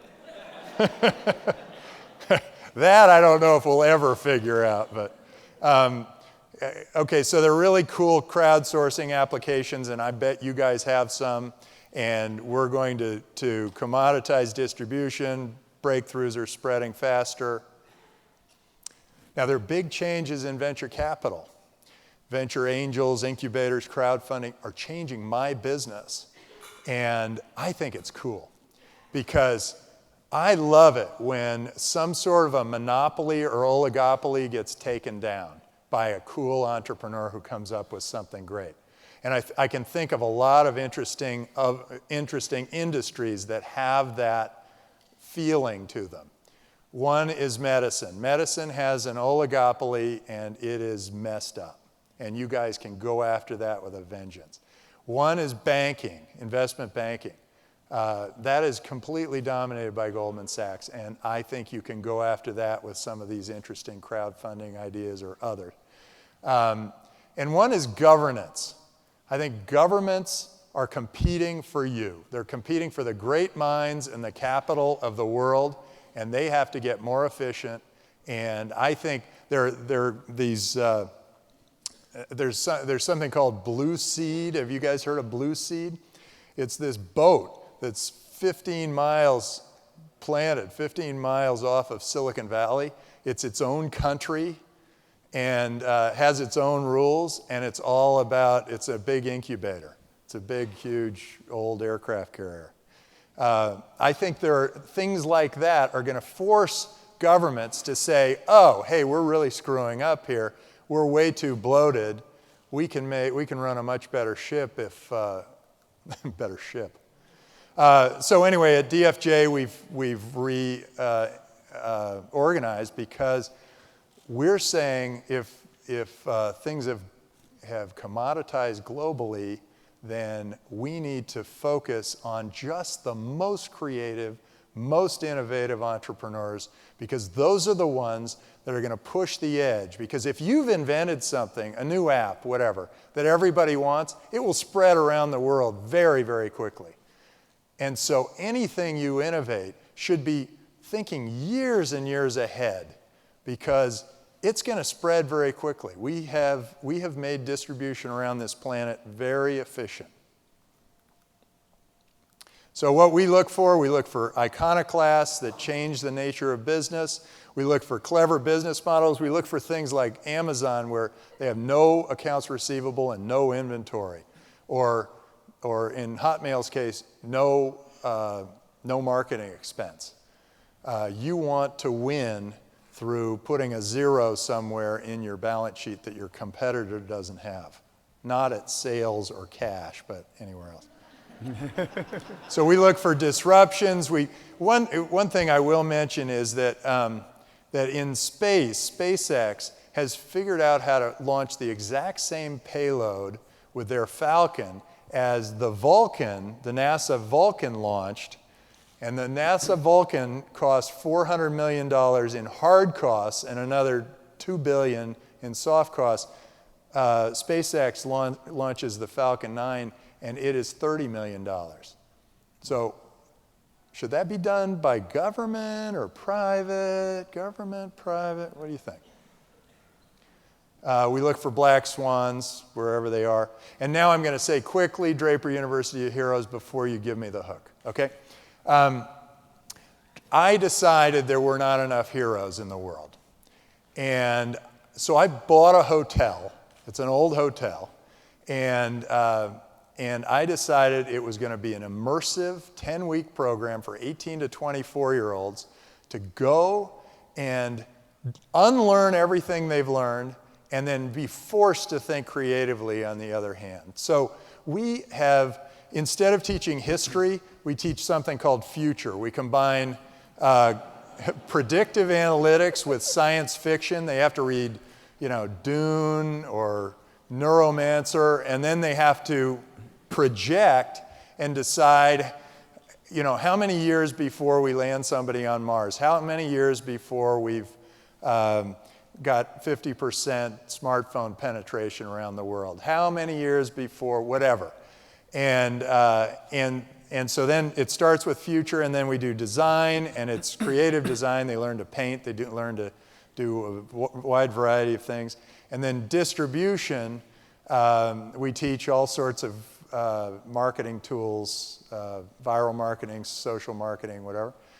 And then finance, we make them do a full simulation of an industry broken into teams. And then they learn balance sheets and income statements just from the gut rather than by rote. And then at the very end, then they have survival training where we ship them off to a place where they have to live for 4 days and, who knows. And they've signed their lives away. And then the last period of time, they go and they create their business and focus their business and then pitch venture capitalists for 2 minutes. And we had one pilot program and it was a huge success. We had 40 kids there and 3 of them got funding. My goal was not to get them necessarily funded, but to just get them thinking big and thinking heroic. And so anyway, DraperUniversity.com, you can see some of the things that they did online, and you should definitely check it out and tell your kids, grandkids, anybody? And tell yourself to go to DraperUniversity.com. And remember, wherever you go, whatever you do, entrepreneurs are heroes. They take long odds at extraordinary outcomes. They help us build wealth, jobs, create great things. Thank you very much for your time. And you know something? Some of those things he had in that really wacky future slide, like need anticipation and human-animal communication, those things are starting to happen now. Yeah. There was a great article about human-animal communication. They think that's going to really be possible within a couple of years. Anyway, so good. It's really great to have so you. I said it was 17 years. That might be No, it's compressing, compressed. baby. Yeah, all right. Good Thanks to see you, again, David. Tim. Really You appreciate bet. it. My pleasure. Okay, so this last session before lunch is one that I hope will, it's another one of those shake you up kind of category. So Guy, please come out. This one I particularly we decided to include after I met this guy, because what he's doing is in the category of the future 17-year possibilities happening now in Tim's slides. What he's doing, Guy, Half-Tech, are you back there? Come up, please. So it really was just bringing Guy and Knack, his company, on stage here at Techonomy Detroit, from our point of view, was just aiming to demonstrate that it's impossible to make the kinds of predictions we think we can make about the future of our economy, because certain things are going to come out of left field because of technology, because of big data and pattern matching and a lot of other things that are possible now that really could change the game. I think what Knack and what Guy are doing could even change the game very concretely for Detroit, and I hope we're going to get into that. We don't have tons of time, but Guy, just quickly start out, tell us what Knack is, or show the video, whatever you want to do. Take a couple minutes. Hi, Only everyone. a couple. Great to be here. So very, very quickly, if you're about 20 years old, or even if you're younger, the single most important question for you is really what's your knack, what's your potential? And the reason this is important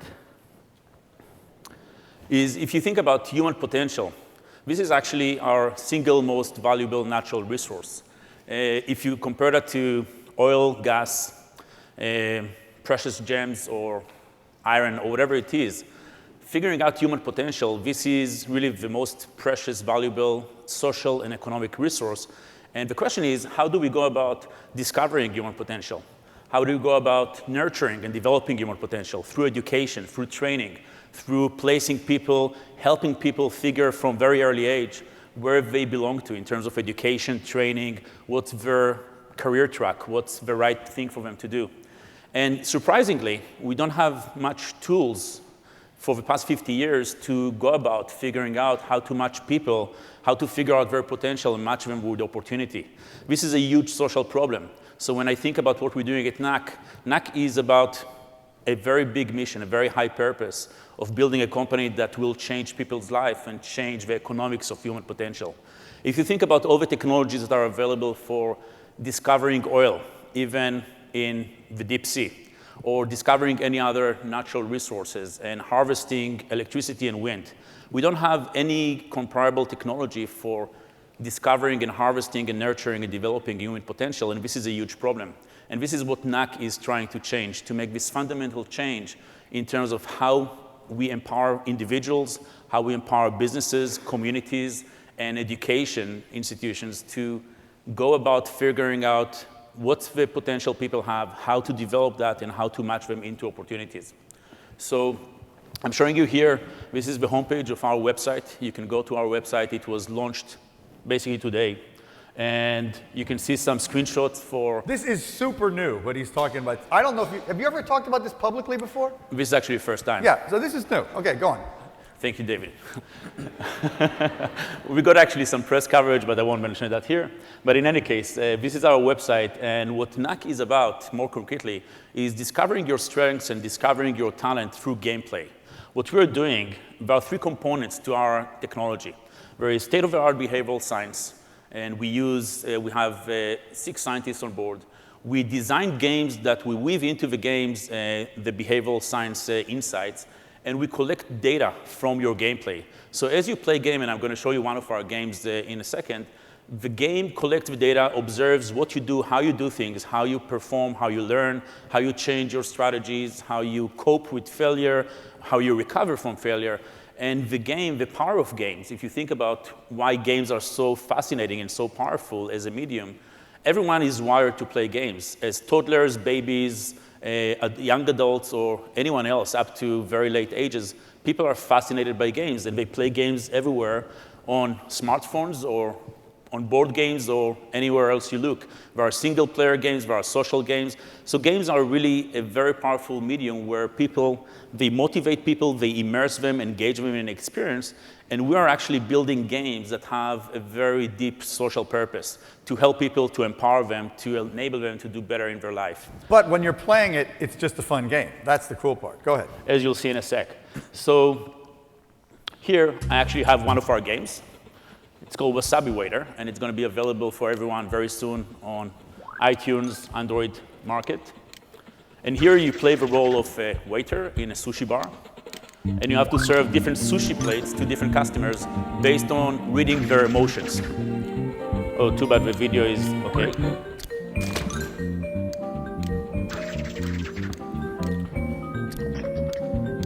You can see the waiter picking different dishes, serving the dishes, multitasking, clearing dishes back to the sink, trying to optimize number of customers, the tips the waiter is getting.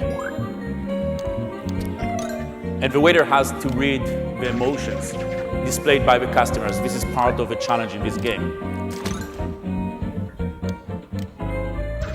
What happens while you play the game is everything you do in the game and everything you actually choose not to do, and the sequence of how you do things is all being logged by our technology. And the data is then analyzed, and I'll show you what the result of that analysis is in terms of giving you insight and feedback into your personality, into your behavioral makeup. Can I just quickly say, I don't know if you can all read this. He's having to serve them food based on the emotion that he thinks they're showing. So it says contemptuous, disgusted, fearful, surprised, angry, sad, happy. Just so you know. This level is going to be over in I think we got 1 the idea minute, on so the we game. can skip to the next slide. Yeah. But it is a fun game. I played it. And David is actually doing very well, if you wondered. And the result of playing the game and the other games that we're building, we currently have 4 games, is you're starting to unlock your behavioral DNA. You're starting to unlock your unique signature that encompasses many traits, abilities, aptitudes, personality traits, ranging across very different domains of your personal makeup. To show you an example here, this is not how it's displayed to users on the site, but we are able to learn from your gameplay about your emotional and social abilities and intelligence, about personality traits, about... Can I just read some of those? Yeah, please. Okay, so we got extroversion, stability, agreeable, intellect, punctuality, caution, orderly, self-discipline, rational processing, verbal intelligence, numerical intelligence, creative insight, creative achievement, divergent thinking, impulsivity, risk-taking. Thank you. And all those traits are actually some of the things that we're learning. We're learning much more. We're able to give much more insight to individuals playing the games. Some games focus on other attributes. This game that you saw, Wasabi Waiter, is actually focused on emotional and social abilities, but other abilities as well. And what that enables people is to actually get insight and visibility, very rigorous, validated with very serious science working in the background while you play immersive, engaging game, and unlock and then showcase and broadcast their behavioral DNA, their talent or human potential proposition. Now, you might ask, why is that relevant? How is that going to help people in Detroit or people in India of any walks of life or any age group? And the implications and the ways that we're going to use that technology and empower people are in a number of ways. We see many applications, but to be concrete, first and foremost, it's in education. So figuring out what's the right education for you. Are you into engineering, or are you into life sciences or medicine or humanities, whatever it is? And this process, this discovery, this exploration, this insight-driven, data-driven exploration can start very early on, maybe even when you're in grade school. The other thing that we're going to use that for is for helping people discover professional opportunities. So if you think today about mainstream corporate America, using all sorts of proxies and tools to assess whether David is the right fit for a person at Google. And if David doesn't have the right GMAT or the right SAT, David is not going to stand a chance to get a position at any such company. I'm not speaking for Google. I don't know exactly how they recruit, but that is a problem. That's a problem both for individuals. That's a real problem for companies. This is an unsustainable approach to getting and finding great people. Now, another thing and a theme that was developed here today, skills are important, but skills are less important in the future of jobs and the future of work. Because many companies, and we hear it repeatedly from companies around the world, are looking for raw potential. They're looking for people that they will be able to bring on board, develop them, nurture them, train them, and make them able to stick around at the company and be able to assume and develop and acquire new skills. So they're really looking for raw potential, for that human potential, not for the hard skills that were acquired as a result of some training program or education. This will enable people to do exactly that, to match themselves into the right organizations, the right roles, the right culture, and do the best with their potential. I want to just explain a couple things because we're really trying to do this quickly. But one of the things they do, it's not entirely apparent. When they're measuring your play of that game, they're trying to measure every possible variable they can think of. When you hesitate, exactly how you respond when you make a mistake. And because of big data and the ability to record and analyze that, they can take extraordinarily detailed analysis of even 15 minutes of playing the game. But the thing that I don't think Guy has sufficiently explained is the way they're able to then make conclusions about your potentiality is by matching the data that they've extracted from your gameplay with data that they've acquired elsewhere from people whose achievements and capabilities are already known. So basically, it's based on pattern matching, right? So that they can say, well, you could be a Google product developer because they've given this game to 20 Google product developers and they know what the average Google product developer does in this game. So if you're a kid in Rwanda playing the game, they can actually tell you, you could be a product developer. And the reason I wanted to have it on this stage is because I think for Detroit, there's some very interesting implications. Because here we have a city which, as we've discussed a couple times on this stage, has great things happening, but just like so much of America, there is a huge population that is essentially without hope, without the opportunity to see where the new opportunities are going to be for them. And there clearly are opportunities. It's about figuring out how to find those and how to convince the people that they're real. And this is just an emblematic technology. I don't even know if NAC is going to succeed, and frankly, I don't care. But I think that it... Thank you. But, for your sake, I do, because I like you. But the fact is, once Guy explained this and showed it to me, I realized something like this will happen. And if things like this start to happen, the whole game is off. That's the point. I went to Amherst. That's a really cool thing. It opened all kinds of doors for me.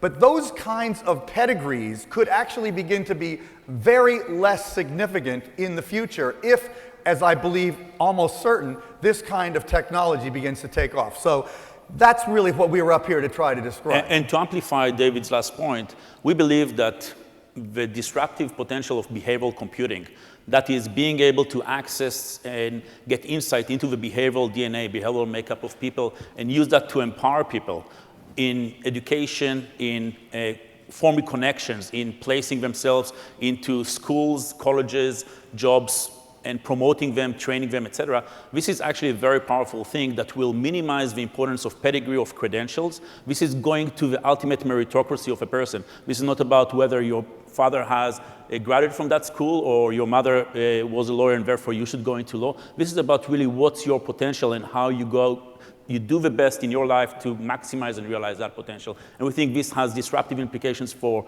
the jobs, for the workplace, but has also disruptive implications for education generally. That's why we're very excited about it. Can you say any of the companies that are already using it? So we're working with a number of global companies, working with Shell, the oil company, and what we're using our games at Shell is to discover the predictive success signature for high innovators. Basically, we're running a pilot with several hundred people at Shell throughout the world where they play our games. We map their behavioral signature, the unique behavioral signature for every participant, and then we build a predictive model algorithmically from that data to predict what are the attributes that differentiate high innovators from everyone else. Once we have that signature, then we can cast a very broad net. We, i.e. Shell, can cast a very broad net around the globe and find all the innovators, whether at Shell internally, Shell has 100,000 employees in 190 countries, but find the kid in India that doesn't have GMA, doesn't speak English. Games are language neutral, right? So Shell will be able, as a matter of philosophy, to bring in innovation from the outside and to find the gems, the people outside that have the capacity to come and innovate. They won't be able to do that without that tool, and that's why we're very excited about it. And there's a bunch of other really big companies. Can you just name a couple of them, or are they secret? We're working with Bain, the management consulting company, about finding business talent, and we're several other companies that will be announced in the coming weeks. Some of them are really big. I've heard some of them. The most recent development from this week, which is actually interesting, we partnered with one of the largest medical centers in New York City, where we're running a pilot to discover the success signature, what makes a great physician, and being able to use that to select and train and develop physicians for the futures. So this is actually something very exciting to us, and the social implication of that is very, very clear. And the finance and the supporters that this company has, a very impressive group, both in the business side and the scientific side. So I just, unfortunately, we don't have time to go into it in more detail, but I hope I've succeeded and we've succeeded in making you realize there are things, and this is just one thing, there's a lot of this stuff. And I think the people who sort of sit around twiddling their thumbs trying to figure out what American competitive is going to do may not realize how quickly some of this stuff is going to change. That's the point. Anyway. Thank you, David. So thank you, Guy. Thank you. Thanks again. Thank you very much. Please feel free to go to our website, sign up for the beta invitation so you can knock it too. Okay, so we're going to have lunch now, sponsored by Ford, which is very cool. It's going to be served in the McGregor building next door. So you go out here and down the hallway to McGregor, which is where the breakouts will also be. There's plenty of outdoor seating down there as well. The breakout sessions are going to start promptly at 2:15, and you can choose from 5 sessions. The evolution of mobility, which is sort of, Used to be called automobiles, but it's a whole different thing now. We got a great panel. That's going to be here in this auditorium on mobility. All 4 other sessions will be in the other building. So you want to be an entrepreneur is one, about entrepreneurship, and Tim Draper will be there, among others. Is Detroit the next Berlin, which several people have referred to on stage, is going to be over there. A session on jobs, growth, and Michigan's future, which is a kind of strategizing for the state and the region, will be also over there. And finally, Beyond the Theories, local strategies to revitalize Detroit, which is really about real, true success stories, things that people are doing now that are working here in Detroit. So there's a lot of Detroit stuff over there, and we're really looking forward to those sessions. Please go to those. Don't forget, the app has details of all this, TE Space Detroit. Don't forget to tweet TE Detroit, hashtag tweet TE Detroit. There's a ton of hashtagging going on there. Also, Detroit Media Partnerships Recharging Lounge. You can win an Apple gift card there. It's right around there, so enter to win the Apple gift card. That's it for now. Enjoy your lunch. After the breakouts, the afternoon sessions start here promptly at 3:30. So thank you all.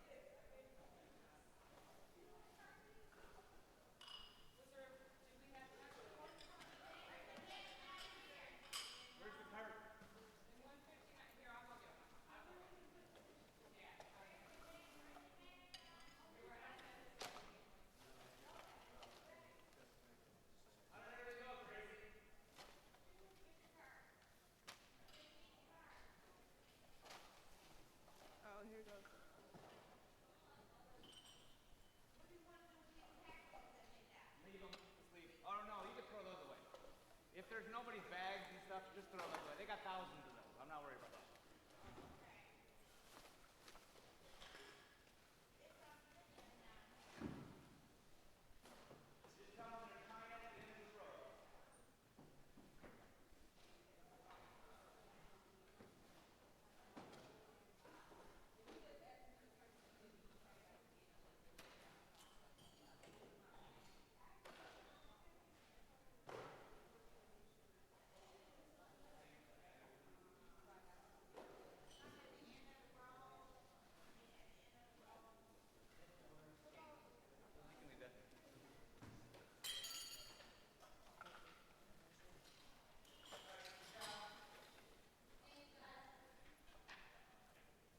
China, garbage, garbage.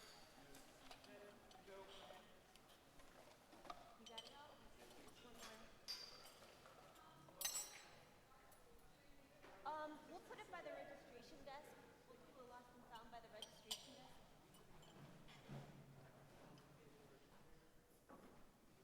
Unless they're coming back in here, but we'll just go ahead and there's like and there's more bags like over here. I guess I could leave them then. Okay.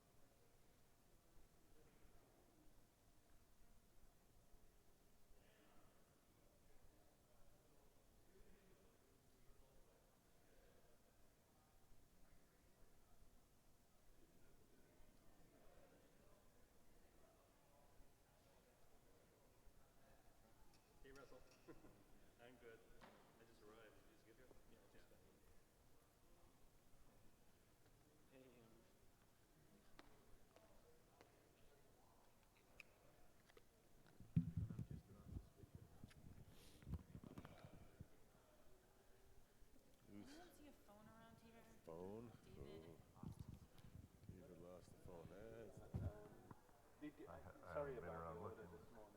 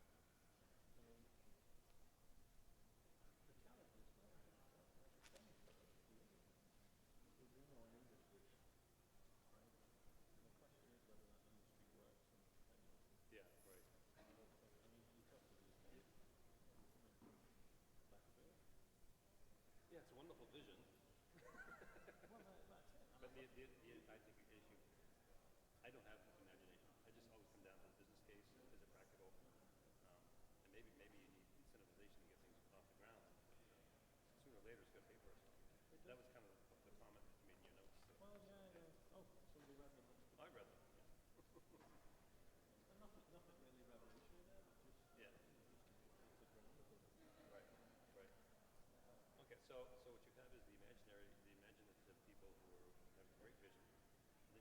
dragging our feet saying, slow down a minute here.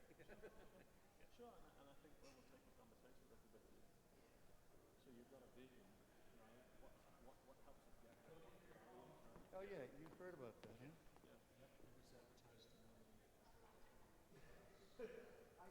David, what's the number? Because we can call I it. turned the ringer off. Okay. You know, it may be in here somewhere. I was using it quite recently, right here. Does it vibrate? Stuck it in some pocket. I'm not even aware. Usually I put it in my pocket.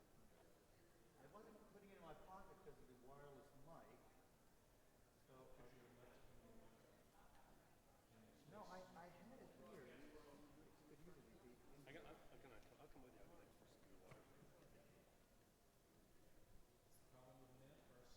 easily be. I'll come with you over there for some water. I didn't usually put it in here. Yeah, I mean, it would be here. This is where I was. Yeah. That could be. I'm sure it'll turn out. I'll say after somebody.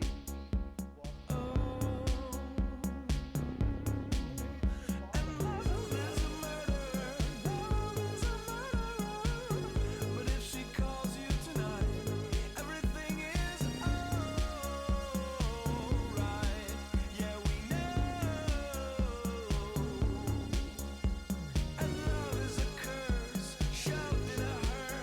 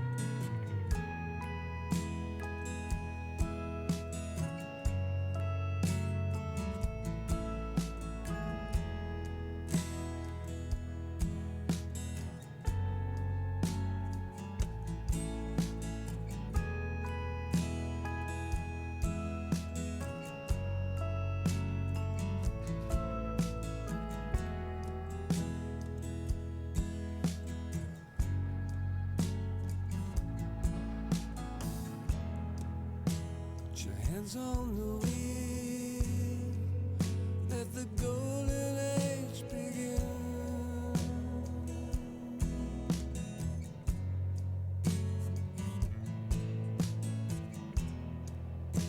The window down, feel the moonlight on your skin.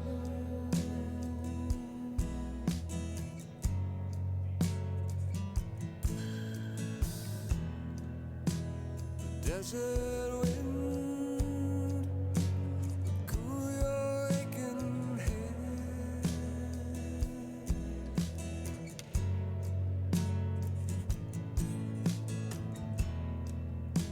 The weight of the world, drift away instead.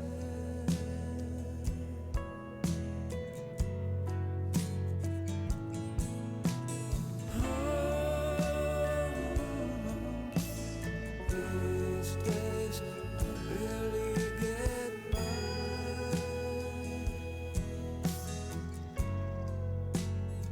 I don't even try.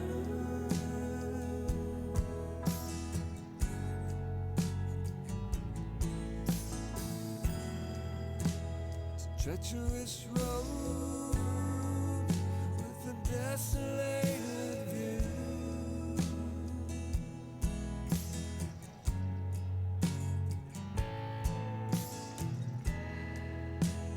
Distant lights, you hear their foreign view.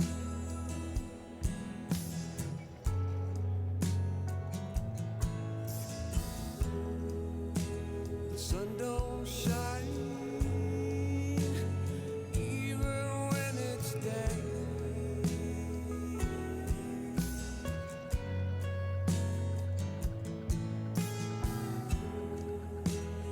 Drive all night just to feel like you're okay.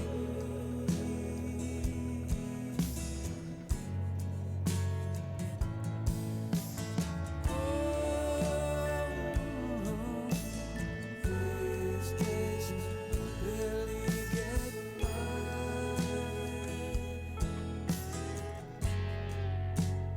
I don't even try.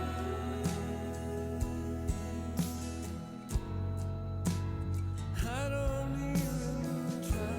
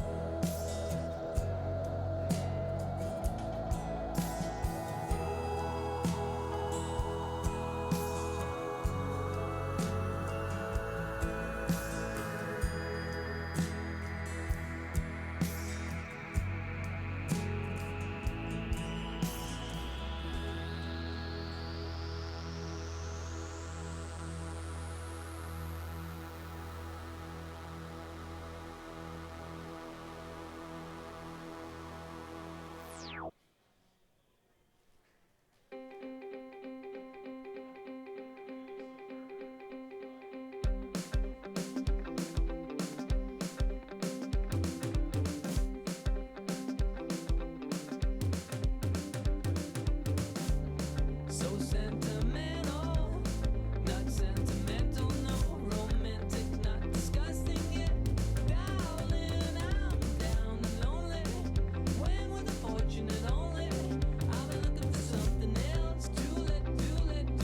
Chocolate, let's go slowly, discouraged, distant from other interests. On your favorite weekend, and this love for gentlemen only. That's with a fortunate only. No, I gotta be someone else. These days it comes and goes. A list of mania. Think less but see it grow. Like a ride, oh. Not easily offended. Not hard to let it go. From a mess to the masses. A list of mania.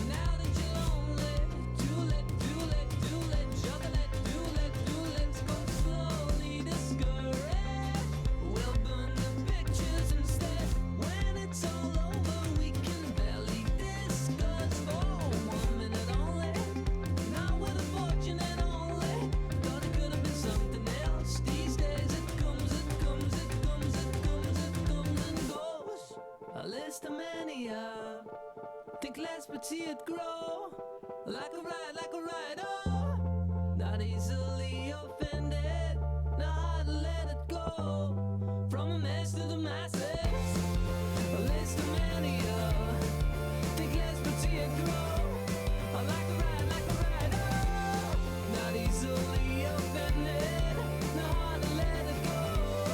From a mess to the masses.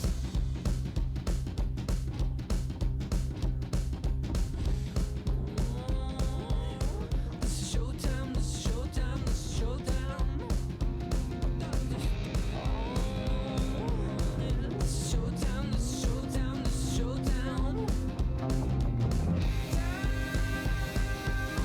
Time to show it up, time to show it up, it's time to show it up. Time to show it up, time to show it up, it's time to show it up.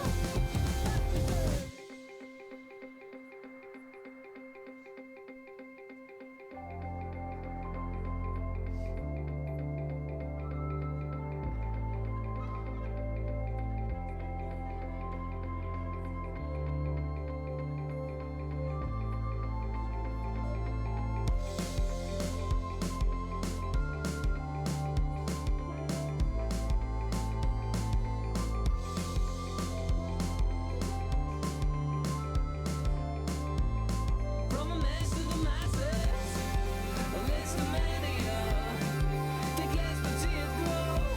I like a ride, oh. It's discuss, discuss, discuss, discuss, discuss, discuss.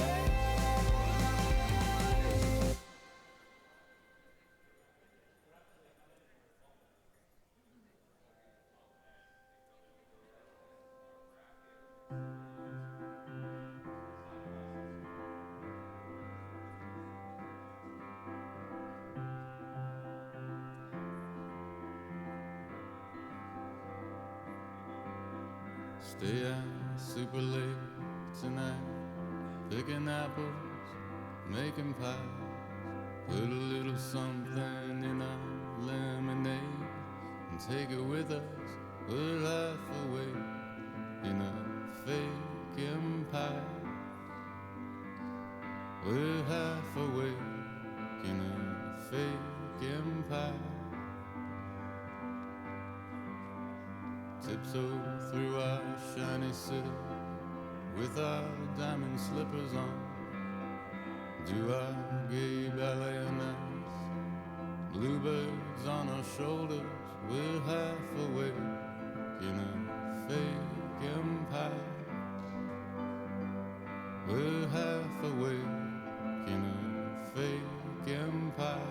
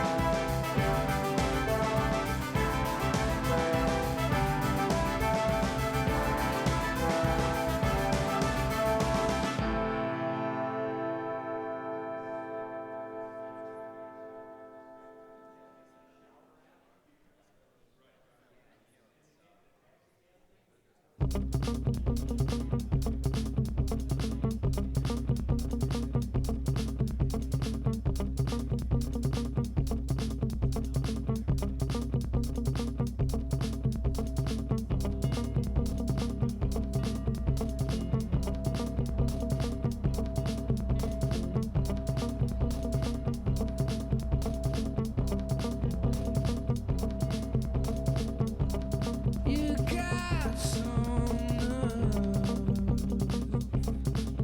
coming in.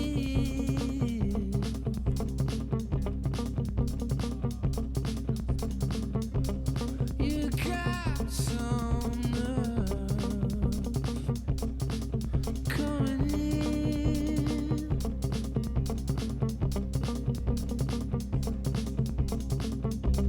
You stole it all. Give it back.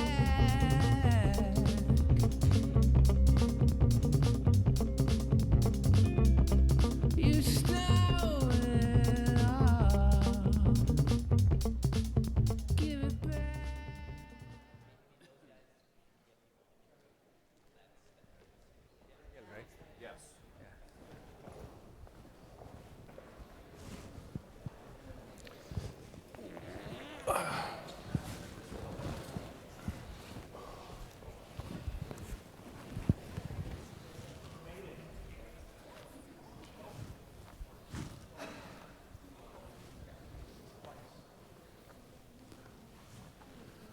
Okay, so good afternoon, and welcome to the session from here to there, the evolution of mobility.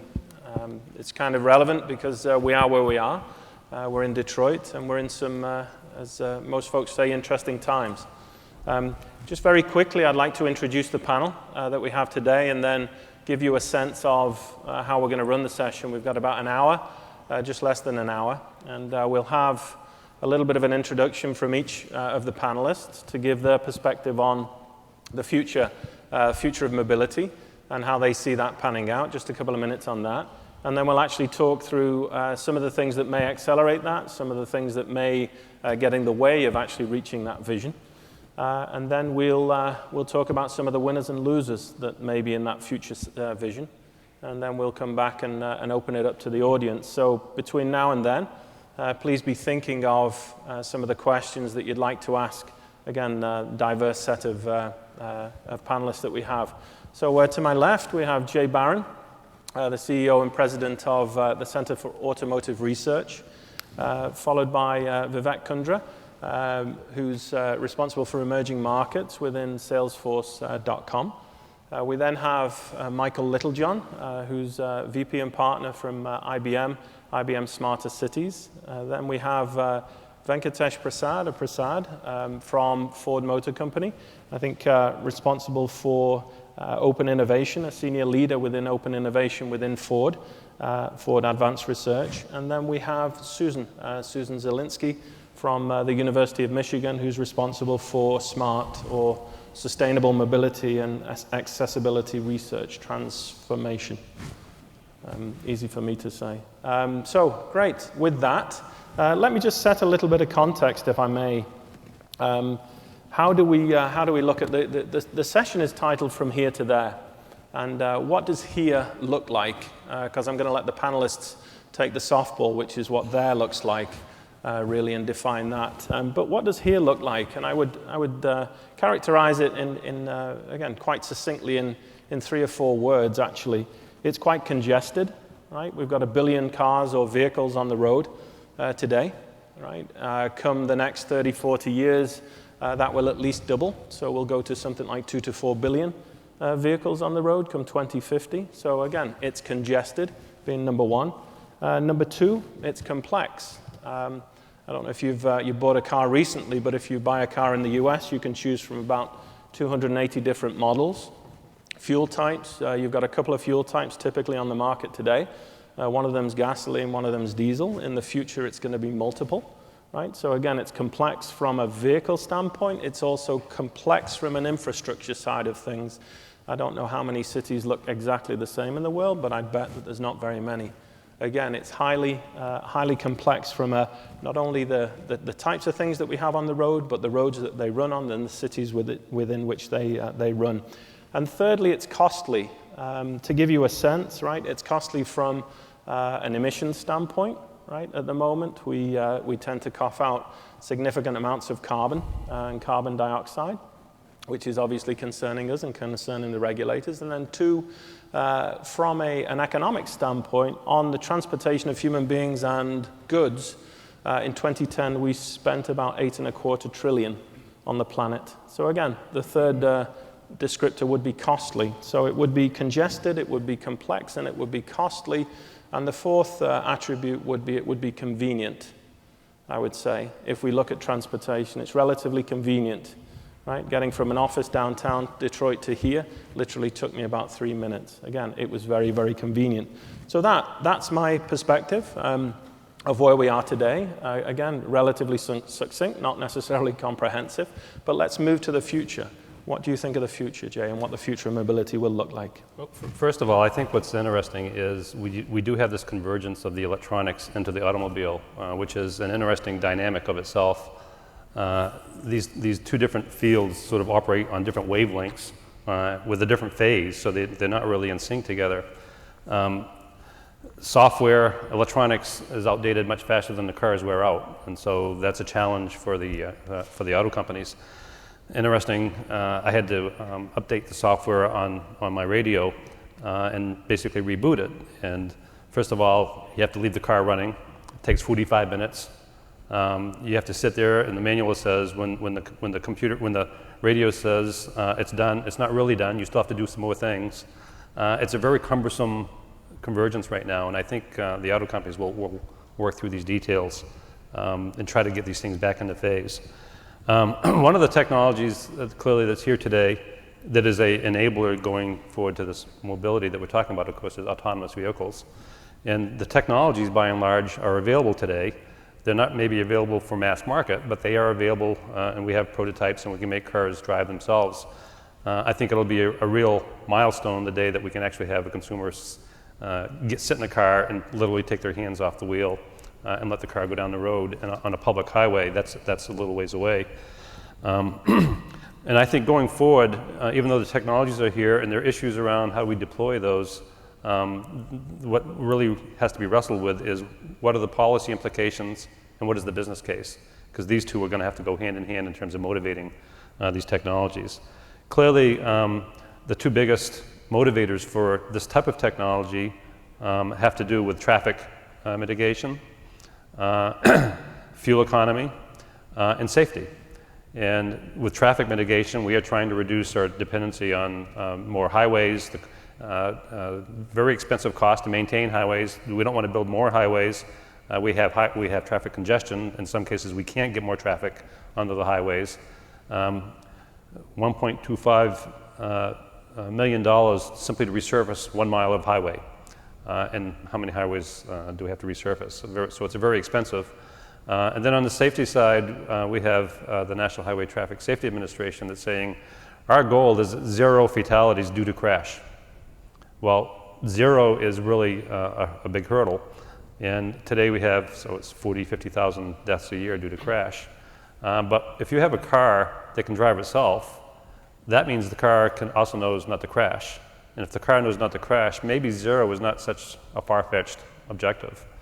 The other thing in the field that I actually work closely in is the structure of the car and the crashworthiness and the materials going in the car. We are expending hundreds of dollars per vehicle to make these cars lighter and safer to get better fuel economy. Well, if you do make these cars so that they can drive themselves, you don't need 10 airbags. You don't need crash structures under the car. You don't need a lot of things. So there's money there that could perhaps be transferred over to electronics or sensors so that these cars can eventually drive themselves. So there's a lot of motivation for this autonomous vehicle technology. It's clearly going to have to be motivated initially from the government. If we simply wait for the market to take care of itself, it's going to take a lot longer than really waiting for the market to pull this technology out. So I think there's a significant role for the policymakers that have to help motivate some of the development of these technologies. One final comment, I think, is on the legal side. We talked about looking at a car or technology that takes control of your car. That's a very scary thing. And in a litigious society like we have here, it's often been bantered about, you could have a technology that saves 9 lives, but once in a while it makes a mistake. But 99% of the time it's effective. Well, that 1% of the time is enough to put a company out of business. So we have to weigh the value to society as opposed to looking at our legal system and what it might do to a company who's trying to innovate on some of these new technologies. So autonomous vehicles are coming, and it'll be interesting to see how some of these issues play out. Okay, great. Thank you. Vivek? So I think when you look at the industry itself, I think the whole industry, the whole ecosystem is going through a massive transformation. So first, I think you see this transformation, whether it's happening in cities or around the country, in terms of the intelligent transportation infrastructure. We're seeing bleeding of the digital and the physical worlds, from investments that are being made, whether it's in smart grid, investments that are being made in terms of sensors. We're already seeing data being mined on a real-time basis, and cities around the world that are democratizing all this data around traffic patterns that are enabling cars to be more intelligently routed, that are enabling people to make better decisions, that are creating a level of transparency that had never existed before. And you're going to continue to see innovation at that level. So one would be around this platform. And government obviously has a huge role in that in terms of enabling it, whether it's through how it spends money on that infrastructure. So if you just think about the pace of innovation when it comes to roads versus tires, roads and the materials that are used to build roads, in the last 30 years, you really haven't seen a lot of innovation. But you've seen massive innovation when it comes to car tires. So that's one area I think in the coming years you're going to see a fundamental shift in not only in material science, but also in terms of how those investments are made. How do you actually invest up front so you can get real-time data, analytics, and fundamentally rethink how a city is engineered. Okay. Second area, I think, is going to be around the cars themselves. So you're looking at this entire social revolution with about 1 billion people on Facebook, over 200 million people on Twitter. The question is, why can't your car be social? So Toyota had come to Salesforce.com to Mark Benioff and talked about the future of technology when it comes to cars themselves. And they're putting out a car called Toyota Friend, which literally addresses the issue of, well, why isn't it that your car can't tell your dealer that it needs its oil changed? Or why can't your car, as it's driving, aware of its context, tell you that there's a special Groupon deal available on this block? Why can't your car tell you, your friends are all meeting in a certain place, and why don't we all get together and meet in that same place? So I think you're going to see these social technologies fundamentally change the way cars are actually engineered themselves, beyond the autonomous vehicles. And then I think third area is going to be a business model disruption. For too long, what you've seen is that the relationship between a buyer and the car is managed by a dealer. I think that in the coming years, that's going to be disrupted. Car companies are going to be able to have much better insight in terms of what their customers want on a real-time basis, because they can actually manage that relationship with their customers and drive those innovations. Right now, all that is being driven through a third party. And from a policy perspective, obviously, a whole host of issues are going to be raised, whether it's around safety, as you mentioned, or whether it's around the legal framework. You're seeing states like Arizona and California passing laws enabling autonomous vehicles. And I think you're going to see that across the country and the world. Good. Thank you, Vivek. Michael? Russell, the way IBM has looked at it, we've focused on the concept of urban mobility because we think that's where the issues tend to be the greatest. And Vivek used the term ecosystem, which I use as well. And the way we view urban mobility and the way we think that effectiveness is shown in urban mobility is by managing a complex ecosystem that's made up of vehicles, it's made up of travelers, it's made up of passages, roads, it's made up of public transportation option, even bikes, Okay? And it's made up of parking and parking availability, because that's a key part of the ecosystem. And so the way that ecosystem is managed is that data has to be captured, data has to be integrated, and then intelligence needs to be applied in order to affect the greatest transportation, the greatest movement through these urban areas. And so let me give you an example of something that happened to me recently of how it is today and how it will be tomorrow. I live in a suburb about 15 miles, 18 miles north of Midtown Manhattan. And a few weeks ago, my wife and I were we had tickets to a play on a Friday, a summer evening on a Friday. And we were going in early for dinner. Now, we were faced with 3 options to get there. We could drive door to door, okay? We could take public transportation door to door, okay? Or we could take a hybrid approach. Drive part of the way, park, and then take public transportation to our destination. The challenge, the good news and bad news, the good news is that there are probably dozens of pieces of information out there. Everything from Google Maps to transit sites. The downside is it was unwieldy, and I ended up having just to rely on my instinct, being a 30-year, 40-year resident of New York City or the suburbs. And I don't know if we were on time. I don't know if I guessed wrong. In fact, we took the hybrid approach. If you know New York, we drove down to 86th Street, we parked, and then we hopped on I think it was the 2 train down to Times Square and had dinner and the play. In the future, though, what people want is that they want to be able to do that automatically.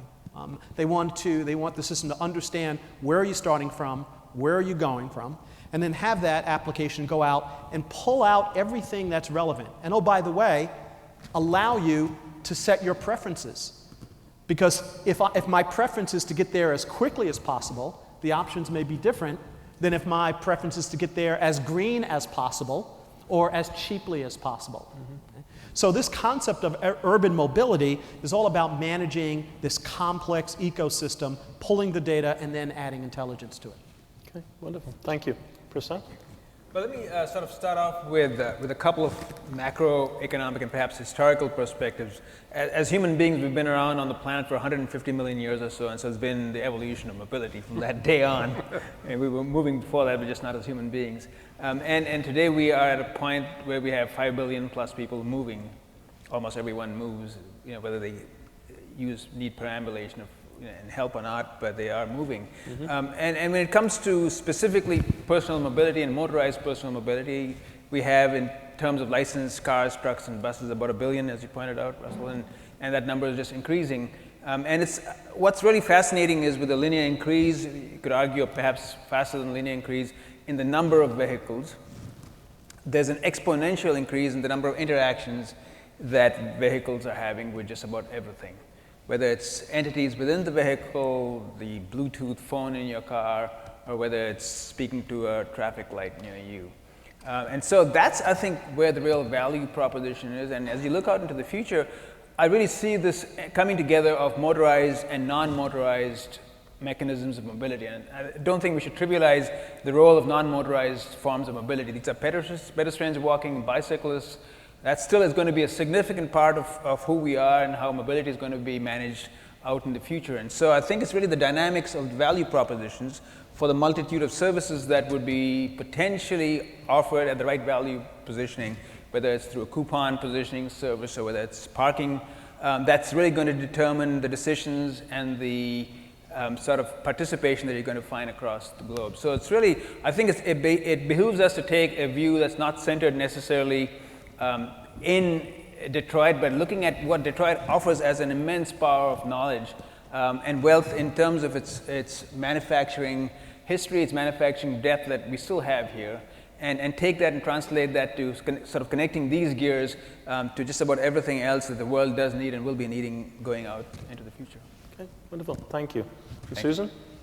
This is just so wonderful. I feel like what I was about to say was a sort of a composite of all these different things, and you said some things that I'd never heard of before, so I'm really excited about this panel and how we can connect the dots. So I guess what I'm going to do then is a bit of a summary of some of the things that you've been saying. So I had in mind more options, more connected options. And something that might be different from now is that they're focused on the user from door to door. So rather than focus on the infrastructure or the mode. And so the dots are connected, and the modes and the services and the technologies and the infrastructures are all connected. So it would be sort of like, you know how Thomas Friedman says the world is flat? I think it's like transportation is flat. And as you said, Prasad, there's more of an equality amongst modes.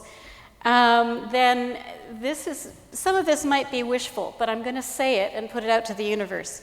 Cleaner, greener, safer, healthier, lighter, more equitable, more lucrative, more nimble, more tech-supported, and in terms of the integrated wayfinding and the fare payment and the traffic management. And first and foremost, hipper and sexier. It's no longer the big, heavy machine thing. It's this really cool, forward-thinking, interchangeable ecosystem. And I think I heard about it's going to be about moving goods as well as moving people, but I think it's also going to be about moving less. So we don't actually have to move if we don't want to. So we can design cities so we can take shorter trips. We can have local production and distribution, urban farming, which is really happening here, and also tele-everything, telework, teleshop, telecommerce, telemedicine, tele-education. It's also one thing, I think I heard hints of it, I think it's the foundation of one of the biggest emerging industries akin to Silicon Valley. And the industry cluster is beyond manufacturing and embraces the information technologies, but also the real estate, the tourism, the finance and economics, and also the small IT and the small services and the fractional uses that you can use anytime you want. So there's going to be a very exciting new industry opportunity globally, and then some regional cluster development opportunities from an economic point of view. And finally, I think it's going to be regionally customized, which is nice. I see it being less of a cookie cutter kind of a thing, and much more that what we do is we map out and we listen to what the needs are of our own communities. And we have these different options as menu items that we can combine in the best way to meet our communities and our region's needs from both the human livability point of view and the economic point of view. And that's all I have to say. Wonderful, thank you. So there you have it. That's the future of mobility, I guess, in 5 short bites. But interestingly, right, one question that comes to mind if we think about the drivers of those futures, right, and future visions, I think there is a future vision, and you've all painted kind of versions as we move towards that. Trying to understand what are some of the drivers, right? Traditionally, if we think about an industry, if we think about something growing, we think about macroeconomics, we think about regulation, we think about technology, and we also think about demand. Traditionally in the auto industry, which is, right, I think as was highlighted from Prasad, you know, we're 100, 120, 130 years old in essence, right, in the motorized version of the auto industry that we know. The biggest driver of innovation to date, we could argue the point, but typically in the auto industry is regulation. Whether it's fuel economy, whether it's safety, if we look back over the last 30 years, that content has been driven primarily by regulation. The futures that you defined, what do you see as some of the primary drivers? Again, is it macro, is it technology, is it regulation, or is it consumer pull? Susan, go ahead. I see all of the above are drivers, and that's what I like about it, because we have the opportunity to use those drivers and not just fear them. But I think one of my favorite drivers is global urbanization, because it changes the paradigm. It says, oh, okay, well, wait a minute now. We used to be able to actually think that as long as every car has alternative fuels and you know, has light materials and all the right things, we'll be okay. But I think the urbanization shift has happened. Remember back in 2007, that big exhibit about we've just crossed 50% of the world is living in cities, and soon it'll be 80. And so then you start to think about Beijing's 9-day traffic jams, and you start to think if everyone in Beijing or India that's still walking and bicycling were in a car, even if it was like the cleanest car on the planet, it's really not conceivable. And their cars would become offices and houses and would take up just too much space. So I think actually for city leaders, for people who have to manage the complexity of not just transportation, but the whole caboodle, urbanization has been a really great driver. Mm-hmm. Okay. Obviously, I think we've talked about this before. The whole generation wires. There's going to be. I agree with what you said, Susan, because it's going to be all of the above. But it's looking at different things. And you've heard the stories, but I've seen it firsthand with my own kids, where you could take away the keys of the car, but for heaven forbid, don't take away that cell phone. The interests today are different than the interests when I grew up. We used to like to drive cars. Does anybody here remember Fahrvergnügen, the fun of driving? It's becoming obsolete. So I think there will be a demand from society, from kids, from the new generation, who are looking at transportation much differently than we used to as younger people. And then obviously a number of other things that I mentioned earlier about traffic. I think there's a role for policy for the government, public interest, in terms of safety and other things that, if left to the free market, will move too slow. And so they will motivate certain things that are healthy for, a lot of us wouldn't spend more money today to get a greener car. Some of us would, some of us would not. In fact, more of us would not. And so you need the government to sort of step in on some of those things that are important for all of society and longer term. So there will be a role for the market, a role for the government, a role for the auto companies. Auto companies still have to make money. They got to keep on making money during all of these transitions at the same time. So a lot of very dynamic forces, I think, will play out. Okay. Anybody else? Okay, let's move. So. Can I just throw one little? I know I've been talking too much, but culture. I just think this social networking and fractional use and sort of systems approach and seeing portfolios, and it touches on the connectivity, your kids and the digital stuff. But I think there's a kind of a social shift that came out of the digital revolution that can't be underestimated. I think it really changes the way we want to do stuff. If I could just add, please, to what I just heard and what Sue just said, I think if I had to pick one, I'd just say it's the consumer. It's the consumer that ultimately drives innovation. If no one buys a car, we're out of business. No matter how much we get regulated or not get regulated, we're not here. So what we're seeing is an evolution of new ways by which consumers are going to influence and shape both product definition in its sort of metal bent sense, but also the experience of mobility and what it means to go taking multiple choices of modes of transportation and get from A to B and come back home, as Henry Ford said, safely. So our goal is, at the end of the day, to ensure that we bring everyone back home safely. Mm-hmm. But how we do this and how the chisel begins to work on shaping this future is going to be intimately determined by the consumer, and the consumer is immensely powerful. Every time someone touches an application on a smartphone, they are trying to say something, and the back end better listen to it. Mm-hmm. That's the chisel of today, right? Mm-hmm. Mm-hmm. And shaping the future of what we're going to offer.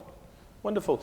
Maybe Vivek and Michael, we could push on one of the other drivers. Again, I bucketed them as macroeconomics, as regulation, technology, and consumer pull. If we think of technology, and if we think of some of the waves of technology, whether it's in the vehicle, whether it's the connection of the vehicle, whether it's the city, and how the technology evolves in the city, how is that as a driver, and what's the relevance?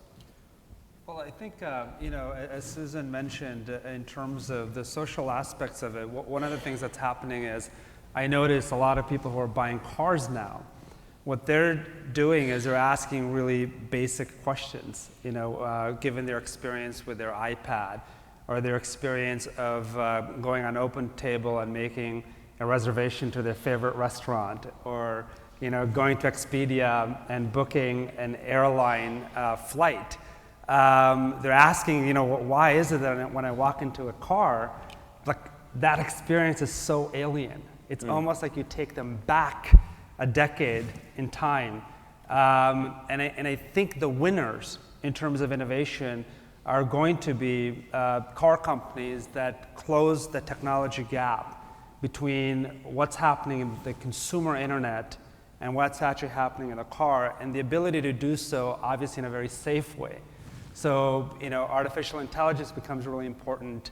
Voice recognition becomes really important. So technologies we're just beginning to see become mainstream now are going to be part of the car, sort of hardwired. So that fluidity, that you feel as a consumer, whether you're on your iPad or you're behind your PC or you're, using a mobile device, that hasn't happened yet. And I go back to something I said about the relationship between the car companies and the consumers. It doesn't really exist. I can't tell you, the number of cars, that I've gone throughout my life. I never really ended up having loyalty to the car company or the brand. And the reason was because there was no relationship. It ended up being through a dealer. And I think in the same way you saw a company like Apple disrupt the music industry, I think you're going to see that happen to dealers, where you're going to see this massive disruption of the dealer ecosystem. Okay. You're already seeing a problem with the dealerships who no longer have many cars to fix anymore, trying to identify alternative revenue streams to repairs, which has always been the profitable side of the business. If they sell cars at cost, try to make money in repairs, you can have a car for 3, 4, 5 years today without having a warranty claim on it. The quality has gotten so darn good. So the dealership role in this is clearly transforming as well, which is what you're saying. Let's come back to that, because I absolutely want to get to the business model. But Michael, thoughts on technology? Yeah, I just echo what Vivek said. I think the challenge is that safety barrier there, and what can you do? We can, if a car is stationary, we can do a lot to make it emulate everything else we know. In fact, it's going to get worse now that the airlines are starting to ease the restrictions of what you can do in an airline. To say, hey, if I can do this on a plane, why can't I do this on my car? But we've done a lot of work around, for example, allowing and enabling hot lanes where people come in and go out and dynamic pricing. The thing that challenges us is how do we communicate that to the driver and still stay within that safety zone. So I think that last frontier is not just moving these technologies to the car, to the automobile, but moving them in alternate interfaces so that it's you maintain that high level of safety. I find myself now absentmindedly issuing commands in my car as if I'm on an iPad, and I realize that I'm in a different environment. But every other screen operates the same way, so why should that screen operate differently? Sure. And maybe if I move to Prasad, right, I'll pick up on a couple of things, not wanting to poke things too much, but right, your understanding of the consumer. Right? You're on the advanced side of things. What are you doing to really understand the consumer and get to a point where you have kind of a common interface that people are used to? Yeah, I think we certainly are observing the world, like all of us are, and one of the fascinating things that's happened over the last 10 years has been the democratization of innovation. So it's not just we who observe, but almost anyone has the tools now to observe, and not just observe, but to actually build some value proposition around that observation and then participate in a collective creation of value. And so that's what we are embarking on really trying to look at, if you will, the crowds, but also smaller groups of folks who can actually have these probes in smaller contexts, whether it's an urban context in a city, or whether it's someone who's trying to fix their car on their own and upload software or download something that needs to be done to get them on the road again. And so it's really, there's new ecosystems that are coming out of existing dots, whether it's the dealerships that are thinking through what they're going to be doing in the future, or really new dots appearing and new ways in which these dots are getting connected. And so I think there's just a whole way by which we're coming to learn what consumers want and really how we can provide value back to them. There's a couple of examples. One, might seem mundane, the poor old wiper blade that goes left and right, swish, swish, and all of us have sung to 2-year-olds and little kids about how buses go, and school buses in particular. But now if you have 10 sets of wiper blades activated, that's some really useful piece of information for the person 1 or 2 miles behind on the same road.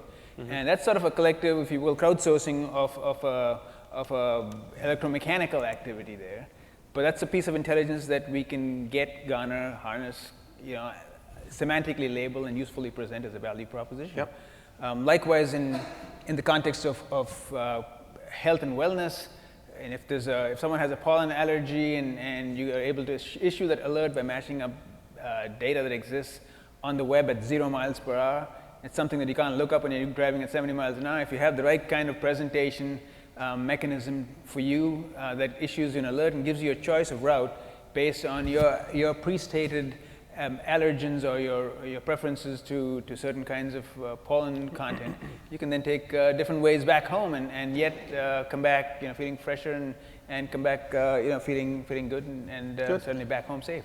Good. So I think there's mechanisms of blending. If I may, all this. Susan, you had a comment, but so just hold the thought a second, and let me just pose a second question or another question. So it costs us obviously something to be mobile today. Does the cost of mobility to the consumer go up or go down in the future, and why? I think cost goes up, but convenience also goes up. And I think that what history has shown is that people will pay for convenience. So I think, and that's the salvation of the car companies. That's the salvation of the dealers. So I think you're going to pay for this convenience, but people will buy that convenience. Go ahead. No, I was going to say another way to think about it would be maybe cost goes down depending on how you're measuring it, right? So I make poor decisions today because I have bad data or no data. Right. So, for example, when you're talking about getting on the train, I'm much more likely, if I know on a real-time basis my friend is driving down the highway by my house and we're going to the same place, to be able to say, hey, can you just pick me up? Or why don't we carpool together? Or why don't we use these bimodal transportation routes? Mm-hmm. And I think that's going to be a fundamental shift in terms of the cost equation. Mm-hmm. And then if you come back to the connected vehicle, it's like, okay, a $21,000 car cost about $40,000 over the first 5 years of its use for everything that you use, but you only use it 10% of the time. So if you can have a connected vehicle and you only need a car 10% of the time, it really enables the zip car concept of calling up the car, come to your door, take me from A to B, and I'm done with it, and you release the car. And you don't have to go downtown to go look for a zip car or something like that. So this technology could enable, and that could reduce the cost to a consumer. And what if you could look at cars and treat them as platforms, very much like software? What about the ad revenue of a captive audience that's sitting in a car? You could fundamentally change the business model and the economics. I don't want to watch ads every day in a car, but there will be a way to make that work, I'm sure. Yeah. But that raises an interesting point about the intersection of commercial entities and partnerships. So I would, when I'm driving into the city, I would love to know who's having a parking special that day, or who, I drove into Manhattan yesterday or the day before, and I can't keep track. This has a special from 8, if you come in between 8 a.m. and 9 a.m. This is 7:30 to 8 a.m., and this one is before 11. And so having that interface, and whether I'm driving past and Starbucks is having a sale or whatever, but bringing those other partners into the vehicle. You spend so much time in the vehicle, and we're looking for bargains, we're looking for parking, we're looking for coffee, and we can get that now, but it's awkward. We have to pull out our phone, we have to fumble with it. That seamless interface, which requires joint partnerships between the manufacturers, between the third-party data providers, and between the private sector. Absolutely. Susan? Yeah, I was just thinking about some of that stuff because I think we have the potential for costs to be more accurately reflecting what we're doing and accurately reflecting what we're costing in general. So what we're costing ourselves and society. So on our own side, when you buy a car and then you put gas in, then you kind of are thinking that the gas is free. Like once you've put the gas in, you're just driving anywhere. You don't really think about it. You don't whereas if you have your iPhone or mobile phone, and for everything that you do, you're on the bus, you reserve the car share vehicle, and then you get off the bus at a new mobility hub, you get into the car share, you've swiped the iPhone over, and then you get you get to the train station, you swipe it again, and each interaction is costed out. And that also has the potential to send messages to what is going to be more cost-effective or more environmentally friendly for society. So there are many more sort of accurate and granular opportunities. And on a sort of a slightly wider scale, I think what you were saying, Vivek, about how it affects the larger picture, if these kinds of systems allow us to live in places that have all of these amenities and more easily get around, then we don't actually have to own a car. So that reduces the cost a lot. But it's still good for the car industry, because the car industry still has to supply the cars that are in the system. So I think it has some, I don't see it so much grandly going up or down as much as being much more accurate. I think, so I think all extremely valid points, right? And there is if you think about it, there's an infrastructure. If the infrastructure is going to be updated, that needs to be paid for, right? Again, if there's less fuel being used, then there's some taxes that need to be recouped, right? Again, to plow back into the road. So I think quite a complex equation. And speaking of the business equation, right? There is a business equation that goes along with it with the $8.25 trillion that I talked about in 2010 in moving people and goods. What does that business model look like in the future? And right, the killer question, I think, is who wins, right? Because you've got a very different environment, right? You've got this coming together. I was just taking notes as we were talking, right?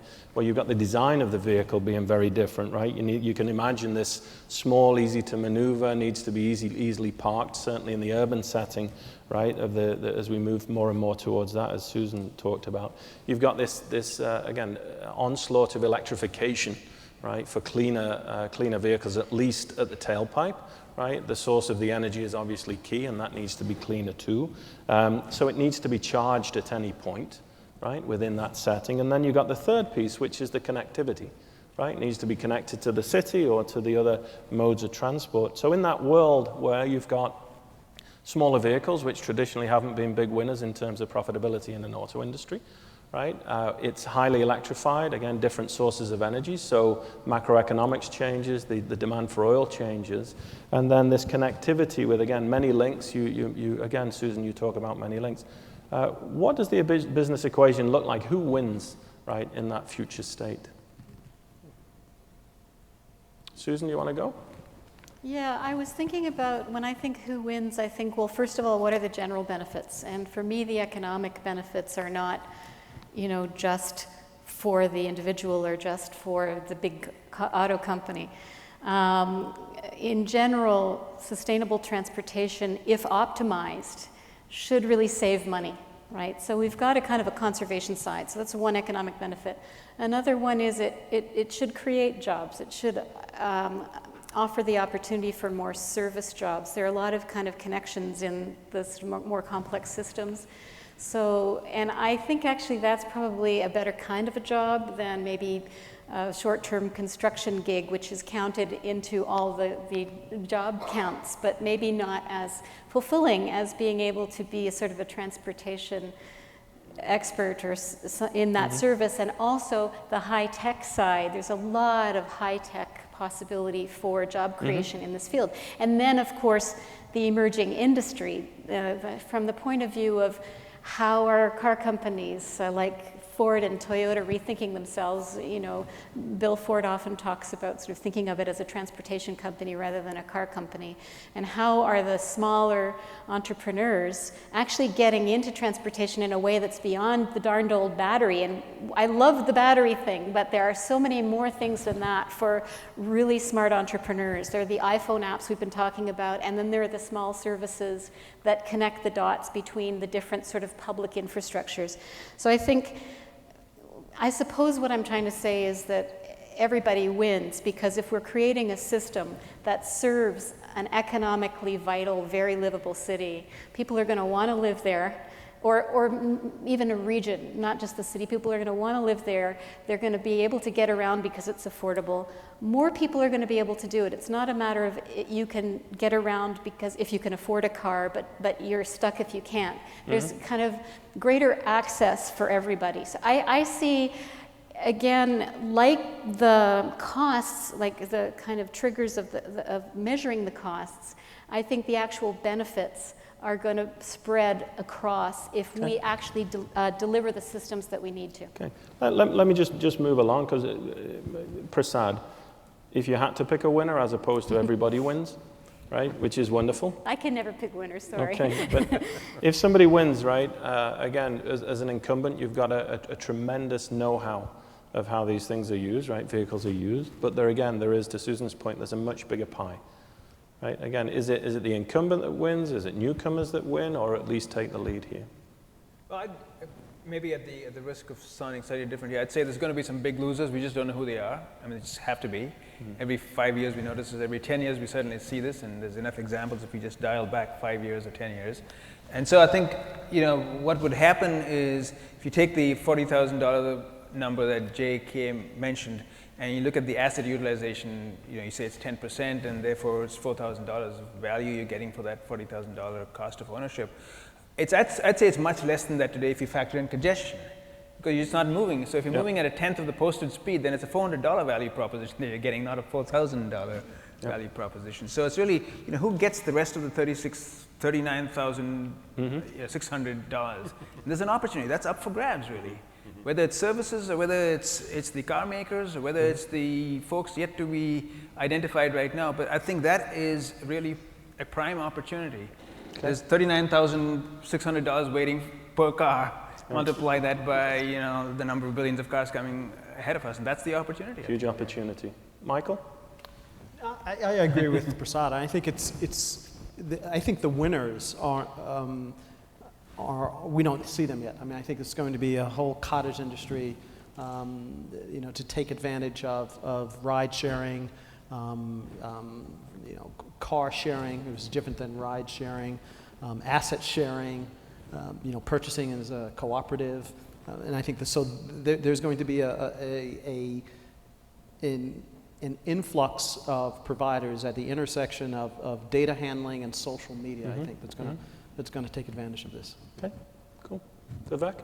So I think we clearly know who the losers are going to be, right? Because they're doing exactly what they've been doing since the 1900s. In terms of the winners, I think what you're seeing is a set of companies that are approaching this with a beginner's mind, right? That they're coming at this with a completely new way of thinking about mobility. So you look at the autonomous vehicles, right? It's interesting that a company like Google is sort of investing extremely heavily in that. But that's also being done against a backdrop of what I think is very interesting in terms of not having mobility at all, right? So if you look at a country like Australia, they're investing $37 billion in running fiber to every single household, to 20 million people. So a country like Australia now has the ability to fundamentally reinvent what healthcare looks like and how you deliver healthcare through telemedicine, how education looks like. You no longer need to come to a classroom to get educated. You could deliver it through this fiber infrastructure.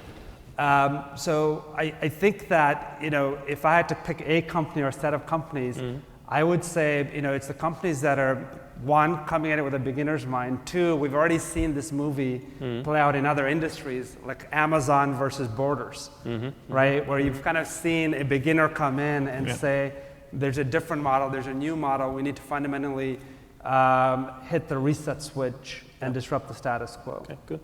And for somebody based in Ann Arbor, Jay, the Borders example was a good one. So winners and losers? Well, I would just mention that, one scenario is cars are becoming somewhat commoditized. It's a backbone, it's a vehicle to move from A to B, but you're not buying a car because it's got a bigger engine than the other car. It's a mode of transportation. And if that's the case, then the value created by the auto company to make that pod that goes from A to B, the value added is going down over what cars have traditionally been.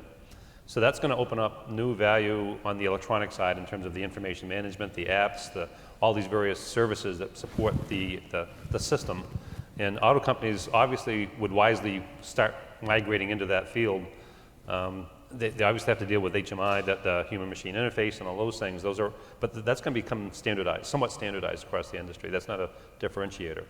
But when you start talking about the use of these vehicles and all of the wonderful things that we just talked about in terms of cities and traffic management and all that stuff, the companies that learn to take advantage of that and move at the rate of electronic and digital advancements is where the money is going to be made.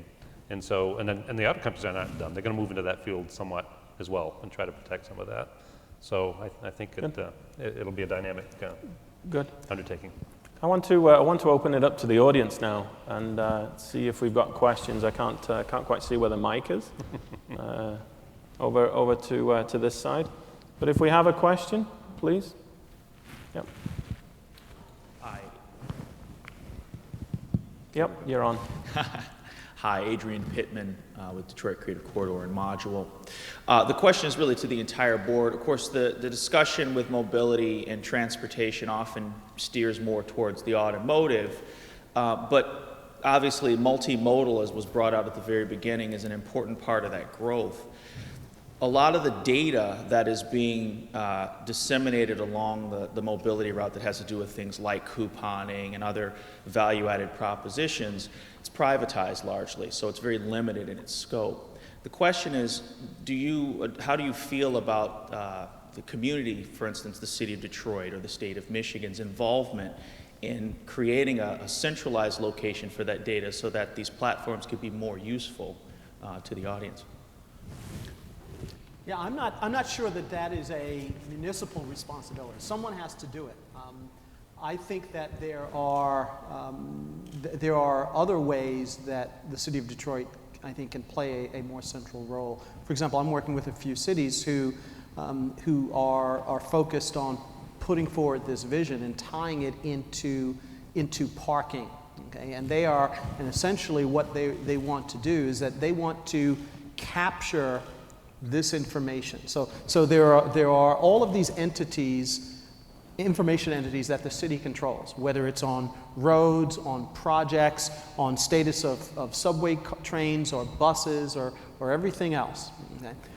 And they want to provide that information in a sandbox and use it as a germinator for other for-profit entities to build, whether it's insurance companies doing mileage-based insurance, whether they're app developers adding value. So they want to aggregate and disseminate the information that they control, and then through economic development attract other third parties to play in their sandbox. So that's probably, as opposed to them going out and collecting information from the various parking companies, that they want to create this standardization, this model, this data model, and then create this sandbox to germinate opportunities. I think what the city of Detroit could do, one is begin with itself, right? Democratizing all the data and the asset that it owns, as you mentioned. Second, put in a legislative framework mandate wherever there's government money that's spent, that data will be made public, that it will be open, and you'll have open APIs so that third parties could develop applications and create the level of application that most people need. I mean, think about it today. If you wanted to get on a bus, it's literally like going in your car and sitting for 15 minutes before the engine starts. You actually wouldn't want to go in the car, right? And that's kind of how bus routes work today. And cities around the country haven't done that. They just haven't taken a simple step, such as democratizing this data and allowing third parties, as you mentioned, to innovate and build some of the most innovative apps that most consumers are actually demanding today. Okay. One quick one, Susan, and then we'll move to the next question. Okay, I couldn't agree more, and I think this really calls into question how does policy have to change to support the speed of innovation and also the community capacities, because I've been hearing, having just found out that in China a lot of maps are not actually as accurate as they could be because of that relationship of public information. Mm-hmm. And yet the new technologies can allow that. If our policies can provide a framework rather than be really specific policies that lay out sort of all the rules and regulations, it takes so long to make those policies and to pass them. And by the time they've been laid out and passed, we're on another technology. So we have to really rethink how we provide frameworks with sets of guidelines and principles and open API, open source type of policies that really support interoperability. Okay, wonderful. Please, next question. Alan Bateau, Wayne State University. We've been talking overwhelmingly about automobiles. There were a couple of mentions of bicycles, and I think trains were mentioned once. And maybe this is because we're in Detroit, but can we not imagine that other modes as well figure into the evolution of mobility, or are they going to just be adjuncts to the car? I thought I'd start off by saying that non-motorized mobility has been around with us for 150,000 years, and it's going to be with us for the foreseeable future. We have to be compatible with that and really grow together with that. There's absolutely no way without doing that. Yeah, the way we define urban mobility is anything that moves, that gets you around. And so in New York City, New York City just announced the bike share program, following Paris's lead and a few other cities across the smaller cities across the country. So it is truly, our definition of effective urban mobility is taking advantage of all of the different modalities of transportation that are available in a city. Okay, good. Please. So I have two quick questions that are related.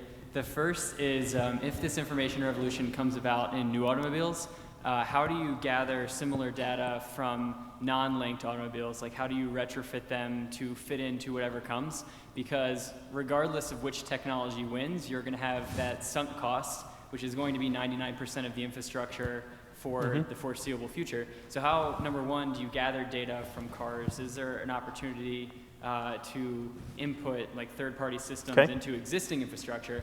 And then also, how on a systemic level could you retrofit these old cars that are going to be the reality for at least the next 20 years, if not longer? Okay, Prasad? Yeah, I think it's a really good question. In the United States, it takes about 15 years for about 95% of our vehicles to be replaced. If you come back now in the year 2027, you'll still find about 5% of vehicles that you see on the roads today, but 95% of them would have been replaced. So it takes a long time to replace that investment. And so, and the number applies more or less in the same way, maybe it's 20 years in other markets. So what we certainly have to do is to create the toolkits that enable the safe extension of existing vehicles, whether they're platforms built into the vehicles, or platforms that are at 0 miles an hour out in a service station in the back, or or on the road. And so really what we're going to see are the evolution of these enablers for innovation at the grassroots, in the hands of the third-party developers. You're kind of seeing this in the world of phones today. iPhones and Android platforms are sort of the buzz platforms today, but we'll increasingly start seeing this in the form of hardware additions and software that comes onto all kinds of other solutions associated with personal transportation. Okay. Okay, thank you. Is it the phone that needs to change or the car that needs to change? Well, I think it's both, right? The consumer is changing, and so they're going to ask for it. On the consumer, is it all right if I say just something?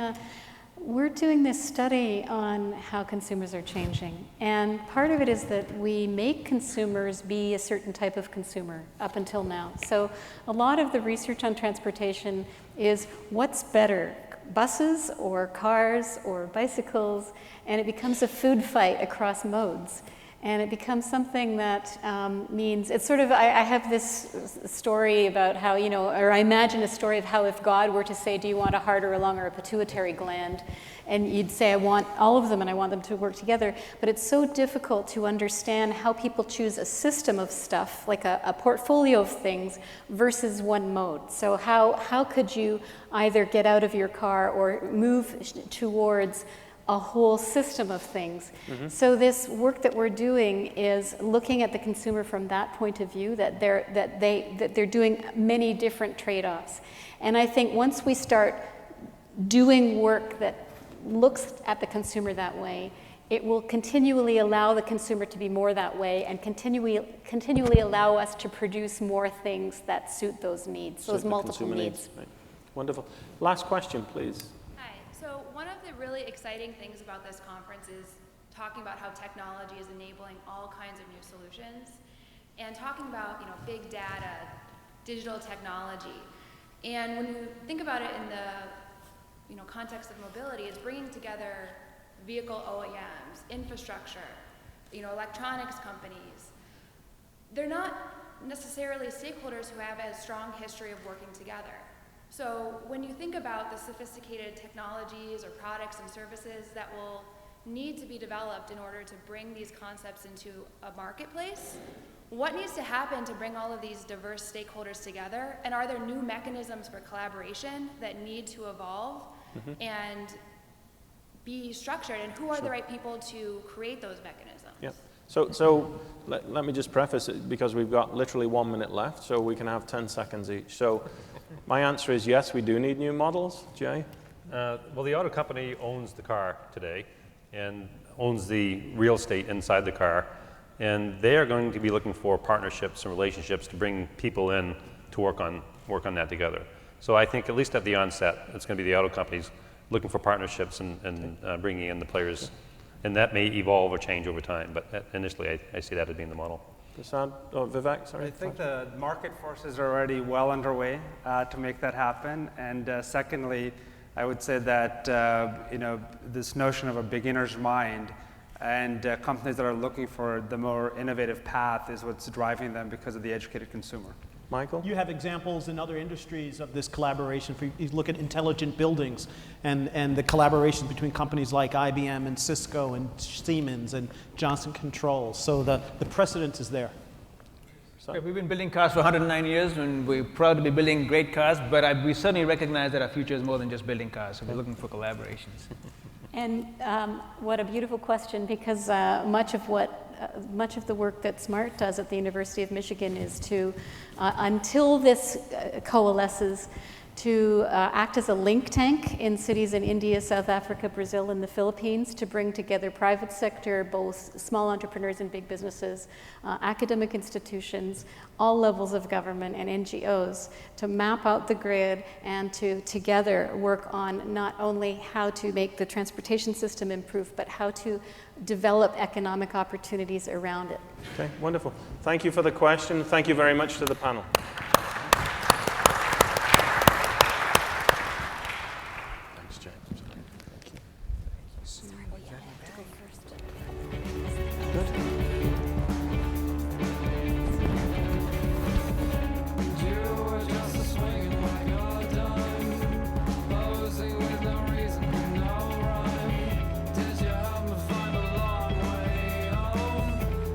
Songs that I did not know.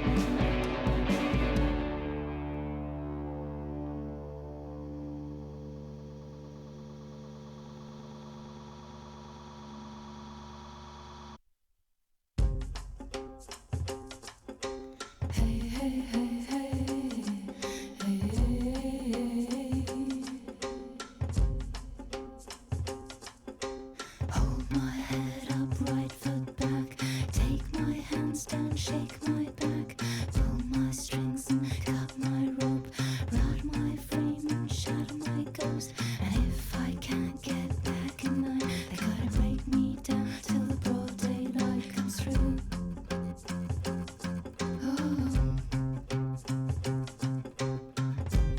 Breathe out, come alive, give me a reason to feel.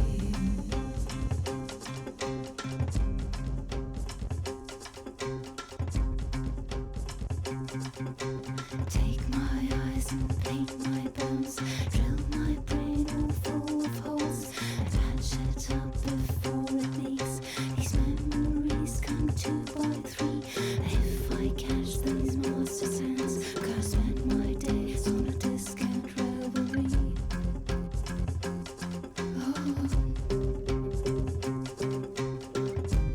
Breathe out, come alive, give me a reason to feel.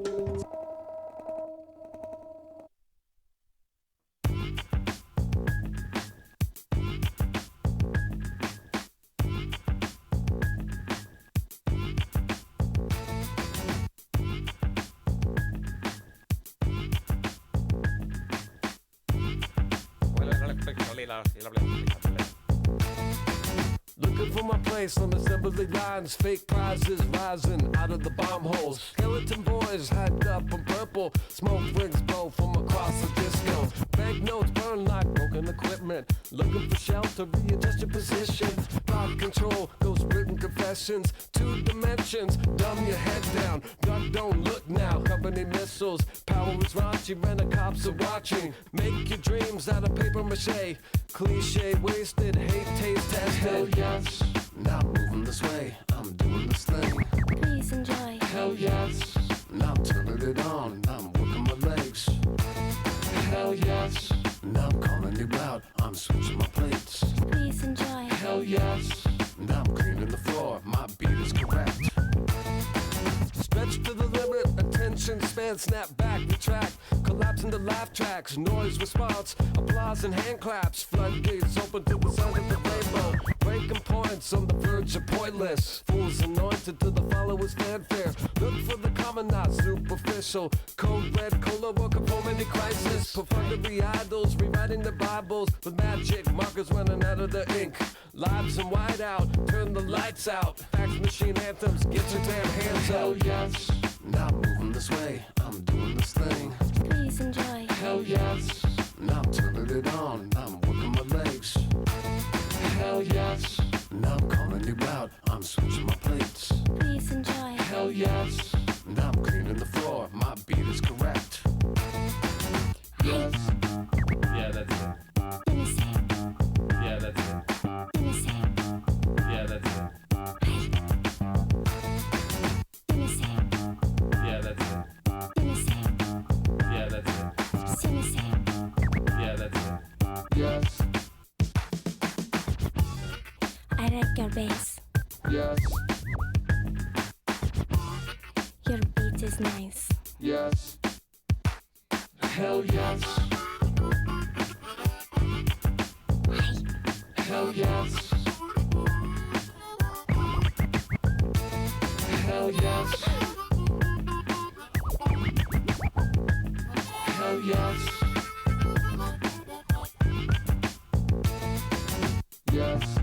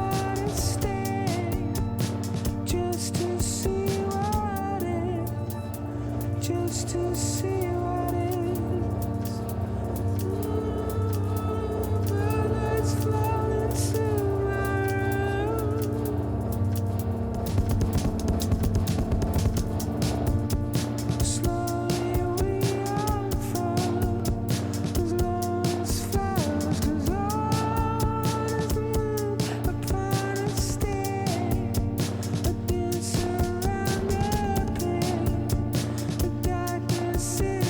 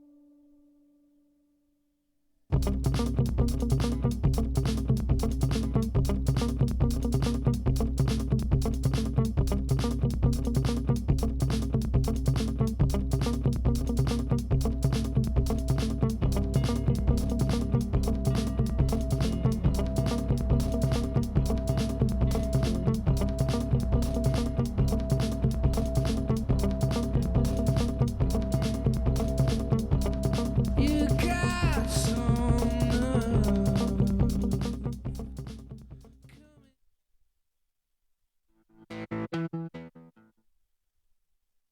Afternoon, everybody. Is everyone sleeping after lunch? Everybody's tummy's full. Good afternoon, everybody. So how do we think we're doing so far? Good? Yeah, we thank you again all so much for participating today. I think we've had a fabulous morning. I kind of peeked in on all the breakout sessions, and it looked like those were going terrifically. So welcome back. I promise we have just as invigorating an afternoon program as we did morning. So another quick reminder, can you just take a moment and silence those cell phones? We'd appreciate that. And right before we get into the sessions, we want to thank one more time Detroit Media Partnership, sponsor of our afternoon break. And we hope everyone's kind of feeling recharged after visiting the recharging station right around the corner there. So for those of you that put business cards in to win an Apple gift card, we do have 2 winners. And let me know if you're here, because I know people are still kind of coming in. So the first winner is Jan Hubbard of the Walsh Institute. Was that a woo? We have a, okay, congratulations, Jan. And the second winner is Suzanne Rutkowski with Sprout. I don't know if Suzanne's in here or not. Suzanne? All right, we'll find her. I think you need to be present to win, but I'm sure she's still here. So Jan, for you, after the break, just walk on over to the recharging station and we'll get you your Apple gift card. Okay, so I'm not going to take any more time. I just want to welcome you back and turn it back over to David Kirkpatrick. David. Thank you, Beth. You're welcome. Thank you, thank you, thank you. Okay, well, you know, we always talk about transformation being underway for governments, companies, nonprofit organizations, and individuals. Well, this next session is focusing on the challenges that we as individuals have to make for this extraordinarily rapidly changing economy, because we all know it isn't always that easy to adapt, and the older we are, the harder it is. And I know because I'm not a spring chicken. But the fact is, we are going to have Dick Bowles, one of the world's leading thinkers about career, jobs, how to get a job, how to keep a job, how to think about what job you should have. He wrote What Color Is Your Parachute, which has sold 10 million copies, one of the best-selling books in history, and certainly the best-selling career and job book, maybe it is the best-selling self-help book. Anyway, come on out, Dick and Gary. Gary Bowles, his son, is going to have a conversation with his father. Gary is an entrepreneur. The two of them are starting a new company based around some of these ideas, and they're going to talk about how technology and this rapid set of changes that we're in the midst of are altering the way we have to think about our own lives and careers. So take it away, guys. Thanks, David.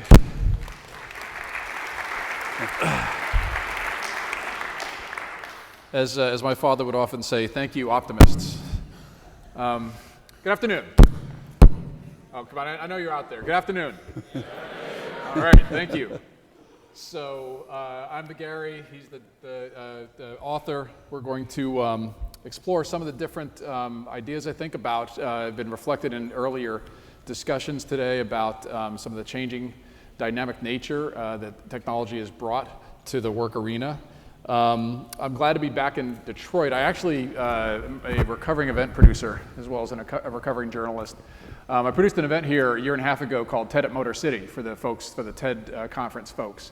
And it's really a great opportunity for me to just experience what tremendous vitality and energy is going into trying to help Detroit to move into its next phase. So just to get a show of hands, how many of you have heard of What Color Is Your Parachute? Okay, fair number of people. How many have actually read What Color Is Your Parachute? Okay, still a good number.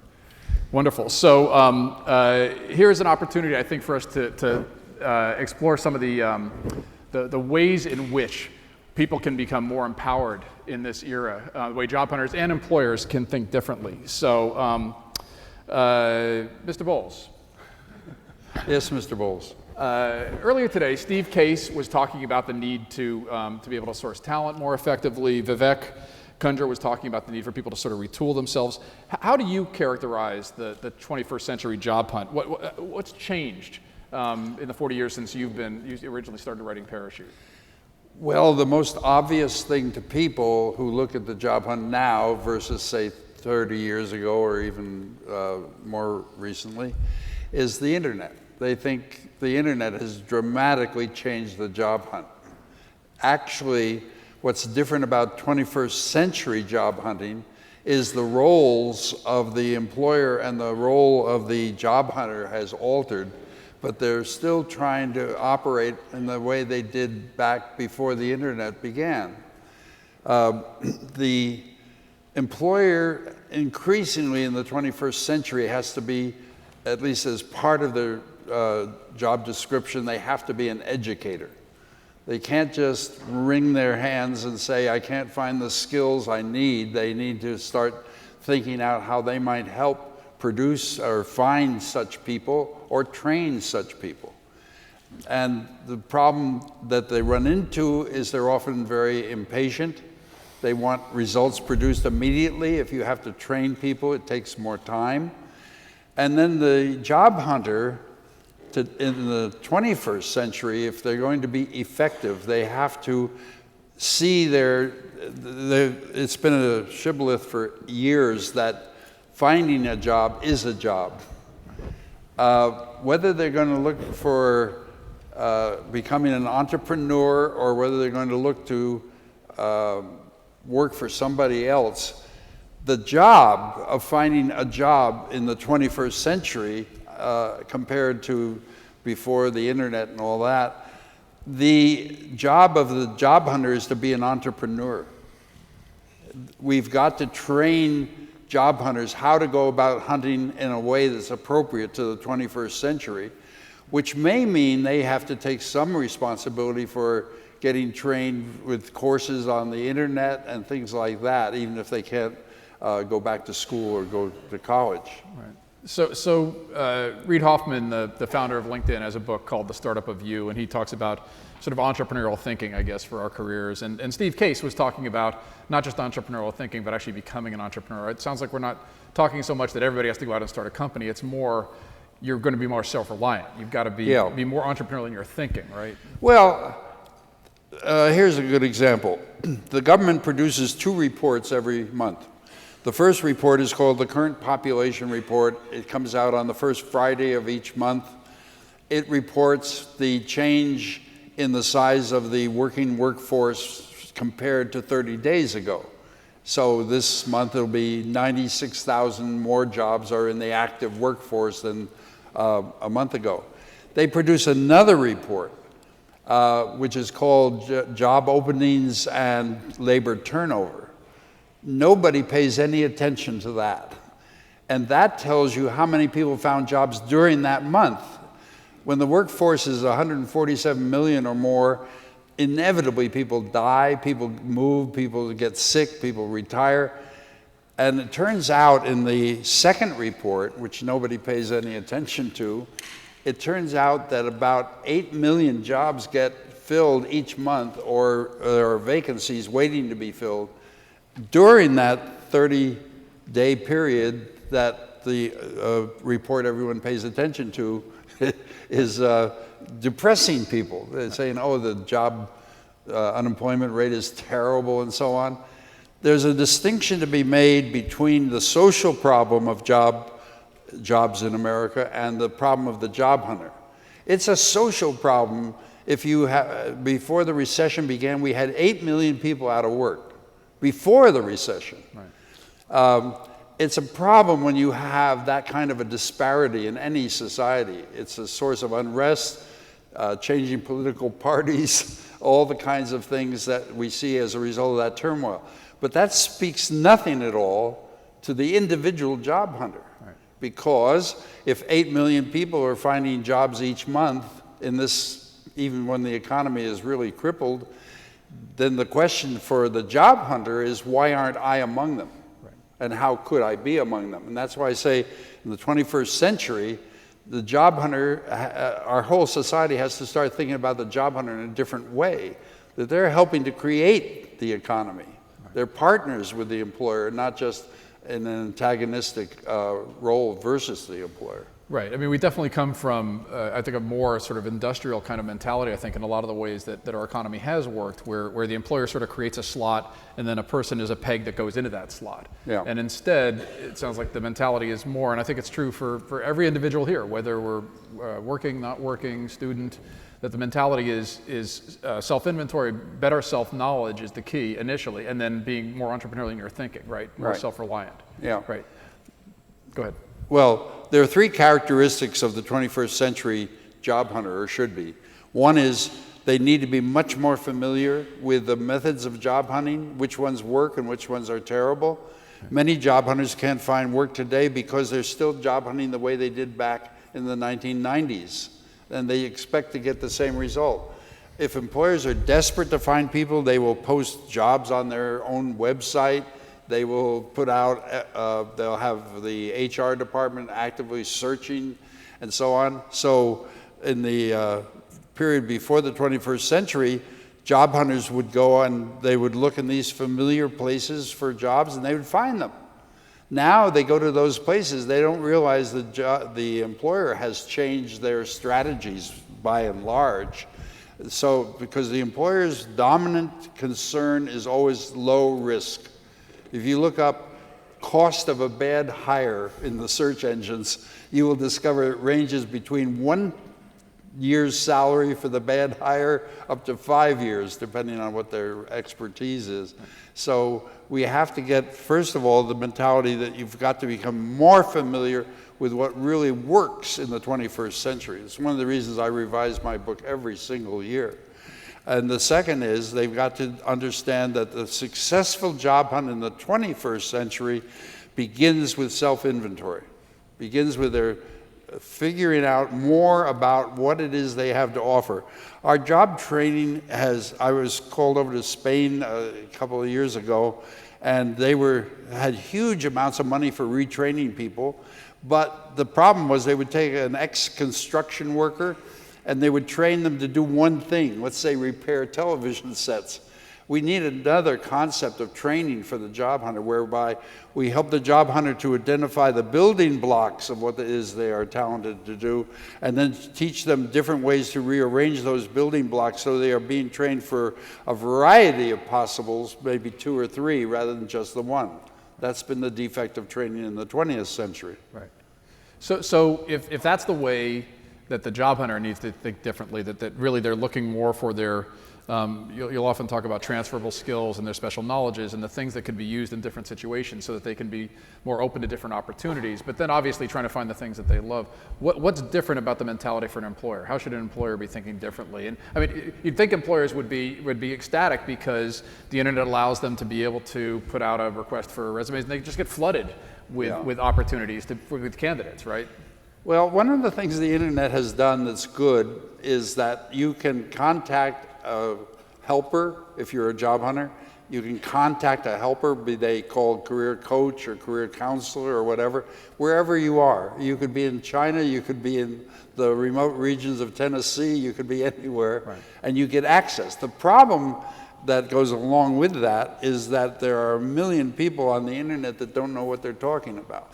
And so they perpetuate the 20th century idea about how you look for a job, resumes and so on, when that just doesn't work very well right now. Okay. And then so for obviously the job hunter then needs to look for more credible information sources. Well, I'll deal with your question. Then what about the employer? The employer, as I said, they have to see education as a part of what their job is about, not a ghetto called education over there.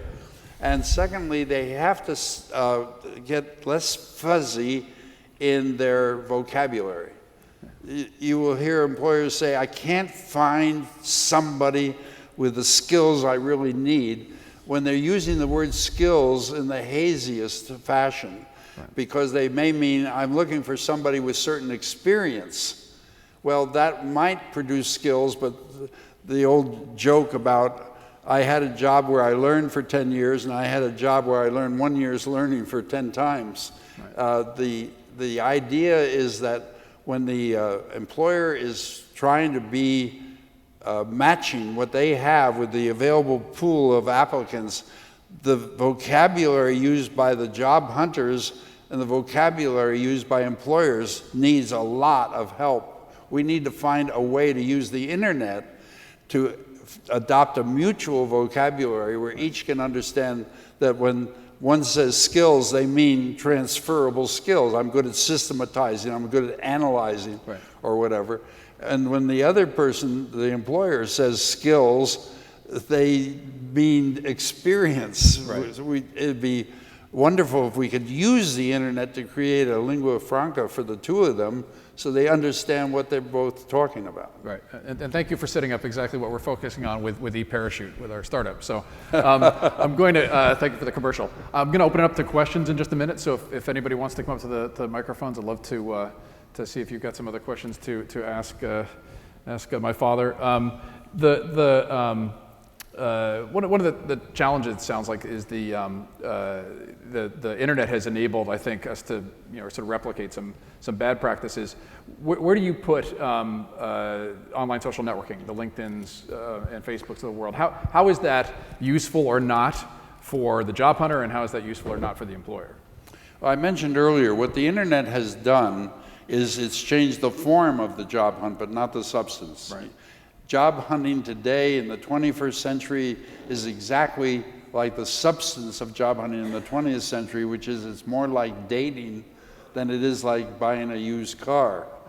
So they've changed the ways we go about finding people. Now, to my mind, the internet is so valuable not because of all the hype about social marketing and social media and social networks.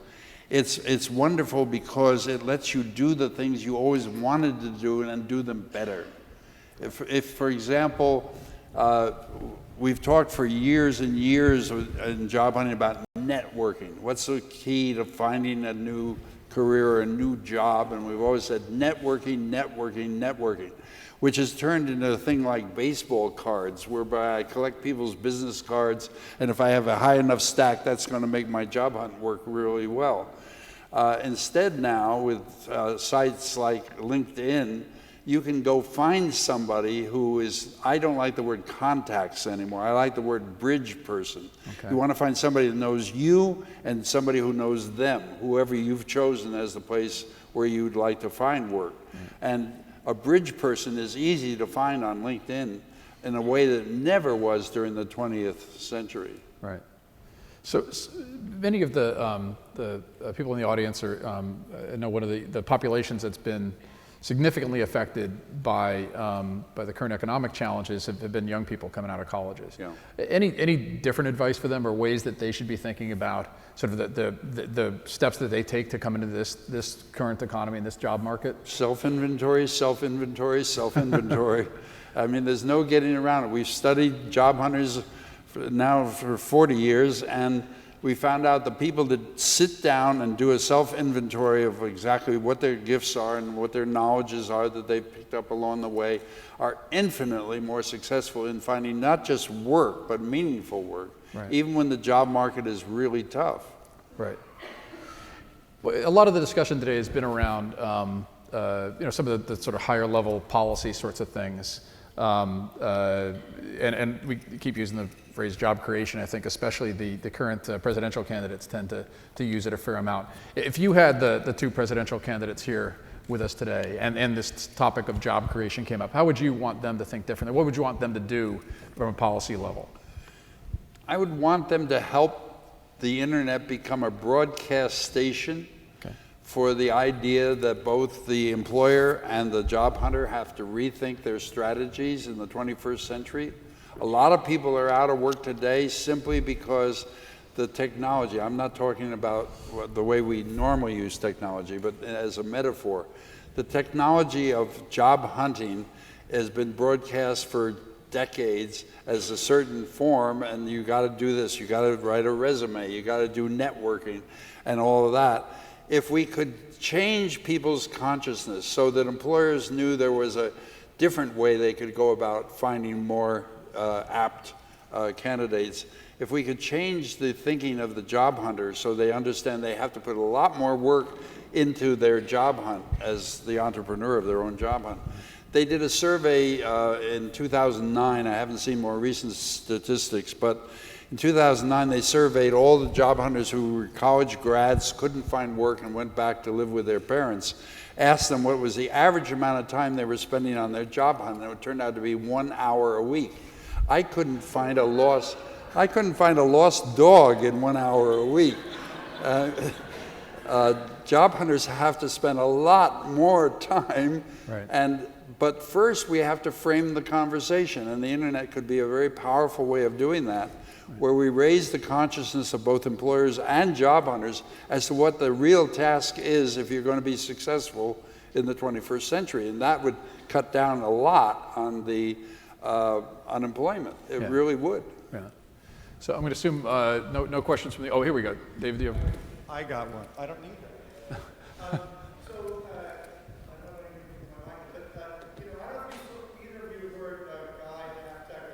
Right.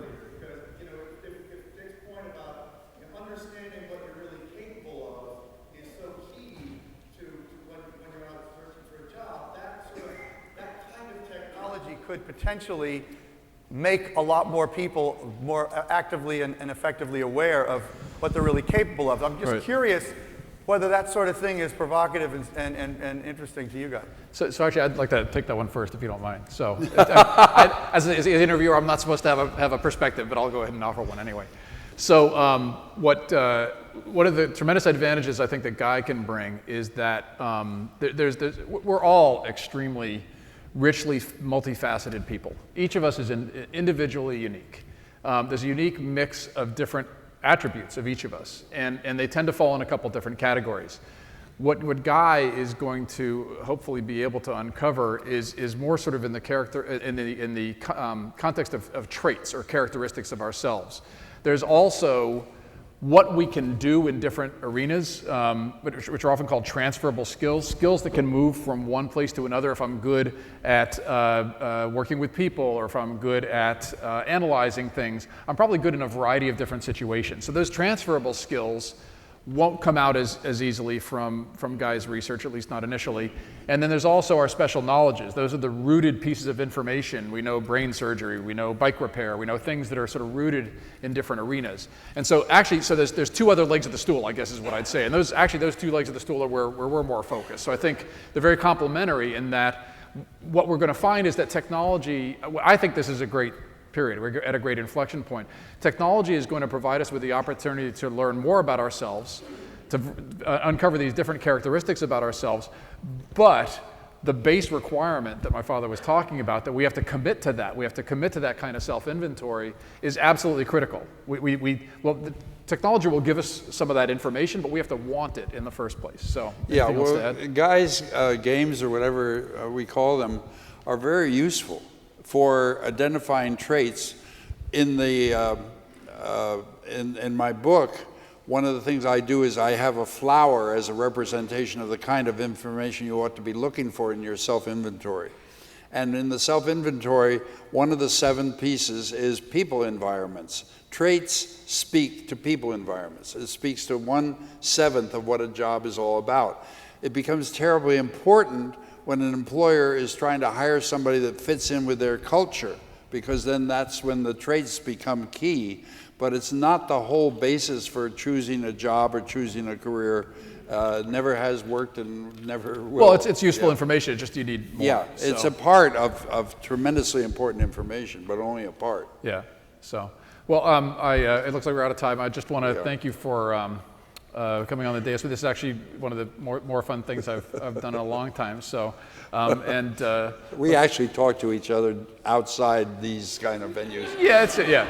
But this has been a great opportunity for some quality time. So, speaking of working together. So, do you want to tell that one quick anecdote about when people ask us about what it's like to be working together? We were at a meeting at my publisher, and somebody was presenting a new idea for us to think about, and Gary was present in the meeting, and my wife Marcy was there, and I was there, and we each had they had a break, and we each had to go out and use the men's room. So I encountered Gary in the hallway, and I said, I've been living in total anxiety that I'm going to say something that you won't like that I said, and I'll embarrass you. And then he said, I've been living in total anxiety that I'm going to say something that you won't like what I said. Or we found out we were both suffering from the same anxiety, which was trying to read the other's mind. Yeah. So and now we've gotten over it. So yeah. So it's going great. So thank you very much. Thank you. Thanks so much, Karen. Thank you, Dick. Thank you, really David. great. Thanks so much for coming. So next, we're going to focus in this room on Detroit. You know, I often say, you know, this conference in general is not about Detroit, although we are in Detroit for a lot of very good reasons. But this next session is about Detroit, and it's called Why I Believe in Detroit. And the moderator will be Rochelle Riley, who is a columnist at the Detroit Free Press that I just met backstage, but we had a delightful conversation with on the phone just the other day. So Rochelle, please come join us and bring your panel.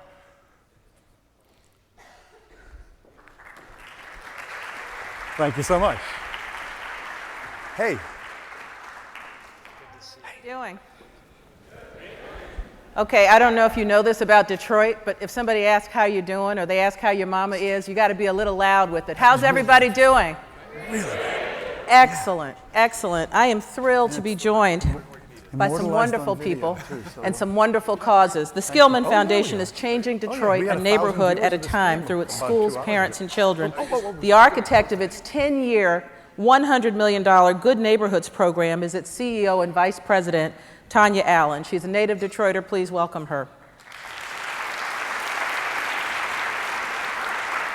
As publisher of the Michigan Citizen, Catherine Kelly is continuing a mission begun by her father, Charles D. Kelly, in 1978. He founded a newspaper to focus attention and tell the stories of the state's African American and progressive communities. The Citizen's goal is to engage decision makers and to make a difference. Please welcome Catherine Kelly. The best thing you need to know about Quicken Loans is that it's headquartered in Detroit. Then, in order, it's the fourth largest retail mortgage lender, has nearly 5,000 employees, is one of the top places to work in America, and has a partner in Bedrock Real Estate Services, which has its own Detroit Relocation Ambassador. That's devotion to the city, and that's Relocation Ambassador Bruce Schwartz.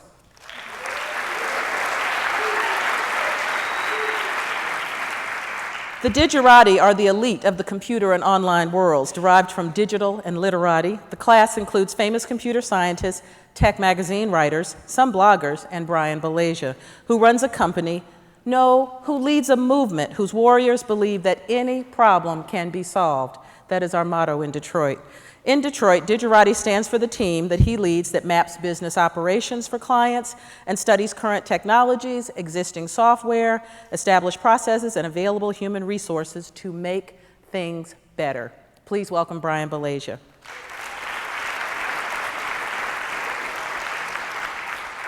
We're going to do 2 speed rounds, and the audience can play. I'm going to ask the panelists to give me one word, single word, that describes Detroit now. Tanya? Very easy. Resilient. Okay. And Catherine? Divided. Bruce? Momentum. And Brian? That's it, misunderstood. Ooh. Now, give me one word that describes Detroit in 10 years. Brian? Hopefully focused. Focused? Okay. Bruce? Astonishment. Catherine?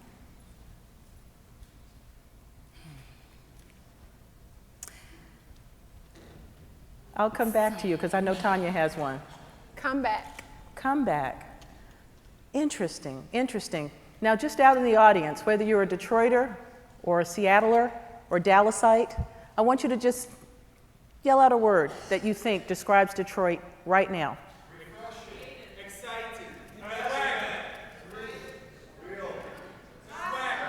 I love that. I heard real, I heard exciting, I heard respect. Now give me 10 years. Powerful. I love that. Okay, I heard my favorite word, kick ass. Thank you. When I decided to start with this exercise, I was trying to think of a single word for myself. And for Detroit Now, I came up with astounding.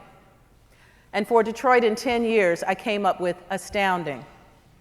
And I think what we miss sometimes is that you can be at various stages of astounding and wonderful and kick-ass, and the only difference between where you are and where you're going is a Brian Balasia or a Bruce Schwartz or a Tanya Allen or a Catherine Kelly or any of the people in this room who have decided they want to make something different in a decade. Now, what I want to do now is talk a little bit with some really important people, and I'm so glad you're getting to meet some of our best here in the city, about what is in our way and what it takes to move it. And I don't care who starts. What's our biggest obstacle that we need to just get out of the way? Well, I'll start. I think the perception. You read the papers, you see the news, you get national coverage, and it's not always the best about Detroit. But once people actually come down here and they see what the city has to offer and they look around and they can feel and touch it, it changes the perception all the way. Tanya, what about you? I think our biggest barrier is that we allow other people to tell our story. We don't have a cohesive narrative about where we're going as a city. And when you don't have that, people don't know what's going on. They don't understand the energy and the synergy that's happening to restore Detroit. I think our biggest barrier is poverty. I think what we're seeing right now, I feel like two different Detroits. I see there's the downtown, midtown part of Detroit, anchored by these great institutions, lots of resources, lots of energy, and things are looking hopeful for that, really hopeful for that part of Detroit. But there's also the neighborhoods, which is a very different part of Detroit. Crime is increasing. Young people are having a really hard time getting an adequate education. People are going hungry. I think the poverty in Detroit is going to, and the reality that the daily grind that most Detroiters face, that's going to be the biggest barrier to the overall progress of the city. I saw a look, Brian. Well, I better think. That's my inquisitive, as deep in thought. So I think that the biggest challenge that we have is going to be reappropriating our resources.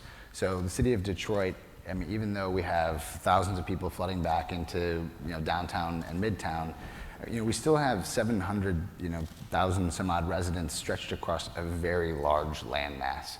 And figuring out how to take some of the resources that we have and kind of reallocate them to be able to serve the needs of the broader community is going to be a challenge. And so, how do you have enough police officers and enough police cars to cover that size of a landmass, even though you might not have the population to support it? And until we figure out those infrastructure challenges, I think we're always going to be fighting this kind of duality of story of great success and really deep poverty and high crime rates. Take each other's problem and let's talk about solutions. So there's two Detroits. There's the Detroit that has, the Detroit that has not. Somebody who didn't mention that one, what's the solution? Well, I don't know. I think what the solution is, or what the challenge is in some ways, or what the opportunity is for Detroit to make itself known and different than any other place, is that when you think back 40 years ago, you think about New York, Boston, San Francisco, you think about places that were really struggling. These cities, Seattle was called the dead cities of that generation. And many would say that about Detroit today. But when you think about all of the things that we have moving forward, that really is setting the economy where we can be the cornerstone of this nation's economy. I think what this notion of poverty, the question for me is how do we take this momentum and make sure that we're being inclusive in it so that children that are poor today don't have to be poor in 20 years. And I think that is the place where we can actually make a mark as a city, not just for our own region, but I think for the entire country. Somebody else take somebody else's problem and solve it.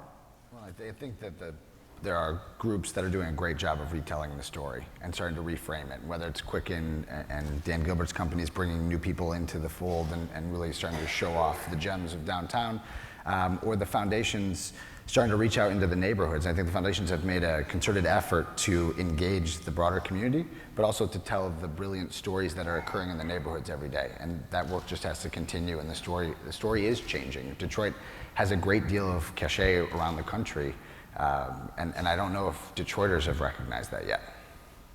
Bruce, I know you're going to take the landmass, right? Well, I would think, you know, now that Detroit is becoming a tech hub and really known for, you know, creating entrepreneurship and bringing more young people in, we need to help spread that into the neighborhoods too and teach the younger generation of what it means to be an entrepreneur and how to educate yourself in technology, because that's obviously the future. We're here talking about it, and I think that would be a big help. So getting it into the schools in some way, I think would be great. What is the biggest surprise that you encounter when you talk to people from someplace else about our city? Well, we work with a program called Venture for America. It's a program out of New York that's been recruiting students from top universities around the country to instead of going into consulting or finance, to go into entrepreneurship. And I think there's actually a number of VFA fellows in the audience today. And so what was amazing is, as we worked on that program and reached out to universities across the country, when we recruited some of the best and brightest from these universities, of Harvard and Penn and the like, and overwhelmingly the majority of the students picked Detroit as their #1 place to go. Woohoo! And that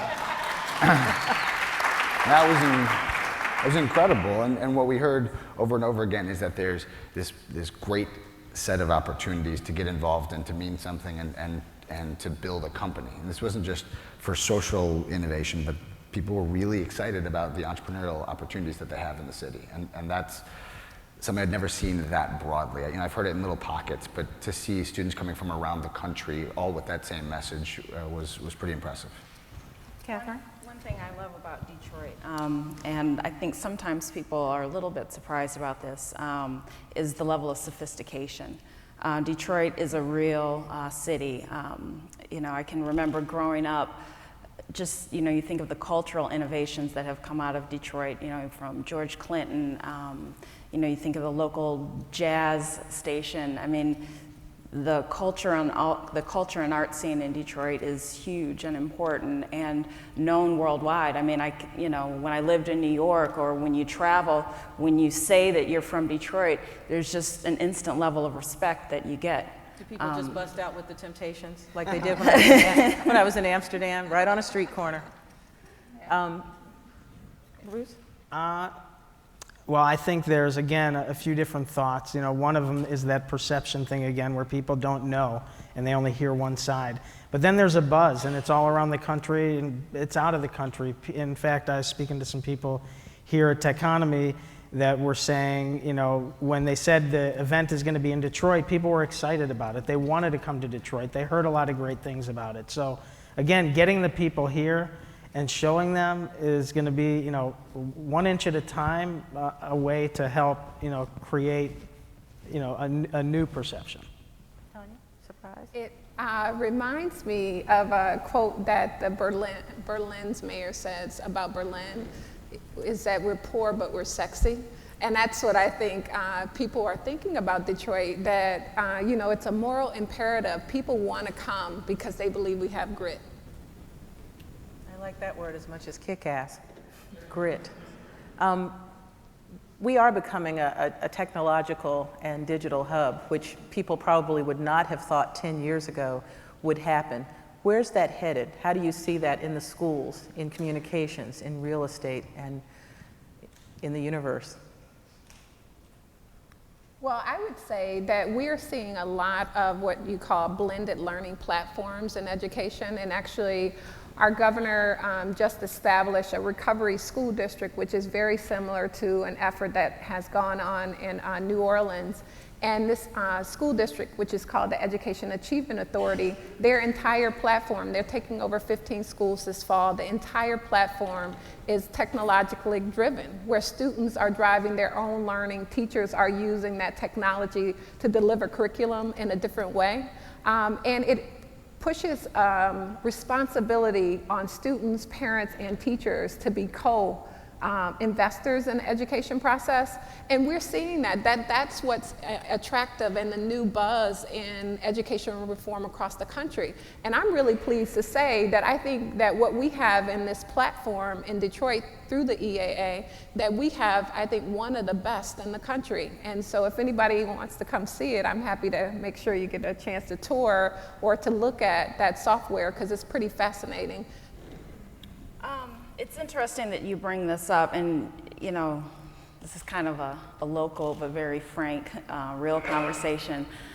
Something I've been concerned about with the EA platform and this software-based approach to learning is, you've taken literally the lowest performing students, and they're in this school, and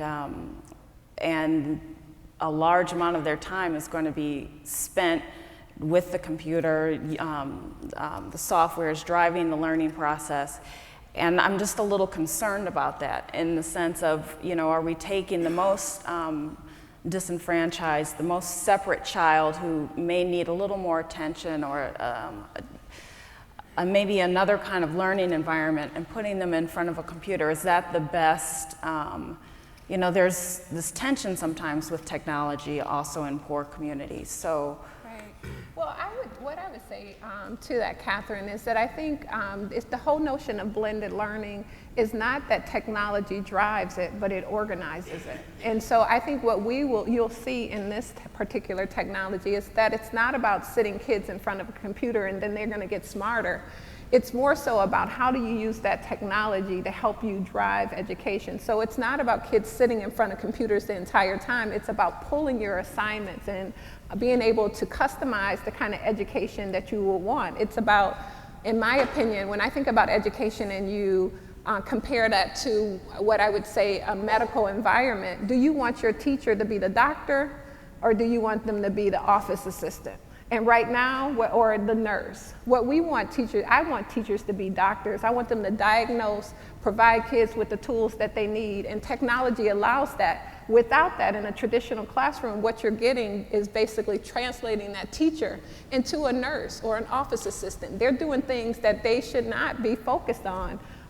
So that's how I think about blended technology and how it enables and creates innovation in education that we didn't have before.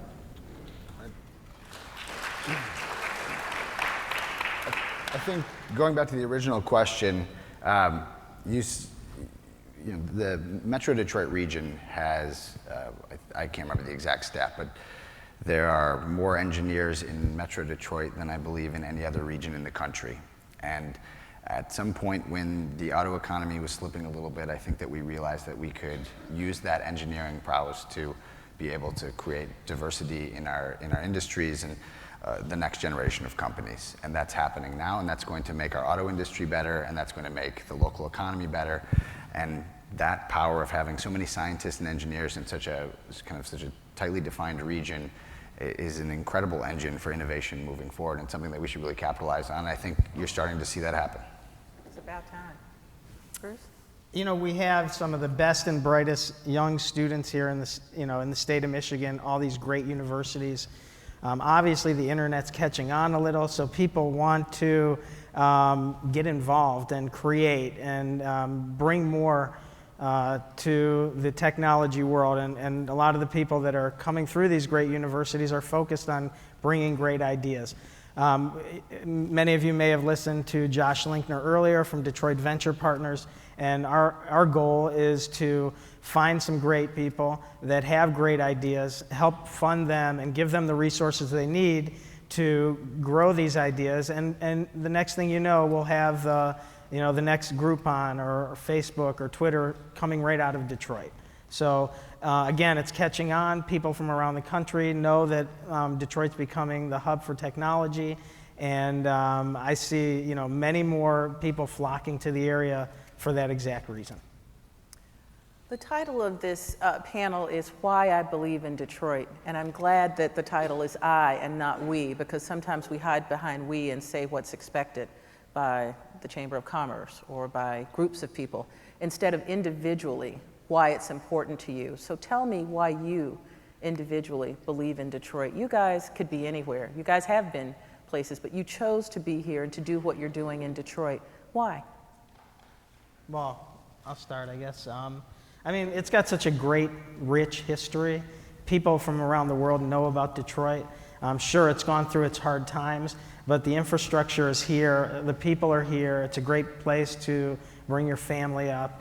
And, you know, once we get more people on the streets and more stuff to do down here, you know, we're going to create a new Detroit, a Detroit that is, you know, a place where people want to come, a destination where people, you know, will come and we'll be proud of to show off. So, you know, I'm just proud to be able to represent the city and show people what's going on and share with everybody who doesn't know all the opportunities that are here. Catherine? I think Detroit is a great place for entrepreneurs. I think you can't help but look around and if you're a certain type of person, think about opportunities. I think the recovery and the recovery from the auto industry and this, you know, economic decline Detroit has been in for so long has really pushed people to this edge where they are thinking of new ways of doing things, you know, new solutions. The urban garden movement. I think about Malik Yakini. And I think recognizing that kind of opportunity is what really keeps me focused and what makes me believe in Detroit. What about you, Tanya? I hearken back to the first question, what do I think, what's the one word? I believe in Detroit because we're resilient. And I say that because, one, I grew up in this city, and I have, actually, I always say this, you know, I just turned 40, and people always talk about the good times in Detroit, and I've never known them. But what I have known is that as a city, we've always been striving, no matter how many setbacks we've had, to get back to those good times. And I think about the work that we do in 6th neighborhood, where there are lots of children and lots of people who live in those neighborhoods, despite the fall of the economy, despite the hard times, despite the poverty, they never get up. Every single day, they get up and they try and make this place a better place. And they inspire me, and I believe in them. Brian? Yeah, I think this place is great. So I don't know any other place in America where you're going to find kind of the blue-collar, hardworking, roll-up-your-sleeves mentality mixed with the brilliant minds from the research universities that we have. There's very few barriers of entry.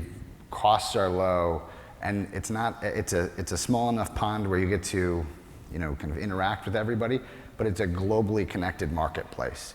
I think it's kind of this unique combination of all those things that makes it great for entrepreneurs and makes it why I love being here. It's not pretentious, and yet it's not some small town, you know, kind of pokey place where you just kind of sit around. This is a hard-working, intelligent place that has global impact, and it's easy to navigate.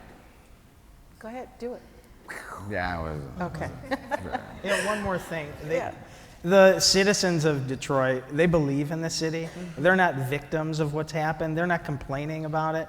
They're always promoting Detroit's a good place. I've been around other cities where they're, you know, blaming whatever for their issues. And I think we all believe in this city, whether in good or bad times. Well, I have to tell you a quick story because I moved here, oh my gosh, 12 years ago from Louisville, Kentucky, from a town to a city. And for the first 5 years, I couldn't get any of my friends to come and visit. And they kept asking, what are you still doing in Detroit? Because I was supposed to be here for 2 years on my way to LA to make movies. And I've been here 12 years for a reason. It's because you cannot not believe in this city. Why do I believe in Detroit? Why the hell not? I mean, literally. You're right about the people. Some of the most amazing and most interesting and most intellectually stimulating people I've ever met in any city live right here and are doing great things. And I think it's not Detroit, it's the Detroiters. And all of the Detroiters are not within the boundaries of 8 Mile and Outer Drive and whatever the boundary is with Dearborn. It's everybody who believes in this city. So yeah, why not? So I'm thrilled that you would say that. And you know, it's time for us to now have a little bit more conversation with the people in the room who believe this place is exciting and interesting and kick-ass. Because we've got such a great panel, I want you to be able to talk to them about the things that they do and the things that are going on here. I think the mics are set up on both sides, so if you do have a question, we'd like you to come to the mic so everyone can hear you. And while you're coming forward, I'll ask one more question. If there was one thing, just one thing, that you would add to the city of Detroit right now, what would it be? And you only get one. Oh, me? Okay. I was hoping I would be last. I think a cadre of change agents. We need You're some determined help. to get a bunch in there no matter what, but that's okay. I will go with your cadre. A cadre of change agents who would do what? You know, I feel like we as a city have lots of things in place. We got a lot of things that are reinventing, refreshing who we are. And we got a lot of bodies on that work, but quite honestly, I'm sure you all can say, some of us are tired. We can't be on 20 things. We just need a few extra bodies that help drive that innovation and take advantage of the economic opportunity that exists in this city. Catherine? Public transportation. There you go. Yeah. If you hadn't said it, I would. Thank you. Thank you. I would say if I could snap my fingers right now, I'd like to see a lot more residential apartments, lofts, condos, because the people want to live here. Right now, if you want to get into the downtown, midtown area, pretty much going on a waiting list. So there's definitely a need for it. And when the people are here, the retail comes and it works hand in hand. So the more places to live, the more people are coming, more stores will open, and you know, the city will just continue to come back. Now tell the truth, 10 years ago, if somebody had said there was a waiting list to live in downtown Detroit, would you have asked what they were drinking? You'd never okay. believe it. And Brian, then we'll get to our questioners. I think I agree. I'm sorry, real quick. There are lots of places in the neighborhoods. Right. There you go. Well, and along with that, I agree with both of them that I think there should be mass transit so people can more comfortably live in the neighborhoods. Absolutely. And I think that that's important, that people could live in the neighborhoods and get rid of their car and still feel like they're in a downtown. I think that's what's needed. We have a question right there. Thank you. Hi, Jeff Aronoff, Executive Director of Beehive. I haven't heard this, you guys all look great, by the way. I haven't heard this much in your comments, but you do hear it a lot in Detroit, this sort of ethos of bootstrapping and low barriers to entry, and that, Tanya, you mentioned the grittiness, and those are all beautiful things, but do you ever worry that if Rochelle's trying to set up this sort of 10-year view that maybe we're setting ourselves up for relying too much on these low barriers to entry, being able to operate in this unoccupied space? At some point, we need to normalize, right? Our city's economy needs to normalize. Do you feel like Detroit is prepared for that? Catherine? Well, I mean, you said something that I just kind of want to break apart a little bit. I think low barriers to entry probably apply to maybe, I'm not sure what your space or your sector is, but probably more of a technology space, I would certainly agree. But I think for maybe more local businesses, mom and pops, people who just want to open a cafe, or just, my sister opened Le Petit Zinc, and the barriers to entry were tremendous. To just get a local cafe open in terms of working with city government, the permitting process was just really, really difficult. So when we talk about being entrepreneurial, how are you an entrepreneur? You know, what kind are you? So for certain people have a really hard time doing business in the city. That's one of the things I have really appreciated about today. So many of the speakers talking about how technology offers the opportunity for people to go around systems. But I just kind of wanted to make that little distinction. And just to clarify, I would argue that that's not that the problems in navigating the city. That's not really like an economic barrier to entry. That's just sort of system functionality, city government and policy issues. But also I think capital. If you're starting a business in Detroit, it's hard. People don't really want to loan you money. People, it's difficult. I think the systems will adjust over time. I mean, I don't think we're talking about taking everybody and their ideas right now and plopping them down 10 years from now. I think people like yourself and D-Hive and Techtown and all of the neighborhood associations will all adjust as the neighborhoods grow and as a more normalized market emerges. Thank you. Is there someone next? Oh, I'm sorry. Hello. Hi, my name is Jabran, and I'm from Oakland University. I applaud all students, not just Oakland University. Thank you. You're welcome. So my question is, today during all of the meetings and all of the conferences, I've been hearing the who, what, where, when, and whys of the revitalization of Detroit. But I guess what I haven't really been hearing is the hows.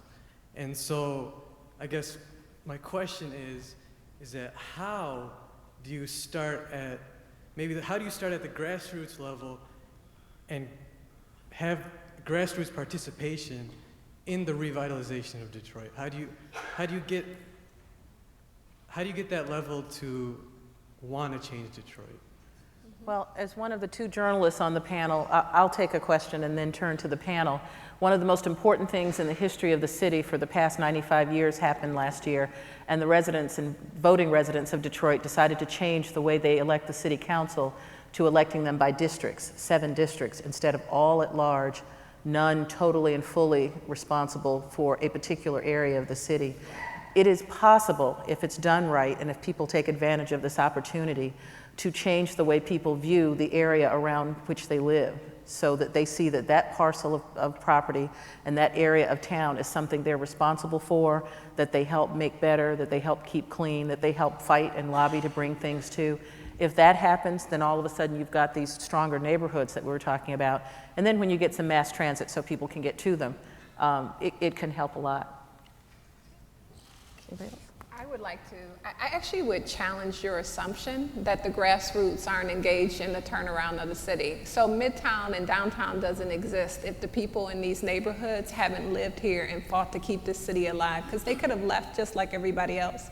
And I know tons of people in this community that wake up and try and do the best that they can do, which might be something as simple as, I'm gonna open up my house and let kids who don't have families serving them come in and eat a meal and make sure that they're safe. I'm gonna make sure I feed them and clothe them and put them in school. To people who are organizing block clubs, people who are creating businesses in neighborhoods. So I think it's a misnomer to suggest that the grassroots isn't engaged. I think what would help is if we had a city infrastructure that actually would support them so that they wouldn't be doing it on their own and feel despondent that what they're doing won't matter. So I guess what I would say is, how do we support that, and how do we create an inclusive conversation that would include these people who are doing things for the city in the rebirth, where they have a stake in ownership in the city, which I just don't feel like we're having that conversation. And I think if we're gonna restore, if we're gonna come back, if we're gonna make ourselves distinct from other places, it's about how we create an inclusive society, and specifically how we create an inclusive economy. Thank you. Let's take another question. Yes, sir.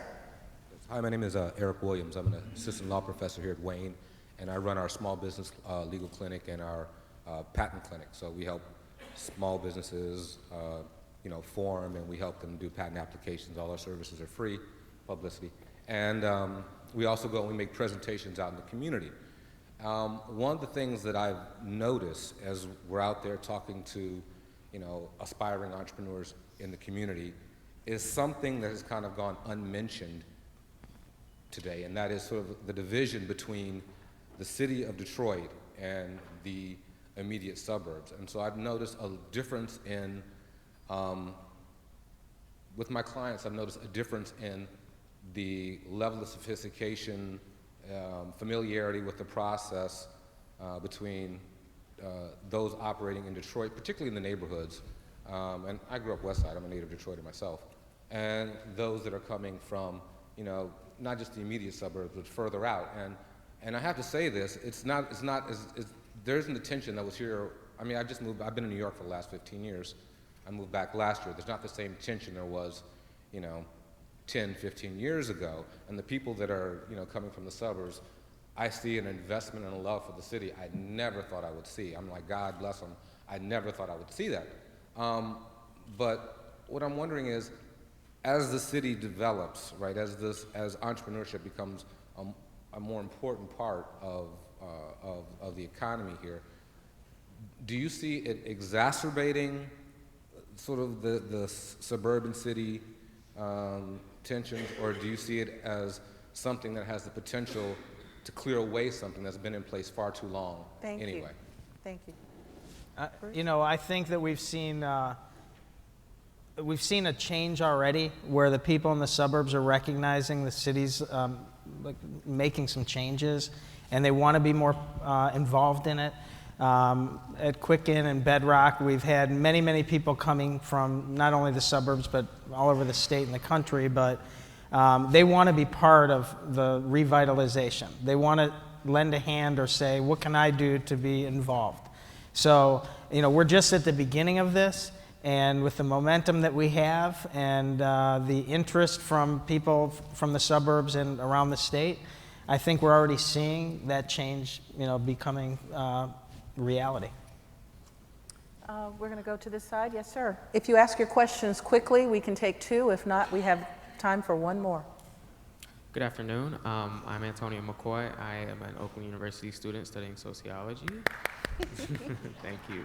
The question I have is, earlier today, I've heard that a lot of students within the state are leaving the state when they graduate, kind of like a brain drain, as I've discussed in sociology before. How do you market the job opportunities that we have here? You guys mentioned that Detroit is a technology hub, a newly technology hub.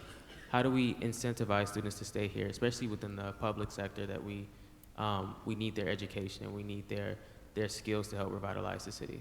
Thank you. Brian, you want to? So one of the projects we've been working on for the last 6 years is a project called Intern in Michigan. So we saw that more than 50% of the college graduates were leaving the state of Michigan right after graduation, and telling us that the vast majority of them were leaving because they didn't believe that there were jobs available for them, not because they didn't love the community.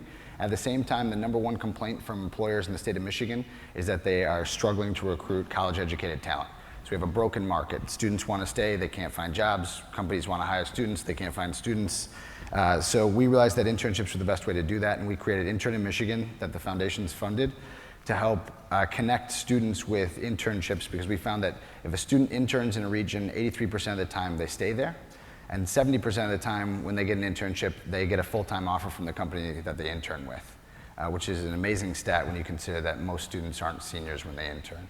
That's one of the ways, and I know Quicken and a whole host of other companies have been really pushing and making public the job opportunities that are available.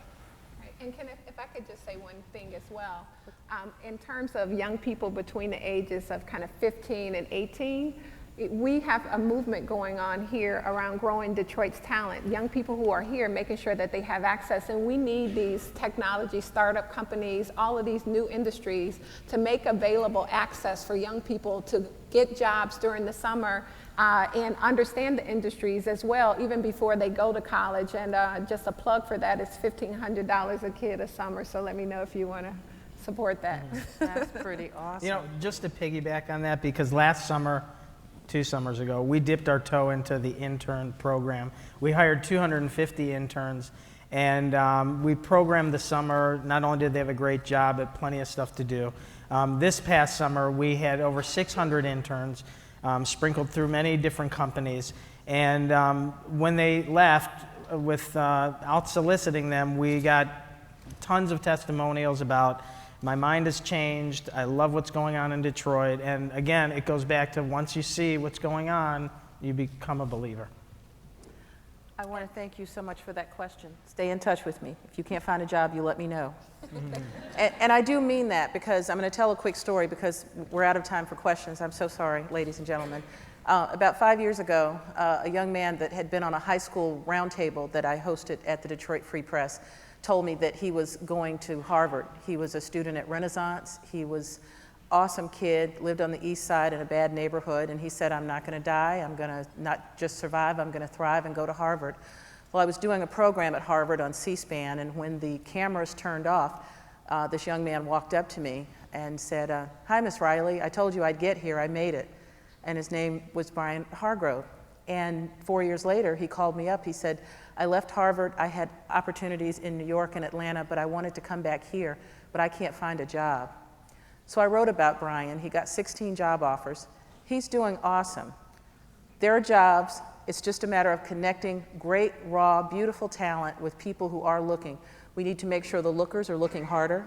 We need to make sure that the young people know how to find connectors. And everybody needs to stay in touch with each other, which is why I love this digital age. I'd like to thank our panel. You guys are awesome.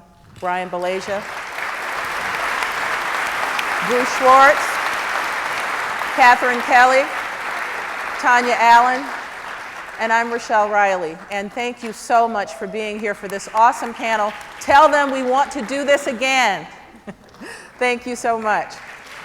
We're going to be down front, so please come and talk to us. Thank you.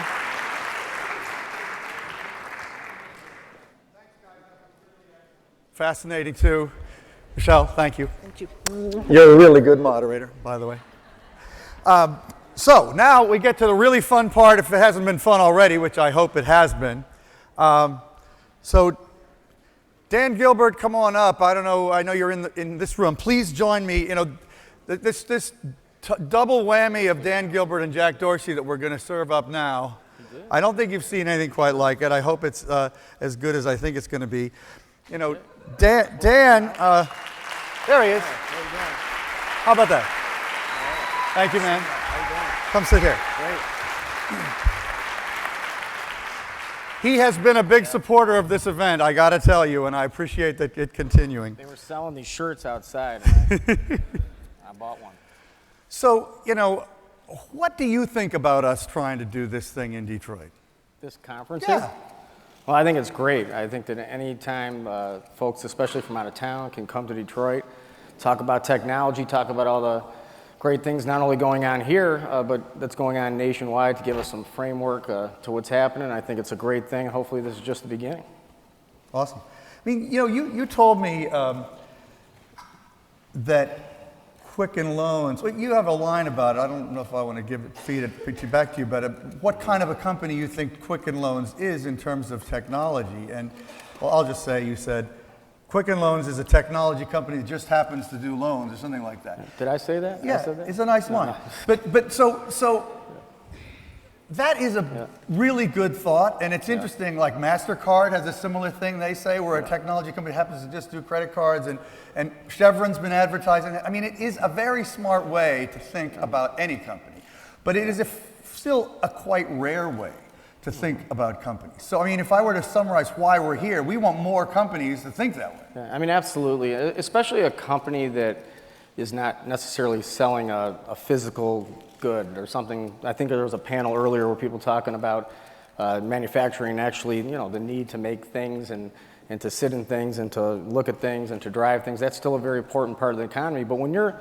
in a business like ours, which is the home lending business, I mean, you're really just acquiring information, curating that information, and moving that information, if you think about it. Because, you know, a mortgage, yeah, it's true, it's a loan. At the end of the day, you're writing a check and there's an interest rate. But for us, technology has completely transformed our company, not even transformed it, but become our company, because what we do is we process and close loans in 3,000 counties in 50 states out of a centralized environment, and it's moved, everything moves with technology and by technology and in some form of a process.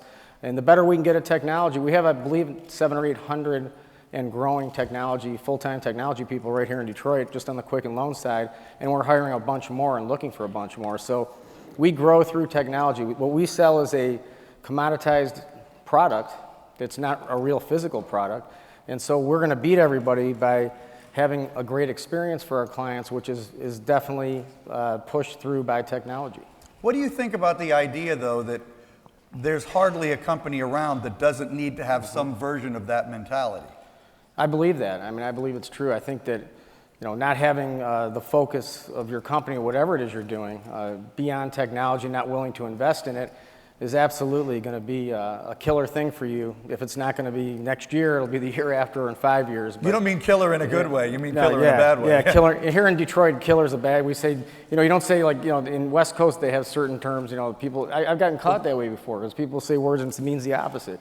I mean killer in a bad way. It's gonna hurt your company. Yeah. And it's going to be a situation where you're going to wish you invested in it years ago. Because these things, even technology, although there's some things that happen overnight with it, there's still a lot of, not a lot, but there's time that has to go by. You have to invest in the people and get them up to speed, and the technology doesn't happen. And I know some of our technology people are here. I know sometimes we push them like we'd like it to happen overnight, but it doesn't always happen overnight. So you have to invest in it and be real and realize that it will pay off for you if you do the right things. So let's just go to something more urgently relevant to Detroit.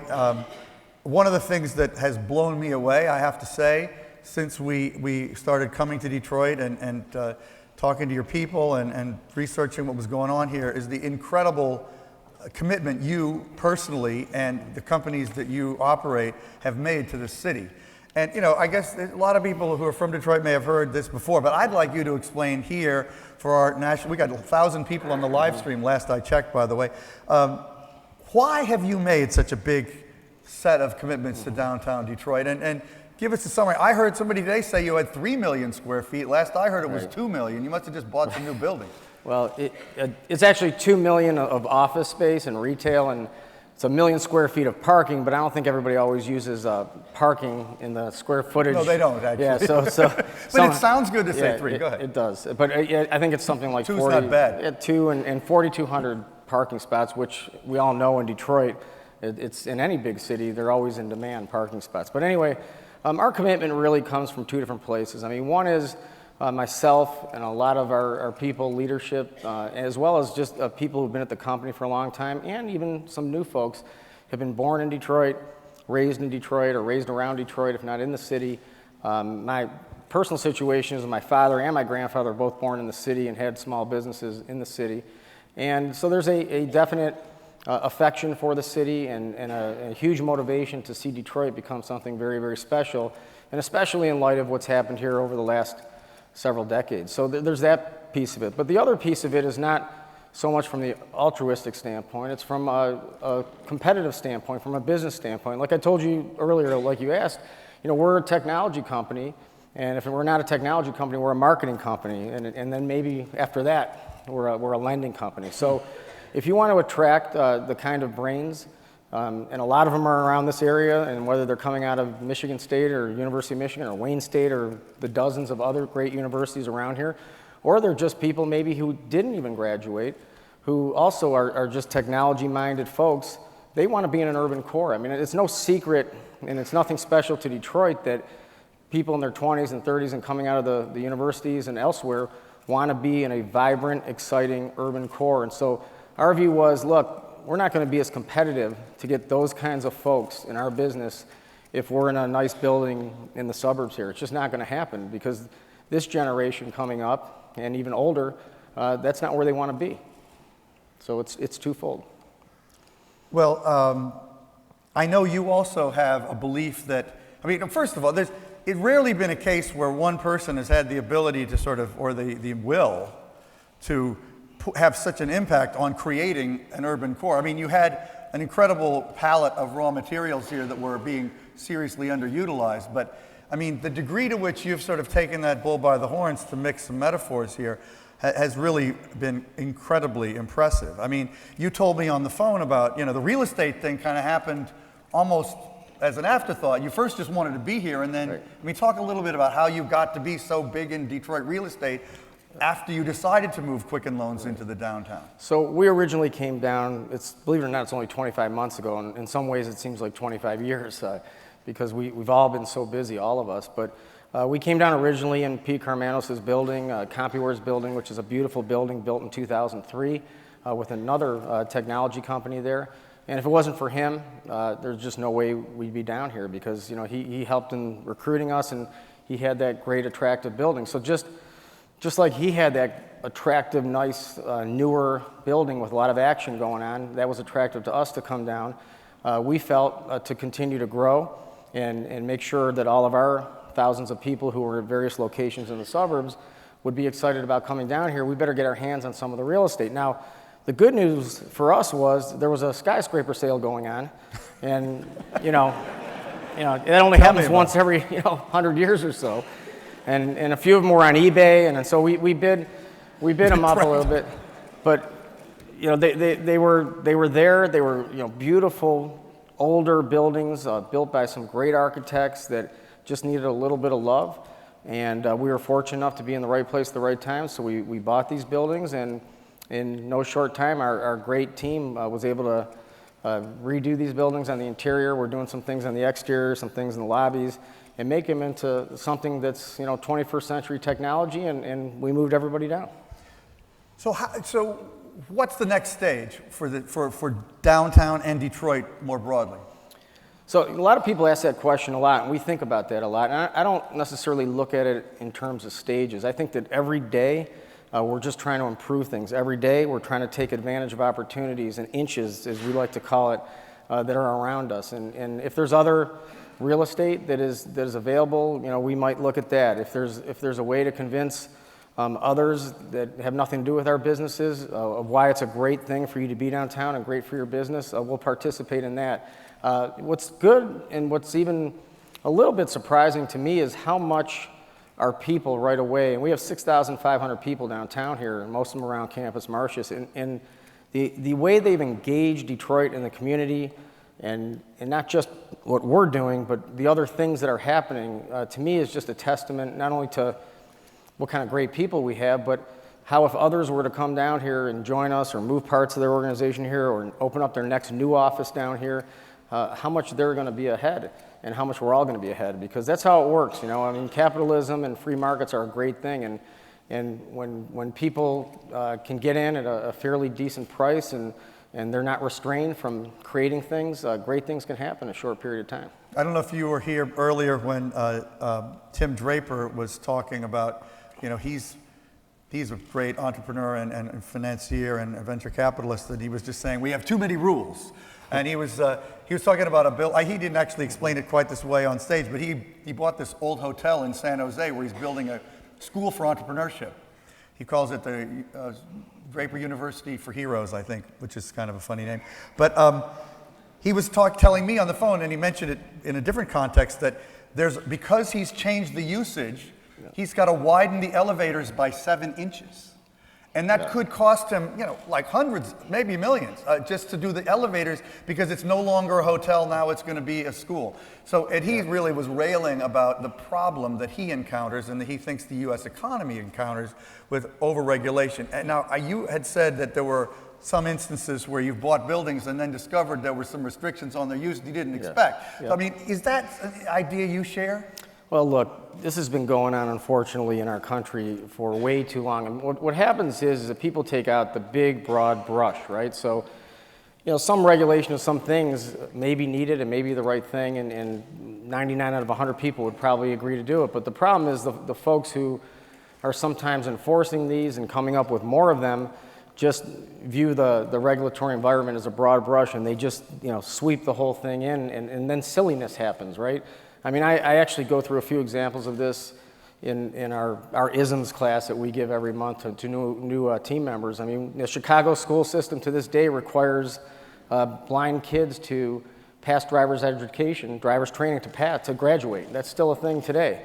Yeah, you can go look it up. Go Google it. I swear it's true. And you know, there's craziness. We have a building here, 1920-something building. I forgot what year exactly it was built. The first national building. There's some historic credits, tax credits that are involved in that. And they, at least initially, and still to this day, we're trying to get through it, but they're not allowing us to take out 1960 ceiling tiles that were put in. I don't think there's anything historic about that. We're trying to restore it back to what it looked like, but to the view of certain bureaucrats or regulators, that actually looks like we're touching the building and making it not historic. So, you know, we got to sort of get over this kind of thing, this silliness, because it eats up so much time and effort and money that otherwise would go to creating better things. And I think there's a Goldilocks with this stuff, right? You know, not too much, not too little, but you know, you can't have one side or the other. If you just have nothing and no rules, and not, you know, you're gonna have bad actors. But if you have too much, you're just crushing the good folks with the bad folks, and it doesn't do you any good either. Yeah, you know, a lot of people have been asking us why we're doing Techonomy in Detroit, and I've done a bunch of interviews about it. And one of the things, you know, there's just so many. What was I going to say? I lost my train of thought. Oh well. Why you came to Detroit? Well, I completely lost it. It's the end of a long day. Listen, guys, I'm sorry, but so I do have some things written down, so that helps. I wanted to ask. Sorry, I'll think of it like just when we're in the middle of something else. But what's the one thing that Detroit needs to do that it isn't doing? It's basically about, you know, the pace of change. Forgive me for jumping back to my mental lapse. But, you know, we talk a lot about the things are moving so much faster than most leaders realize, right? That's the point. And that, you know, this is true for business people and particularly, in my opinion, for government leaders. And I think this may be even more dangerously true in a place like Detroit.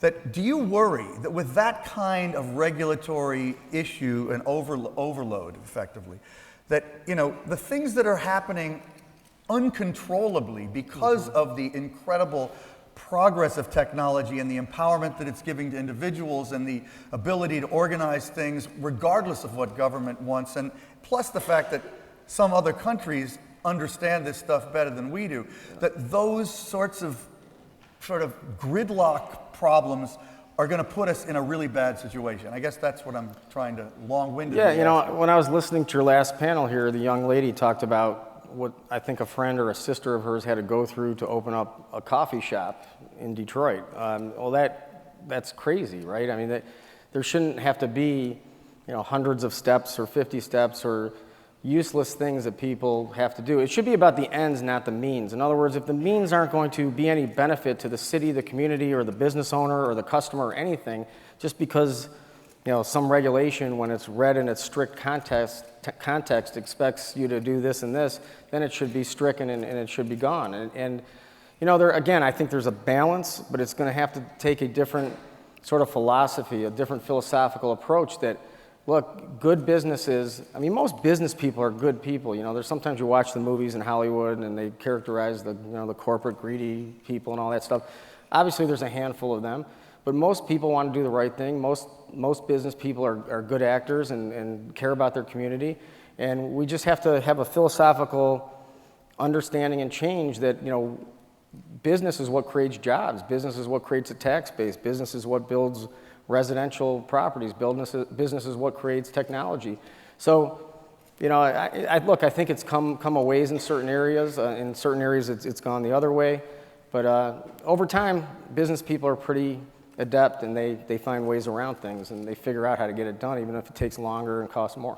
But do you agree with our argument that the pace of change is accelerating to the point that a dangerous number of leaders don't get that? Absolutely, there's no question about it. I mean, we've seen it in industry after industry. I mean, you only have to look at, you know, the newspaper industry, you only have to look at the automobile industry a couple years back, and obviously they've come a long ways, but they had to go through a major transformation and restructuring to get there. So for sure, you know, you've got to be able to make decisions probably way faster than you used to. And if you pay people for the value of their judgment, especially leadership, and they're not willing to judge, then you probably shouldn't be paying them.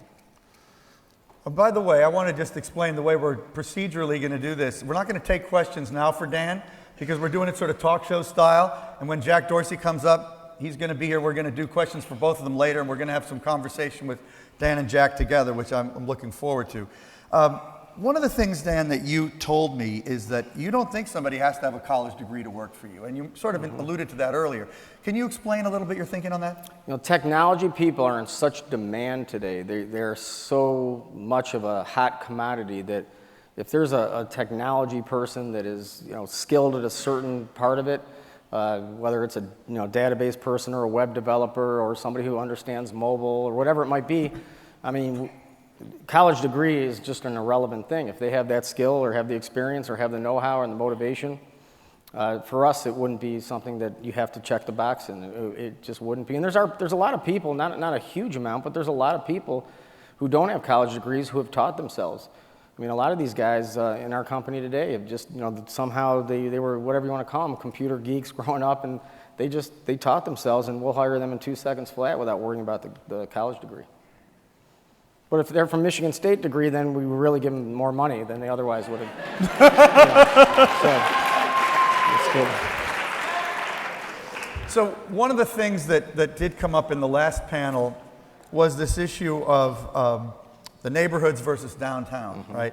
I mean, you are practically a magician in what you've been doing downtown, and I got to say, it's a very exciting place compared to what I expected. And I'm amazed. And by the way, actually, here's a question. Was that the other one? Yeah, it's my mind is working in a circuitous way today, but I meant to ask you this before. What are the chances you can bring it? Today Apple's announcing all this stuff.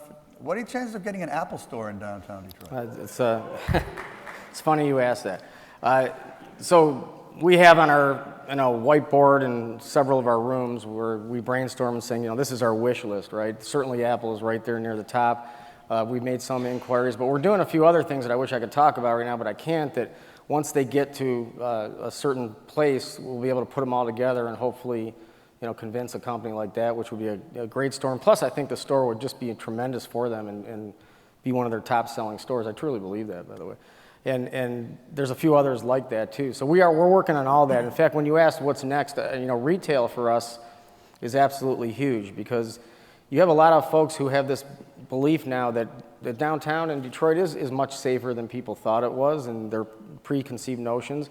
But now the next thing they ask is, okay, I can get over that and I believe that, and the numbers show that out, but where am I going to shop? Where am I going to go get this? Where am I going to go get that? So, for us, we're in this big bang approach that we believe we have to do a lot of it within a short period of time. So, the builders of residential can't say nobody's going to lease my apartments because there's no retail, and the retailers can't say, well, who am I going to sell my stuff to? There's nobody living here, so we try to do it together. And I don't mean the same moment, but over a short period of time.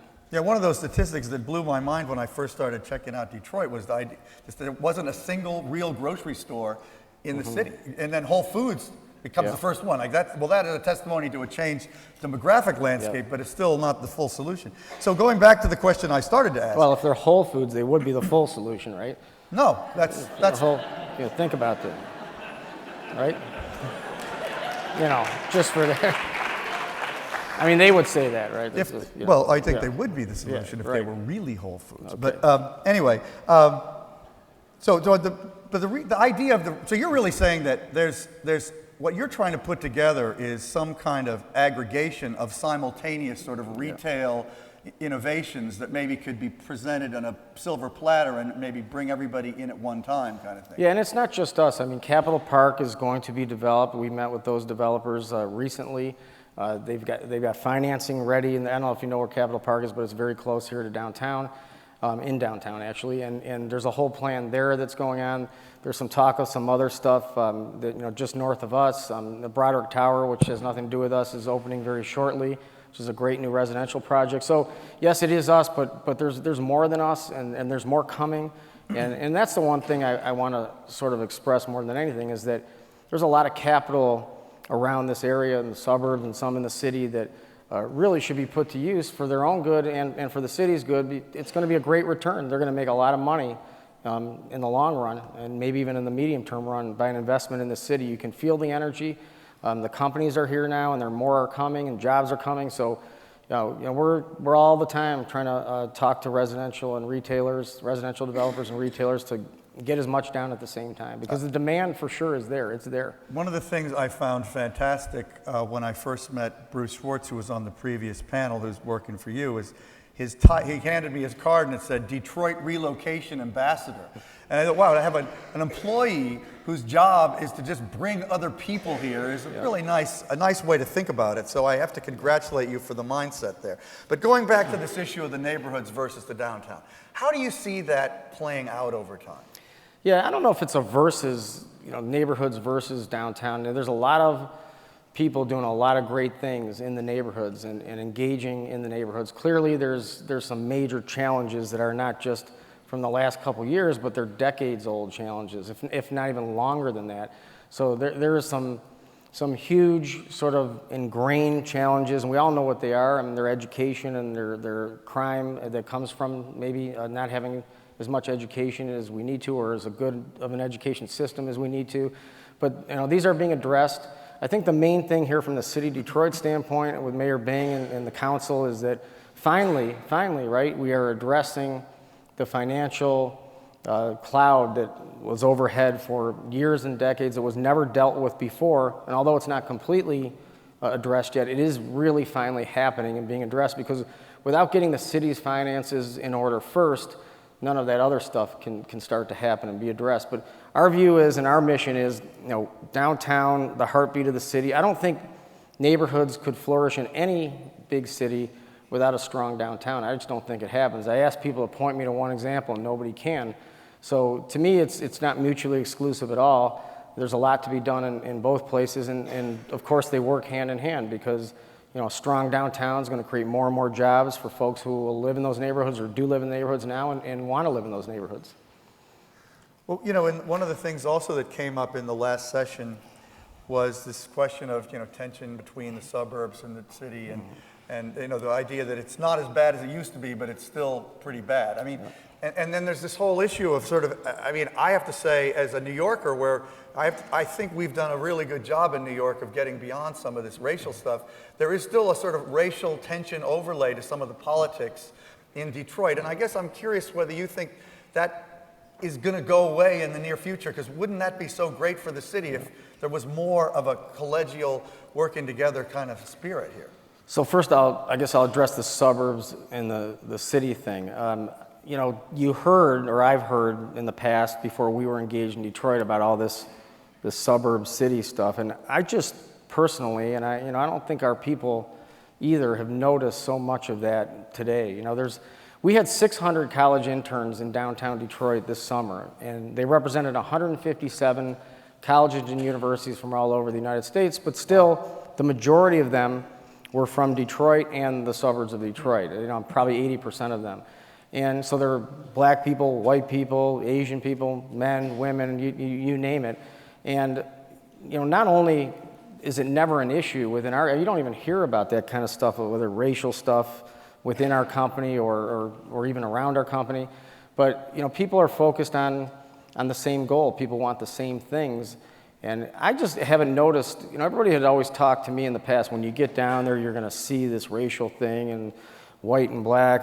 I just, maybe I'm naive, maybe I'm insulated, but when it comes to our engagement with the city or with the community or with folks that work for us or vendors or unions, we just never have seen it. We don't see any problems with it. We don't experience it. Now, I can't say there's nothing that goes on at any time, but we don't sort of even acknowledge that we're all on the same page, we all have the same goal, and that stuff sort of becomes secondary and irrelevant to us.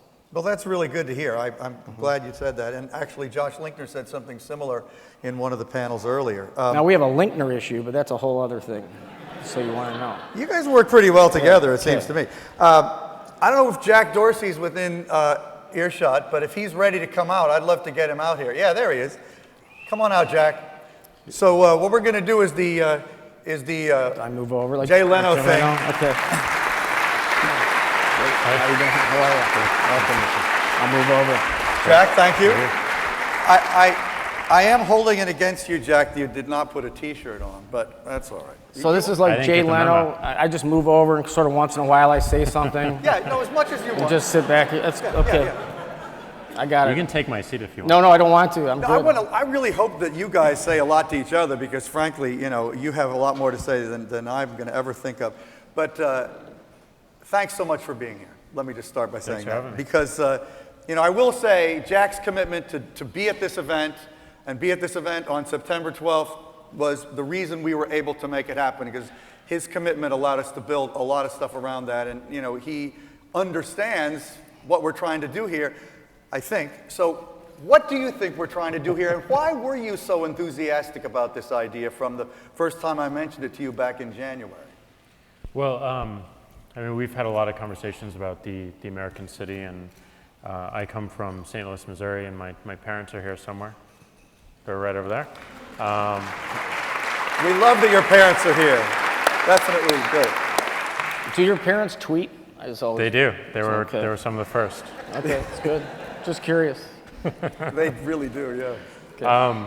So I think St. Louis has a lot of parallels with Detroit, and especially around how the city has developed over the past 40 years and been developed. And I think what's exciting about this time for both cities is there's a renewed sense of entrepreneurship, there's a renewed sense of creation. I think both cities have been seen as infrastructure hubs and have lost a lot of that. And people have fled because of that, but they are seeing a resurgence of that recently. So anything I can do to help support that for both cities, I want to do. But it's also more than that for you, as I happen to know, because we have talked quite a bit in the past, that you have kind of an obsession with cities. Yep. Talk about that a little. Yeah, so my parents grew up in St. Louis, Missouri, and they loved the city. They stood by the city. And I naturally grew a love for the city as well. And I became obsessed with maps and had them all over the place and taught myself how to program so I could draw maps on my computer, and eventually got into the dispatch industry so that I could actually see life in the city, couriers, taxis, 911.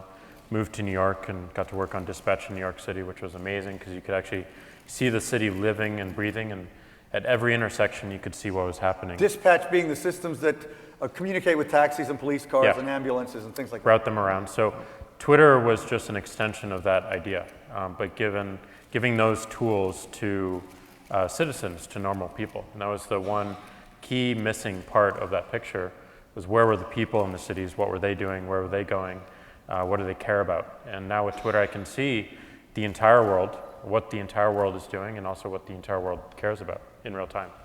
It's been caring a lot about this conference today, by the way. It's awesome. We've been one of the top trending topics all day, which is pretty exciting. Congratulations. Yeah, we were very pleased about that. But I want to just tell the audience, because you probably wouldn't say it, but the way he got this job at the dispatch software company in New York, you want to tell that story, or shall I tell it? Oh, you should tell it. No, you tell it. If you're willing, I want you to tell it. So I found this website. He was in college, right? I was in college. I really wanted to go into the dispatch industry because I wanted to work on these systems. And I found the largest firm in the world. It happened to be DMS in New York City, and Dispatch Management Services. And I found their website, and they had no contact information whatsoever, so I had no idea how to talk to them.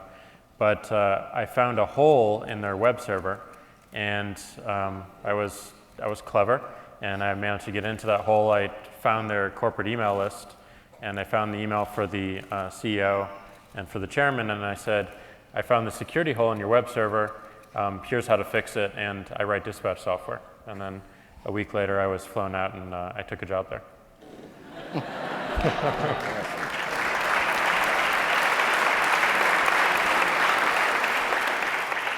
I do like that story. What's the hole? What do you mean a hole? Was it like a... There was... Is it okay if I ask a question? I want you to. Okay, so yeah. It's like if you imagine a fence, a very secure fence, and there's a tiny little hole in that fence that you could actually burrow underneath and get into the property. That's effectively what it is. But that's a metaphor, right? It's a technology. That's a metaphor. Right? Okay. Yeah. Wasn't like it was not a physical fence. All right. We're in Detroit here. We're always thinking things are physical. It's like okay. All right, I got it now. But it's, you know, I think a lot of people really, it helps them understand Twitter too when they think that it's an effort to give individuals that same ability to broadcast their location and their whereabouts and their ideas. You know, the taxi driver has always sent back to the base kind of thing, only the base is now the whole world. Yeah.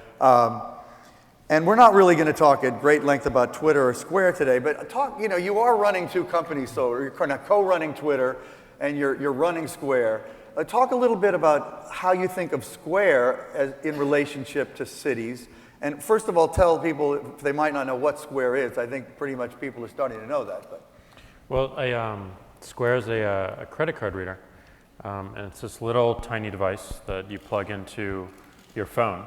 And it allows you to swipe anyone's credit card and that money goes into your bank account the next day. And this is important because the world has moved away from cash and it's moved away from checks and it's paying with plastic everywhere. And normally the small merchant, the independent contractor, was locked out of accepting credit cards by the banks and by all these entities. It's just way too hard to get in. So we made it as simple as you download a free application, we send you a free card reader, and you can start accepting credit cards and you get that money in your bank account the next day and you can actually use it. So if you have a garage sale, if you're a personal trainer, a golf instructor, a tutor, if you're mowing grass, you can accept credit cards for all those services. But you can also grow a business around that as well. So we think this is important because a critical aspect of improving our economy, the US economy, is actually improving the small business economy and making it easier to start a business and to grow small businesses. And small businesses don't have any of the tools that big businesses do because they're just too expensive, they're too hard to get into, they're way too complex. But everyone has a phone and everyone has access to potentially a bank account as well. And they can start something that they want to see in the world immediately and actually get payments for them. Good. I mean, I love that you said that because this idea of entrepreneurship being a central key to economic growth and U.S. competitiveness has been woven throughout this whole day, and it's been reinforced, I think, in what many, many people have said. And clearly, you both are big believers in that, and both of you are amazingly effective entrepreneurs. So, you know, something like that, as simple as letting anybody take a payment by the most convenient method, is actually kind of revolutionary. Can I see that? Yeah. Okay. By the way, this came up on a panel earlier. I got to ask you, where are those things made? These are made in China and Mexico, and we design them in California. Just like Apple? Yep. Somebody said they were probably made in China, so that's why. It was I think, on the panel of DIY economy, and the quirky and, no, it was actually, who was it? The tech shop guy said that. Yeah. Probably made in China. They're much lighter than But you he would did think. say that they were invented originally in tech shop. We actually prototyped them in tech shop in San Jose. So we do have a goal to make them entirely in the United States. That is the goal of the company. It's going to take some time, but we're going to do it. How many of them have you made so far? We've given out over 2 million across the United States. Wow, wow, wow. You know, I want to talk about mayors because Jack told me when I wrote this profile of him in Vanity Fair a year or so ago that he wanted to be mayor of New York someday. And you still mean that, right? Is that still a goal? I still have to move to New York first. I know. It is but you did live in New York earlier. Yeah. He has lived in New York several times, actually. But you're still interested in that, in theory at least, right? Absolutely. I think the mayors are the ones to watch in the U.S. in terms of where government goes and government innovation. Well, one of the reasons I think it's fun, because in many articles, people say, how come Dan Gilbert doesn't run for mayor of Detroit? And I mean, I'd be curious to know if that's something that does interest you, but I also think this is, you know, here you got two tech guys, entrepreneurs, who are so engaged that it's a reasonable question, you know? So what do you think about that? And what do you think about the fact that he wants to do it? Well, I think if he wants to do it, that's fantastic. It's great. He has my support in every possible way. But I think our investment in Detroit and all the pieces of property that we're engaged with and the employees and our businesses, it would be hard for me or even one of our key people to also, you know, be mayor, and that perceived conflict, you know, not that we wouldn't behave ethically and morally because we believe we would, but there would always be, no matter what you did, if you had such an investment and so much business here, and became mayor. Now I know Bloomberg did that in He's New York. the richest man in New York Yeah. and also the mayor. Yeah, You know, so he you pulled know, it off. He did pull it off, and I haven't investigated what the exact circumstances are of his holdings there versus him becoming mayor. Well, he did when sort of put a blind, wall in Yeah, I'm not going to do that, because that wouldn't be that much fun to do. You're a hands-on guy. Yeah, it'd be nuts. So but I was thinking about being mayor of St. Louis. That's something I've Well, it's if sort of, Jack would come it's to in Detroit, keeping with so. the theme of being mayor of a city you don't even live in. So Yeah. yeah, okay, that's cool. Another thing that I wanted to talk to you both about that, Jack gave a speech on, was it Monday in San Francisco at TechCrunch Disrupt, which was quite an eloquent speech, and you kind of got into some stuff that I don't think you've talked about that much in public before, in your view of what you're doing and what entrepreneurs and founders are doing, and you talked about it as something, being a revolutionary. I mean, talk about that a little bit, and then I want to ask you, Dan, if you think of it in those terms, because it's an aggressive way to think about what business people are engaged in. Yeah, well, so I was, just for some context, there's a technology conference in San Francisco called TechCrunch Disrupt, and the key word is disrupt. And I questioned this word in particular because disruption to me is actually just moving things around. It's like an earthquake. It doesn't really have a order, it doesn't have purpose, it doesn't have values, it doesn't have direction, it doesn't have any leadership. It actually causes a lot of confusion. And that's not what I want to create. I don't want to disrupt things. What does have purpose, what does have values, what does have strong beliefs and leadership, and usually comes out or recognizes a disruption happening or a disruption about to happen, are revolutions. And they don't always work. They're not always loud. They're not always wars. They're not always violent. Sometimes they're still and they're silent. But they have a significant direction and they have thoughtfulness.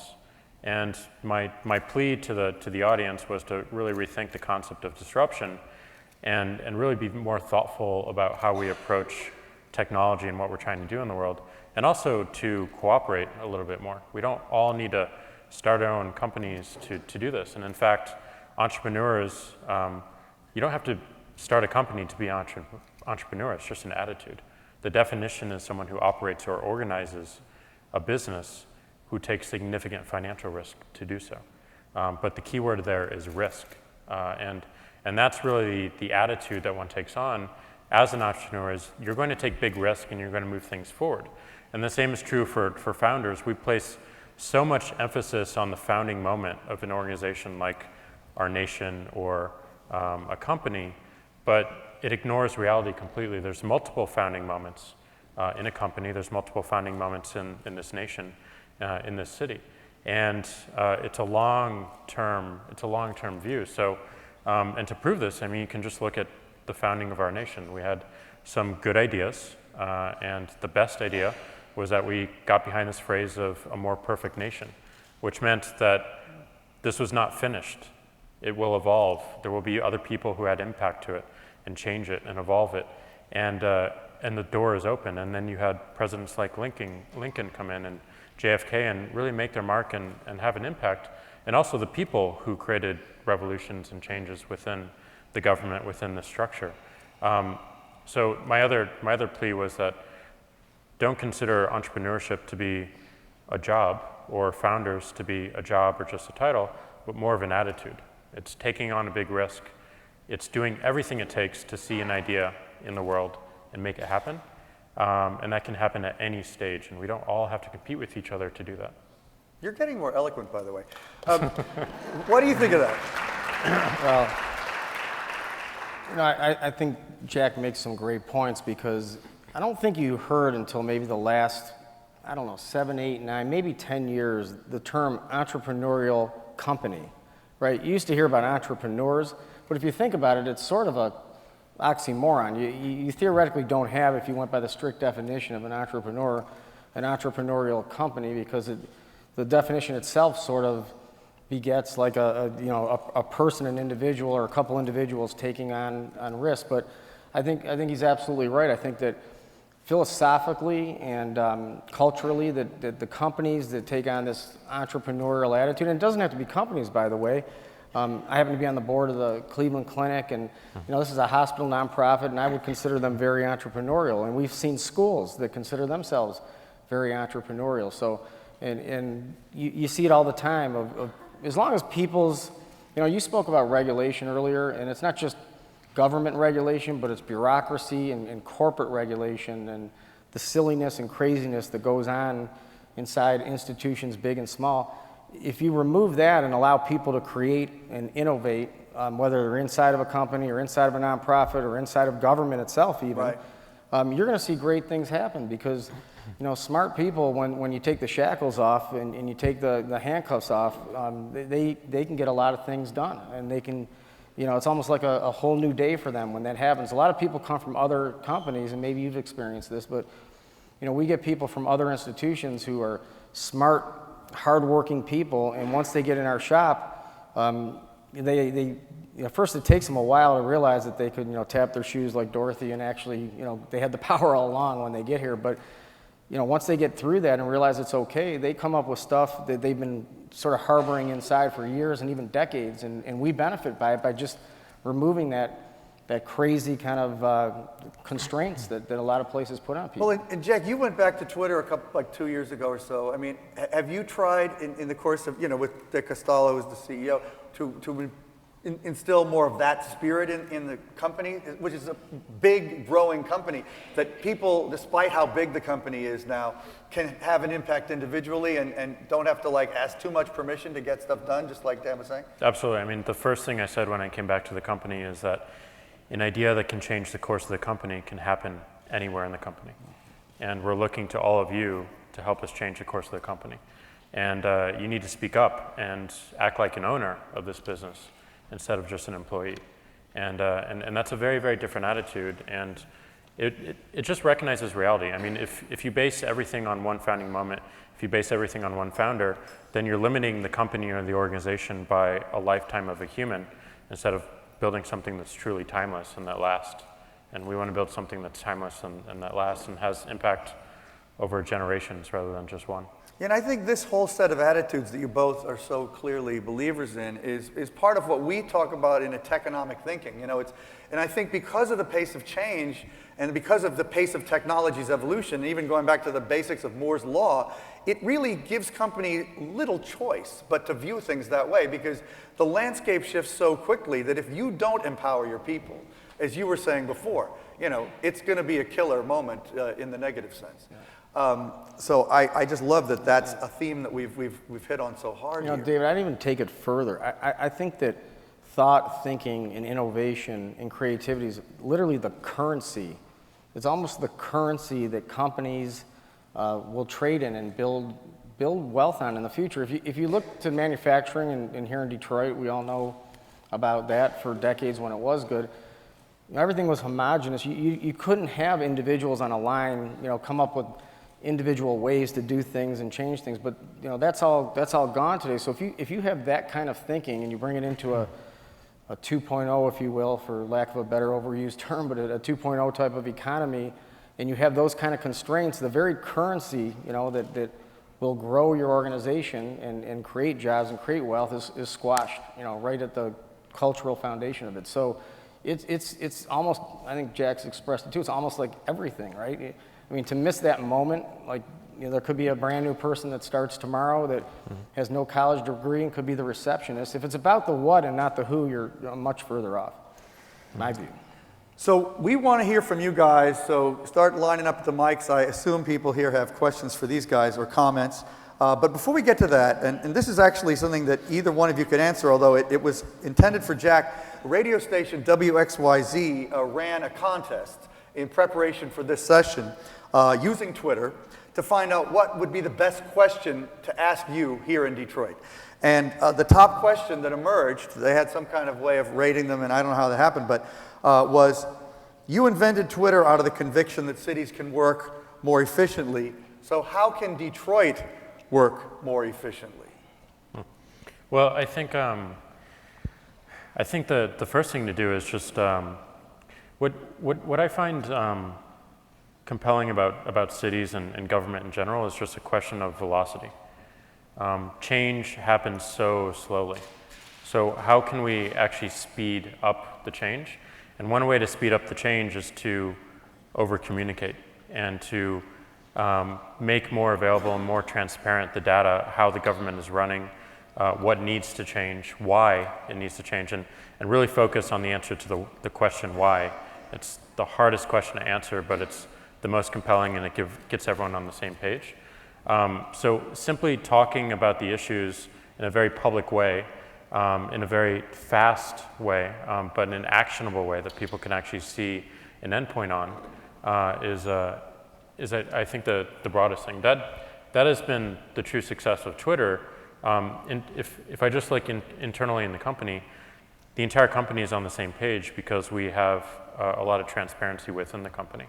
And we make our decisions known, and we make the why of the decision known, and we share all the information with the company. And the same is true of Square. We actually get up in front of the company and run through our entire board deck. So the company knows everything we're telling the board and what the board feedback was. So that cannot be undervalued. The amount of information that is out there that people can actually use and have their own ideas around and then actually take action on is a really good start. But where does that need to emanate from? Does it need to emanate from the center of the government, or can it kind of emerge sort of organically? Or, I mean, it seems like it has to have some top-down endorsement to really work properly the way you're talking about. I think it does have, I think it has to be an attitude change in city government first, an attitude to share the information, an attitude to show people what's actually working and what's not working. And where they can actually help and build. And I think Bloomberg has done a fantastic job at this in New York. Comes from a technology, an information technology background, so he just knows it through and through. But it's a good model for other cities to follow, I believe. Yeah, I was talking to a guy from OnStar the other day who was showing me the Android app that works if you have a new OnStar vehicle for the last 2 model years. And basically, you can start your car, you can find out what the tire inflation pressure is, you can find out how many more miles you have to go before an oil change, and how much gas you have in your tank, from anywhere in the world over. And I was thinking, wow, what if you could do that for your neighborhood services in Detroit or any city? That's exactly the kind of thing you're talking about. Exactly. Yep. Yeah. We actually, on that point, there's 2 words that we use that transformed our entire company about 7 or 8 years ago. So just for the benefit of everybody for about 10 seconds, so mortgage processing in the world is pretty much subjective. So, there's paper files. Still to this day, in 99.9% of the companies in the world, banks, there's people who sit at a desk, gather all this paper together, all the various things you need for a mortgage, and somebody in their mind maybe typically would think, well, I think this one may be about ready to look at today, or this one may be ready, and that one may be ready. And there was absolutely zero way we call visibility into anything. They were maybe using some computers to store some stuff, but there was no visibility. And if you don't have visibility, you can't prioritize. So 2 words drove us to create a objective processing system, which changed the entire strategy and face of our organization and pushed us to where we are today. And that was, if we could build a system that, think about processing thousands and thousands of loans and how complex each loan is individually. If we could have incredible visibility into everything that's going on in all loans at all times, then we can prioritize tasks accordingly, not necessarily even by file, but by task, through all of our people being told this is the next task because this is the hottest thing based on all these assumptions. Well, the city's the same way, or any business is the same way. It's impossible to grow your business past what I call the 24-hour point, where you're muscling things out. So if you can muscle out to a degree and then you all run into time called 24 hours, then you can't muscle anymore. You're out of time. So unless you have visibility, which I think is what Jack is talking about here, you imagine a city where there's all kinds of screens, and in real time they're seeing every single thing that is going on, from crime to neighborhoods, to educational metrics, to this, to that. Then they can start allocating resources and capital towards things that make the most impact. But without it, you're flying blind. These mayors I agree with you, they're flying blind. How do you really know when you don't know?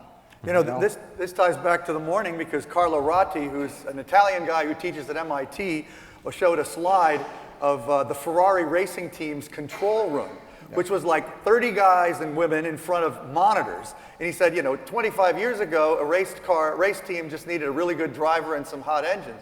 But today they need all these analytics in order to be competitive. A Formula One car, there's like this huge back end of data management. And he was saying, this is what we need in cities, because he's a city expert. So that's exactly what you're talking about. And the gut, the instinct part, can then come on the prioritization versus what visibility. In other words, today, if you have no visibility into anything, your gut and what you're going to maybe make decisions on is not just on the decision as to what to prioritize, but also your gut is going to be on what metrics are behind something you don't even know is there or not there. So you're flying on gut on two components instead of the most crucial one, which is your judgment. And I just think if there's anything, I just can't stress it enough, and I'm glad you brought it up, because there's so many metrics associated with cities and running a city or a municipality or a state that, man, you got to get it, and you got to get it visible, and then the whole world changes for you. Yeah, and Detroit could really move fast if that started to happen here in a big way. So a lot of people, go over here, that's where the light is. So ask your question or comment real quick. Thank you. Derek Marabon from Michigan State University. And first of all, thank all of you for your ideas, and it's really nice to see all three of you up on stage. My question is for Jack. When I think of Twitter and I think about Square, I mean, they're two very profound ideas, two of the greatest ideas I think that are out there in the digital space. He's over 140 characters already. Yeah. I'm sorry, sir. You're going to have to stop. You're going to have to stop. Sorry, man. Okay, I'll Next sum it person, up. please. I don't know where Twitter's going, because I think that's just going to keep growing and expanding, like you said, timeless. But I'm really curious about Square. I'm curious about the future of Square and the whole seamless payment experience. I think that Square is a leader in online payments. I'm wondering, where is Square going to be in 5 years and 10 years? Where do you see it going? It's a great question. Thank you. The interesting thing about what we're doing at Square is we're going after something pretty fundamental that no one has really looked at for quite some time, and it's this concept of currency and money. It's a concept that's been with us for over 5,000 years, and it touches every single person on the planet at one point in their day, every single day. And at one point in people's lives, they feel bad about it. It feels like a burden. Money feels like a burden. And there's various reasons for that, but we think we can use technology to help lift that burden a bit and take the mechanical aspects away so that people can really focus on what's meaningful. Back to the data point, one of the big directions we're going to for small businesses is if you go to any mom and pop coffee shop around town here and you ask them how many cappuccinos did you sell today, they won't have any idea. And they will if they're counting the number of cappuccino cups coming in and out of the dishwasher, but that's the only analytics they have. And meanwhile, a company like Starbucks knows exactly what's being bought and sold. They know what percentage of people are buying biscotti. They know what the weather does to their day. They know what their busiest hour is, their busiest day. And these small businesses don't have any idea what's going on. And if you give them this very simple data that they can actually make decisions around, then they can choose whether they want to stay a small business or they want to grow.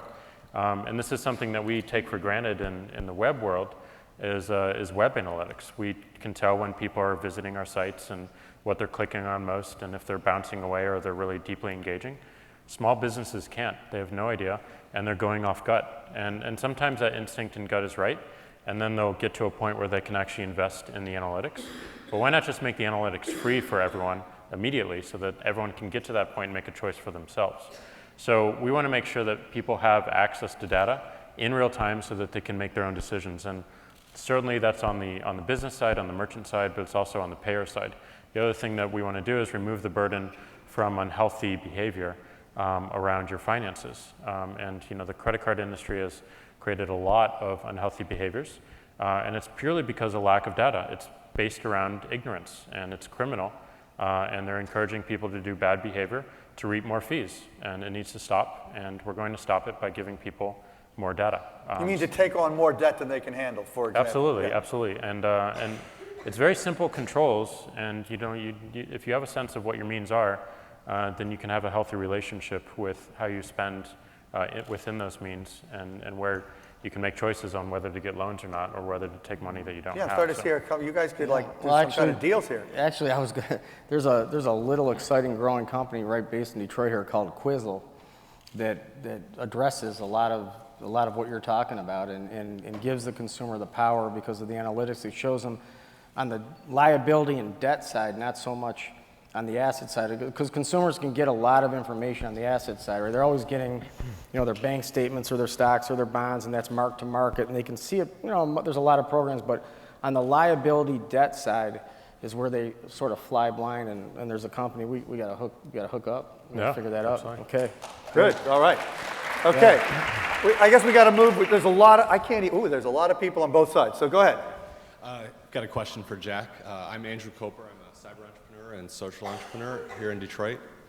I've got a business plan to buy a vacant building and convert it into a technology incubator, make live-work lofts, rent them out to cyber entrepreneurs and entrepreneurial programmers in return for cheap rent and critical mass of other entrepreneurs. If I get this business plan to you shortly, will you look at it and seriously consider funding That's it? not the kind of question you're supposed to ask, but okay. You're going to try to answer. I will consider everything, but I don't know if this is a question for me. He said it was a question for you, but I mean, that's okay. That's a legitimate question that we can deal with later, or you can if you choose to. Over here. How you doing? My name is James Norman. I'm with UB Video, a startup here in Detroit. This question is targeted at Dan Gilbert. We've talked about a lot of things around tech today, startups, raising money. You even touched on the grocery store drought, things like that. But one key component that he mentioned, I don't think I heard anybody else mention, is around education. I'm curious to hear a little bit more about how you plan to get involved with development on that side of things, because I see a great short-term growth going on, and the fire that's already been lit by some of your efforts and some of the people around you has fueled what's here today. But getting everybody downtown, having shopping for them, and then having a job, but then having nowhere for their kids to go to school still becomes a huge problem. And so I'm wondering how you plan to address that as well. So there's a little bit of an echo, just so I understand. So how are we or me going to engage with education? Right. I mean, because you're engaging on the retail level, the living level, the occupational level, but then the educational level remains. Right. So we have several things going on in that regard in our family of companies. I mean, one of them isn't primary education, but our nonprofit Bisdom, which educates entrepreneurs, and if they open up in the city of Detroit, then we can fund a piece of their business and become partners with them and hopefully launch their business and help them grow. But the other piece, engaging the primary side, we've got in our community development area several initiatives and several things that are going on, and I couldn't up here list them from my head, but we have people that are engaged when they're volunteering their time in education in the public schools of Detroit, as well as on certain programs, and also engaging the way people are looking at things in a different way. There's several programs going on that the state is pushing, was taking certain schools that are failing and putting them in a new sort of process and system that we're highly engaged with and interested in. And Detroit Public Schools is going to have to fix themselves. And all these things that I'm talking about are incremental. I mean, but the school system itself, which I know is under a manager at this point, it's going to have to fix itself. It has to. And I think if anything, whoever the mayor is, well, the mayor is Mayor Bing now, and whoever it may be after next year, whether it's him or somebody else, hopefully the city's finances are dealt with and are behind them, and it should be their number one, absolutely number one initiative by far. Nothing could even be close to that. I guess crime is always a thing too, but education is everything. And if we can get a generation way more educated than they ever have been, and I think through a lot of technology, it can even increase the velocity of that process. We could be a much different place in as short as 8-10 years. So we agree with you. That's exciting. I hope maybe some of that measurement can be applied there too. Well, go ahead. Yeah, Ken Wool from financial media and data company Benzinga, benzinga.com. So yesterday was September 11th. I was watching some stuff, and right after the tax, one of the largest pushbacks that people were having or fears was, and this question is for Dan, fears was safety, right? So the first thing that Mayor Giuliani did was one of the first things is he got on the subway, and proved, he can feel safe riding subs to work. So my question is, how do you answer questions regarding why don't you live in Detroit if you're such an advocate for people to move down here and live here? Why don't I live in Detroit? So safety has nothing to do with it. It's what the gentleman before me brought up, and that is education. So I have 5 kids. Oldest is 16 years old.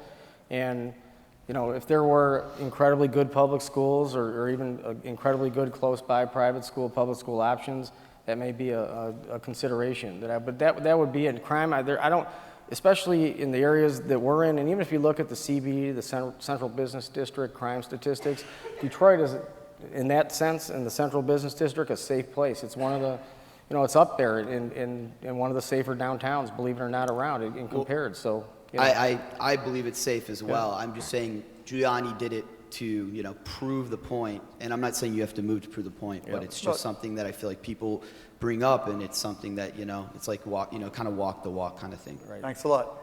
Over here. Hi, my name is Moses Olanuran. I found out with eBabex, one of Bizdom, a startup company. My question is to Jack. Question is with Twitter. If somebody tweets in English language today or at the very moment, do you simultaneously have it done in multiple languages, Portuguese, Spanish, whatever? Was the question if someone... Do you do any simultaneous translation of tweets, is what he's asking. We don't do the translation, but there's a lot of tools out there to translate them instantly. So Google Translate is a good one that immediately translates that 140 characters to whatever language. So given that it's so short, it's pretty easy to translate. That's interesting. I didn't know that. I mean, I guess I should have guessed that, but go ahead. Hello, Jack. My name's Andrew Buchanan. I'm an advertising marketing management major from Northwood University. And I have a question about Square.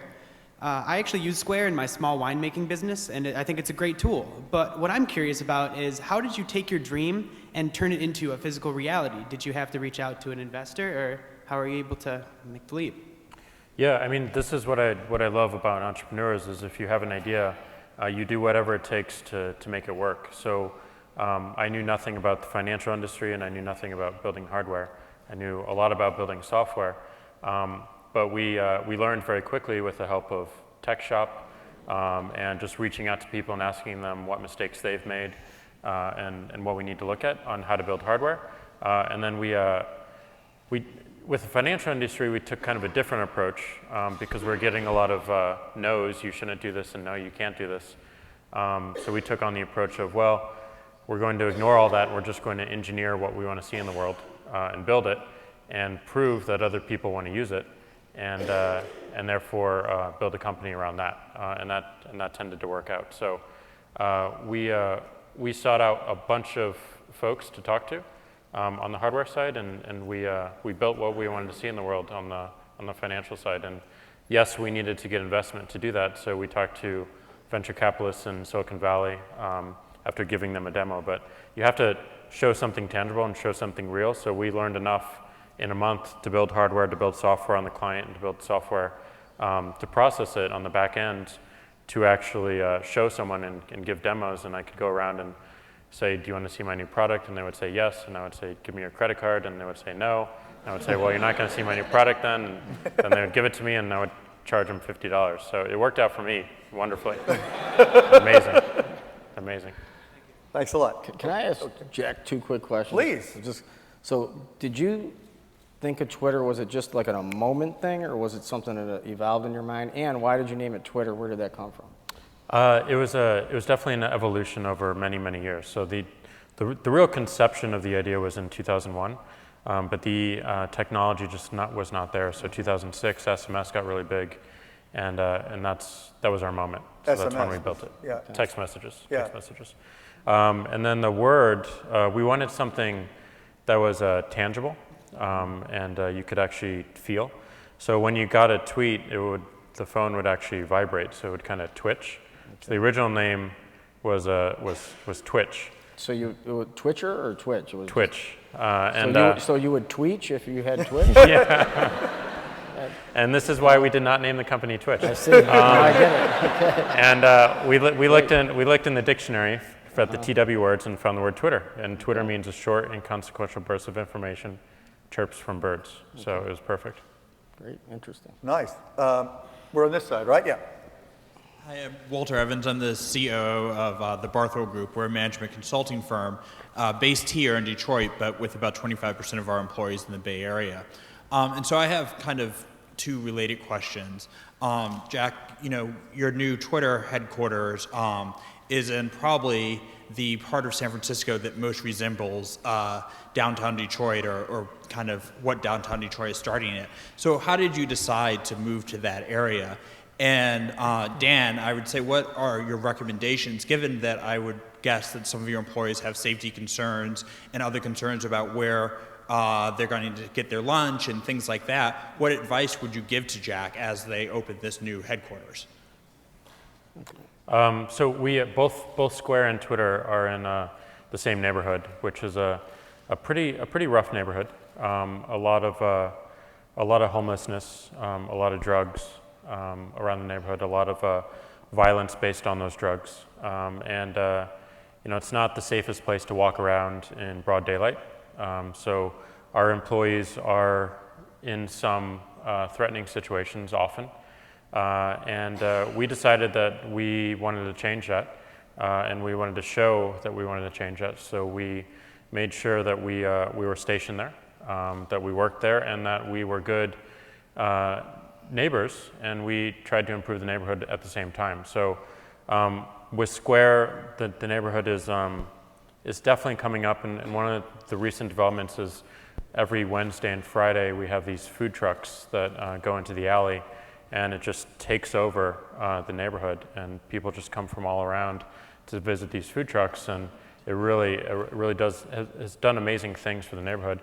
And with Twitter, just the investment of a 1,400 person company in this beautiful Art Deco building built in 1937, and reclaiming that is amazing. And the neighborhood is quite amazing. City Hall is right across the street. The War Memorial Opera House is nearby. And we believe that just being there will encourage others to invest in the area as well, which will bring the whole area up and hopefully change some of the policies that the Board of Supervisors have been ignoring for quite some time. And you probably got a pretty good rent, too. And we got some good rent. Yeah. You guys have more in common than I thought. That's good. Yeah, that's really cool. Nice question. Thank you. Over here. We actually are we out of time? Well, theoretically, but we're going to go a little longer. Go ahead. Okay. It feels like a spelling bee up here, so hopefully I get this right. I'm Jim. I'm a Seattle entrepreneur that hitchhiked his way to Detroit. And the reason why I'm up here is to ask a question because I really like your t-shirt. It really reminds me of Knights Templars. And so in a way, it's like you guys are like the tech Templars, right? And so my question is on startup religion and how to keep the faith. Because I think a lot of times you start losing that. It's really good. You walk out of here with a lot of momentum, but in times of hardship, you lose that. And so my question for you guys is, what is the one question I can ask my team and to know that they still believe in the cause and that they're willing to crusade on, like that they're willing to stick it out for the long run? What's the one question I can ask my team? Well, for me, it's the one question I ask every single candidate coming into the office, coming to work, is why are you here? And if they show immediate passion, if they show a common sense of purpose, and that is evergreen, then we can work together and we can build amazing things together. So that's a question that often is somewhat off-putting because it's a really hard question to answer. It's back to that answering the why. But it really shows it'll show you through the company if there's a shared purpose and a shared set of values. And if you have a strong purpose felt throughout the company, then everything else takes care of itself. Yeah. So I have a similar question that not only do we ask new people, but people have been here for long periods of time, and that question is, who are you? Like, who are you? Not what do you do? And that also goes for the company. You know, who are we as a company? In fact, you know, our own philosophy, again, which we express in these 18 isms that we put in this little booklet that we always talk about, and that is the principles of our company, you have to have belief and agreement on that. That's the foundation. You can all argue about tactics and strategy up here and everything, but if you philosophically have conflicts, then everything crumbles, right? So I always say, look, let's have everybody and make sure everybody is philosophically aligned, which is expressed a different way of, do we have the same values, the same ethics, and all that. We go a little bit deeper because we have these, these 18 cutesy little sayings, but they mean a lot to us. Who are you? Are you a believer in this? Because if not, you're never going to make it. We won't make it together. We can, again, let's argue about everything else, but not who we are. So in times of stress, in times of conflict, or in times of, when things seem like they're not going to make it all the way, or you're questioning it, as long as you're not questioning the who part, the values part, I think you'll be fine, because you have a lot of smart people who will figure out the right moves eventually to make. Okay, this is going to have to be the last question, unfortunately, but I hope it's a good one, and then we're going to have to wrap, and we got a nice party after this. Yeah, what's going on, guys? My question's about 3D printing. I hear it's big emerging technology. I guess I just wanted to know your guys' thoughts on that. If you think it's going to be an exploding industry in the next 10 years. Yeah, that's it. Thanks, guys. 3D printing, yeah. We're interested in that. What do you guys have to say about Well, our 2D printers keep breaking every day, so I'm just not sure we're ready with 3D. But, it's something that I've seen little bits of. I don't personally have a lot of knowledge or experience in the area. It's certainly, when you watch some of the YouTube videos on 3D printing, which I've seen, it looks very, very cool. But maybe Jack, you're out there and you know more about that stuff. I don't know much about it, but I definitely want to see more of it, because I think it goes back to that concept of changing the velocity.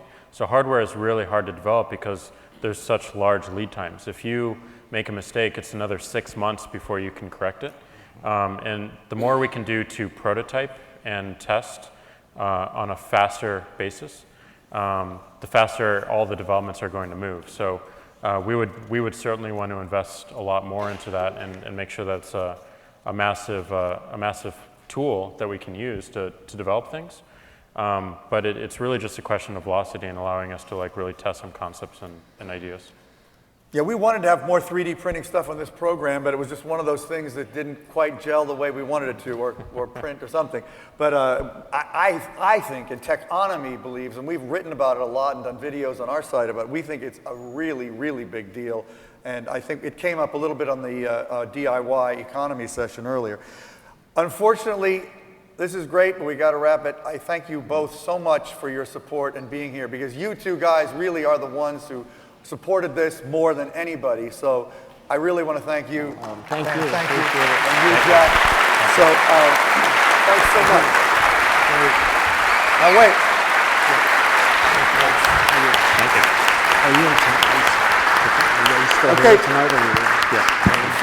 Before I turn this over to Beth to close, I just want to thank all of you for the great support you've given to us at Techonomy here in Detroit. It's been a fantastic experience for us. And today really was quite, I think, exciting. And I just want to thank our team, especially Simone Ross, who's sitting over there, whose idea it was initially to do this. So she's the one who really gets the most credit.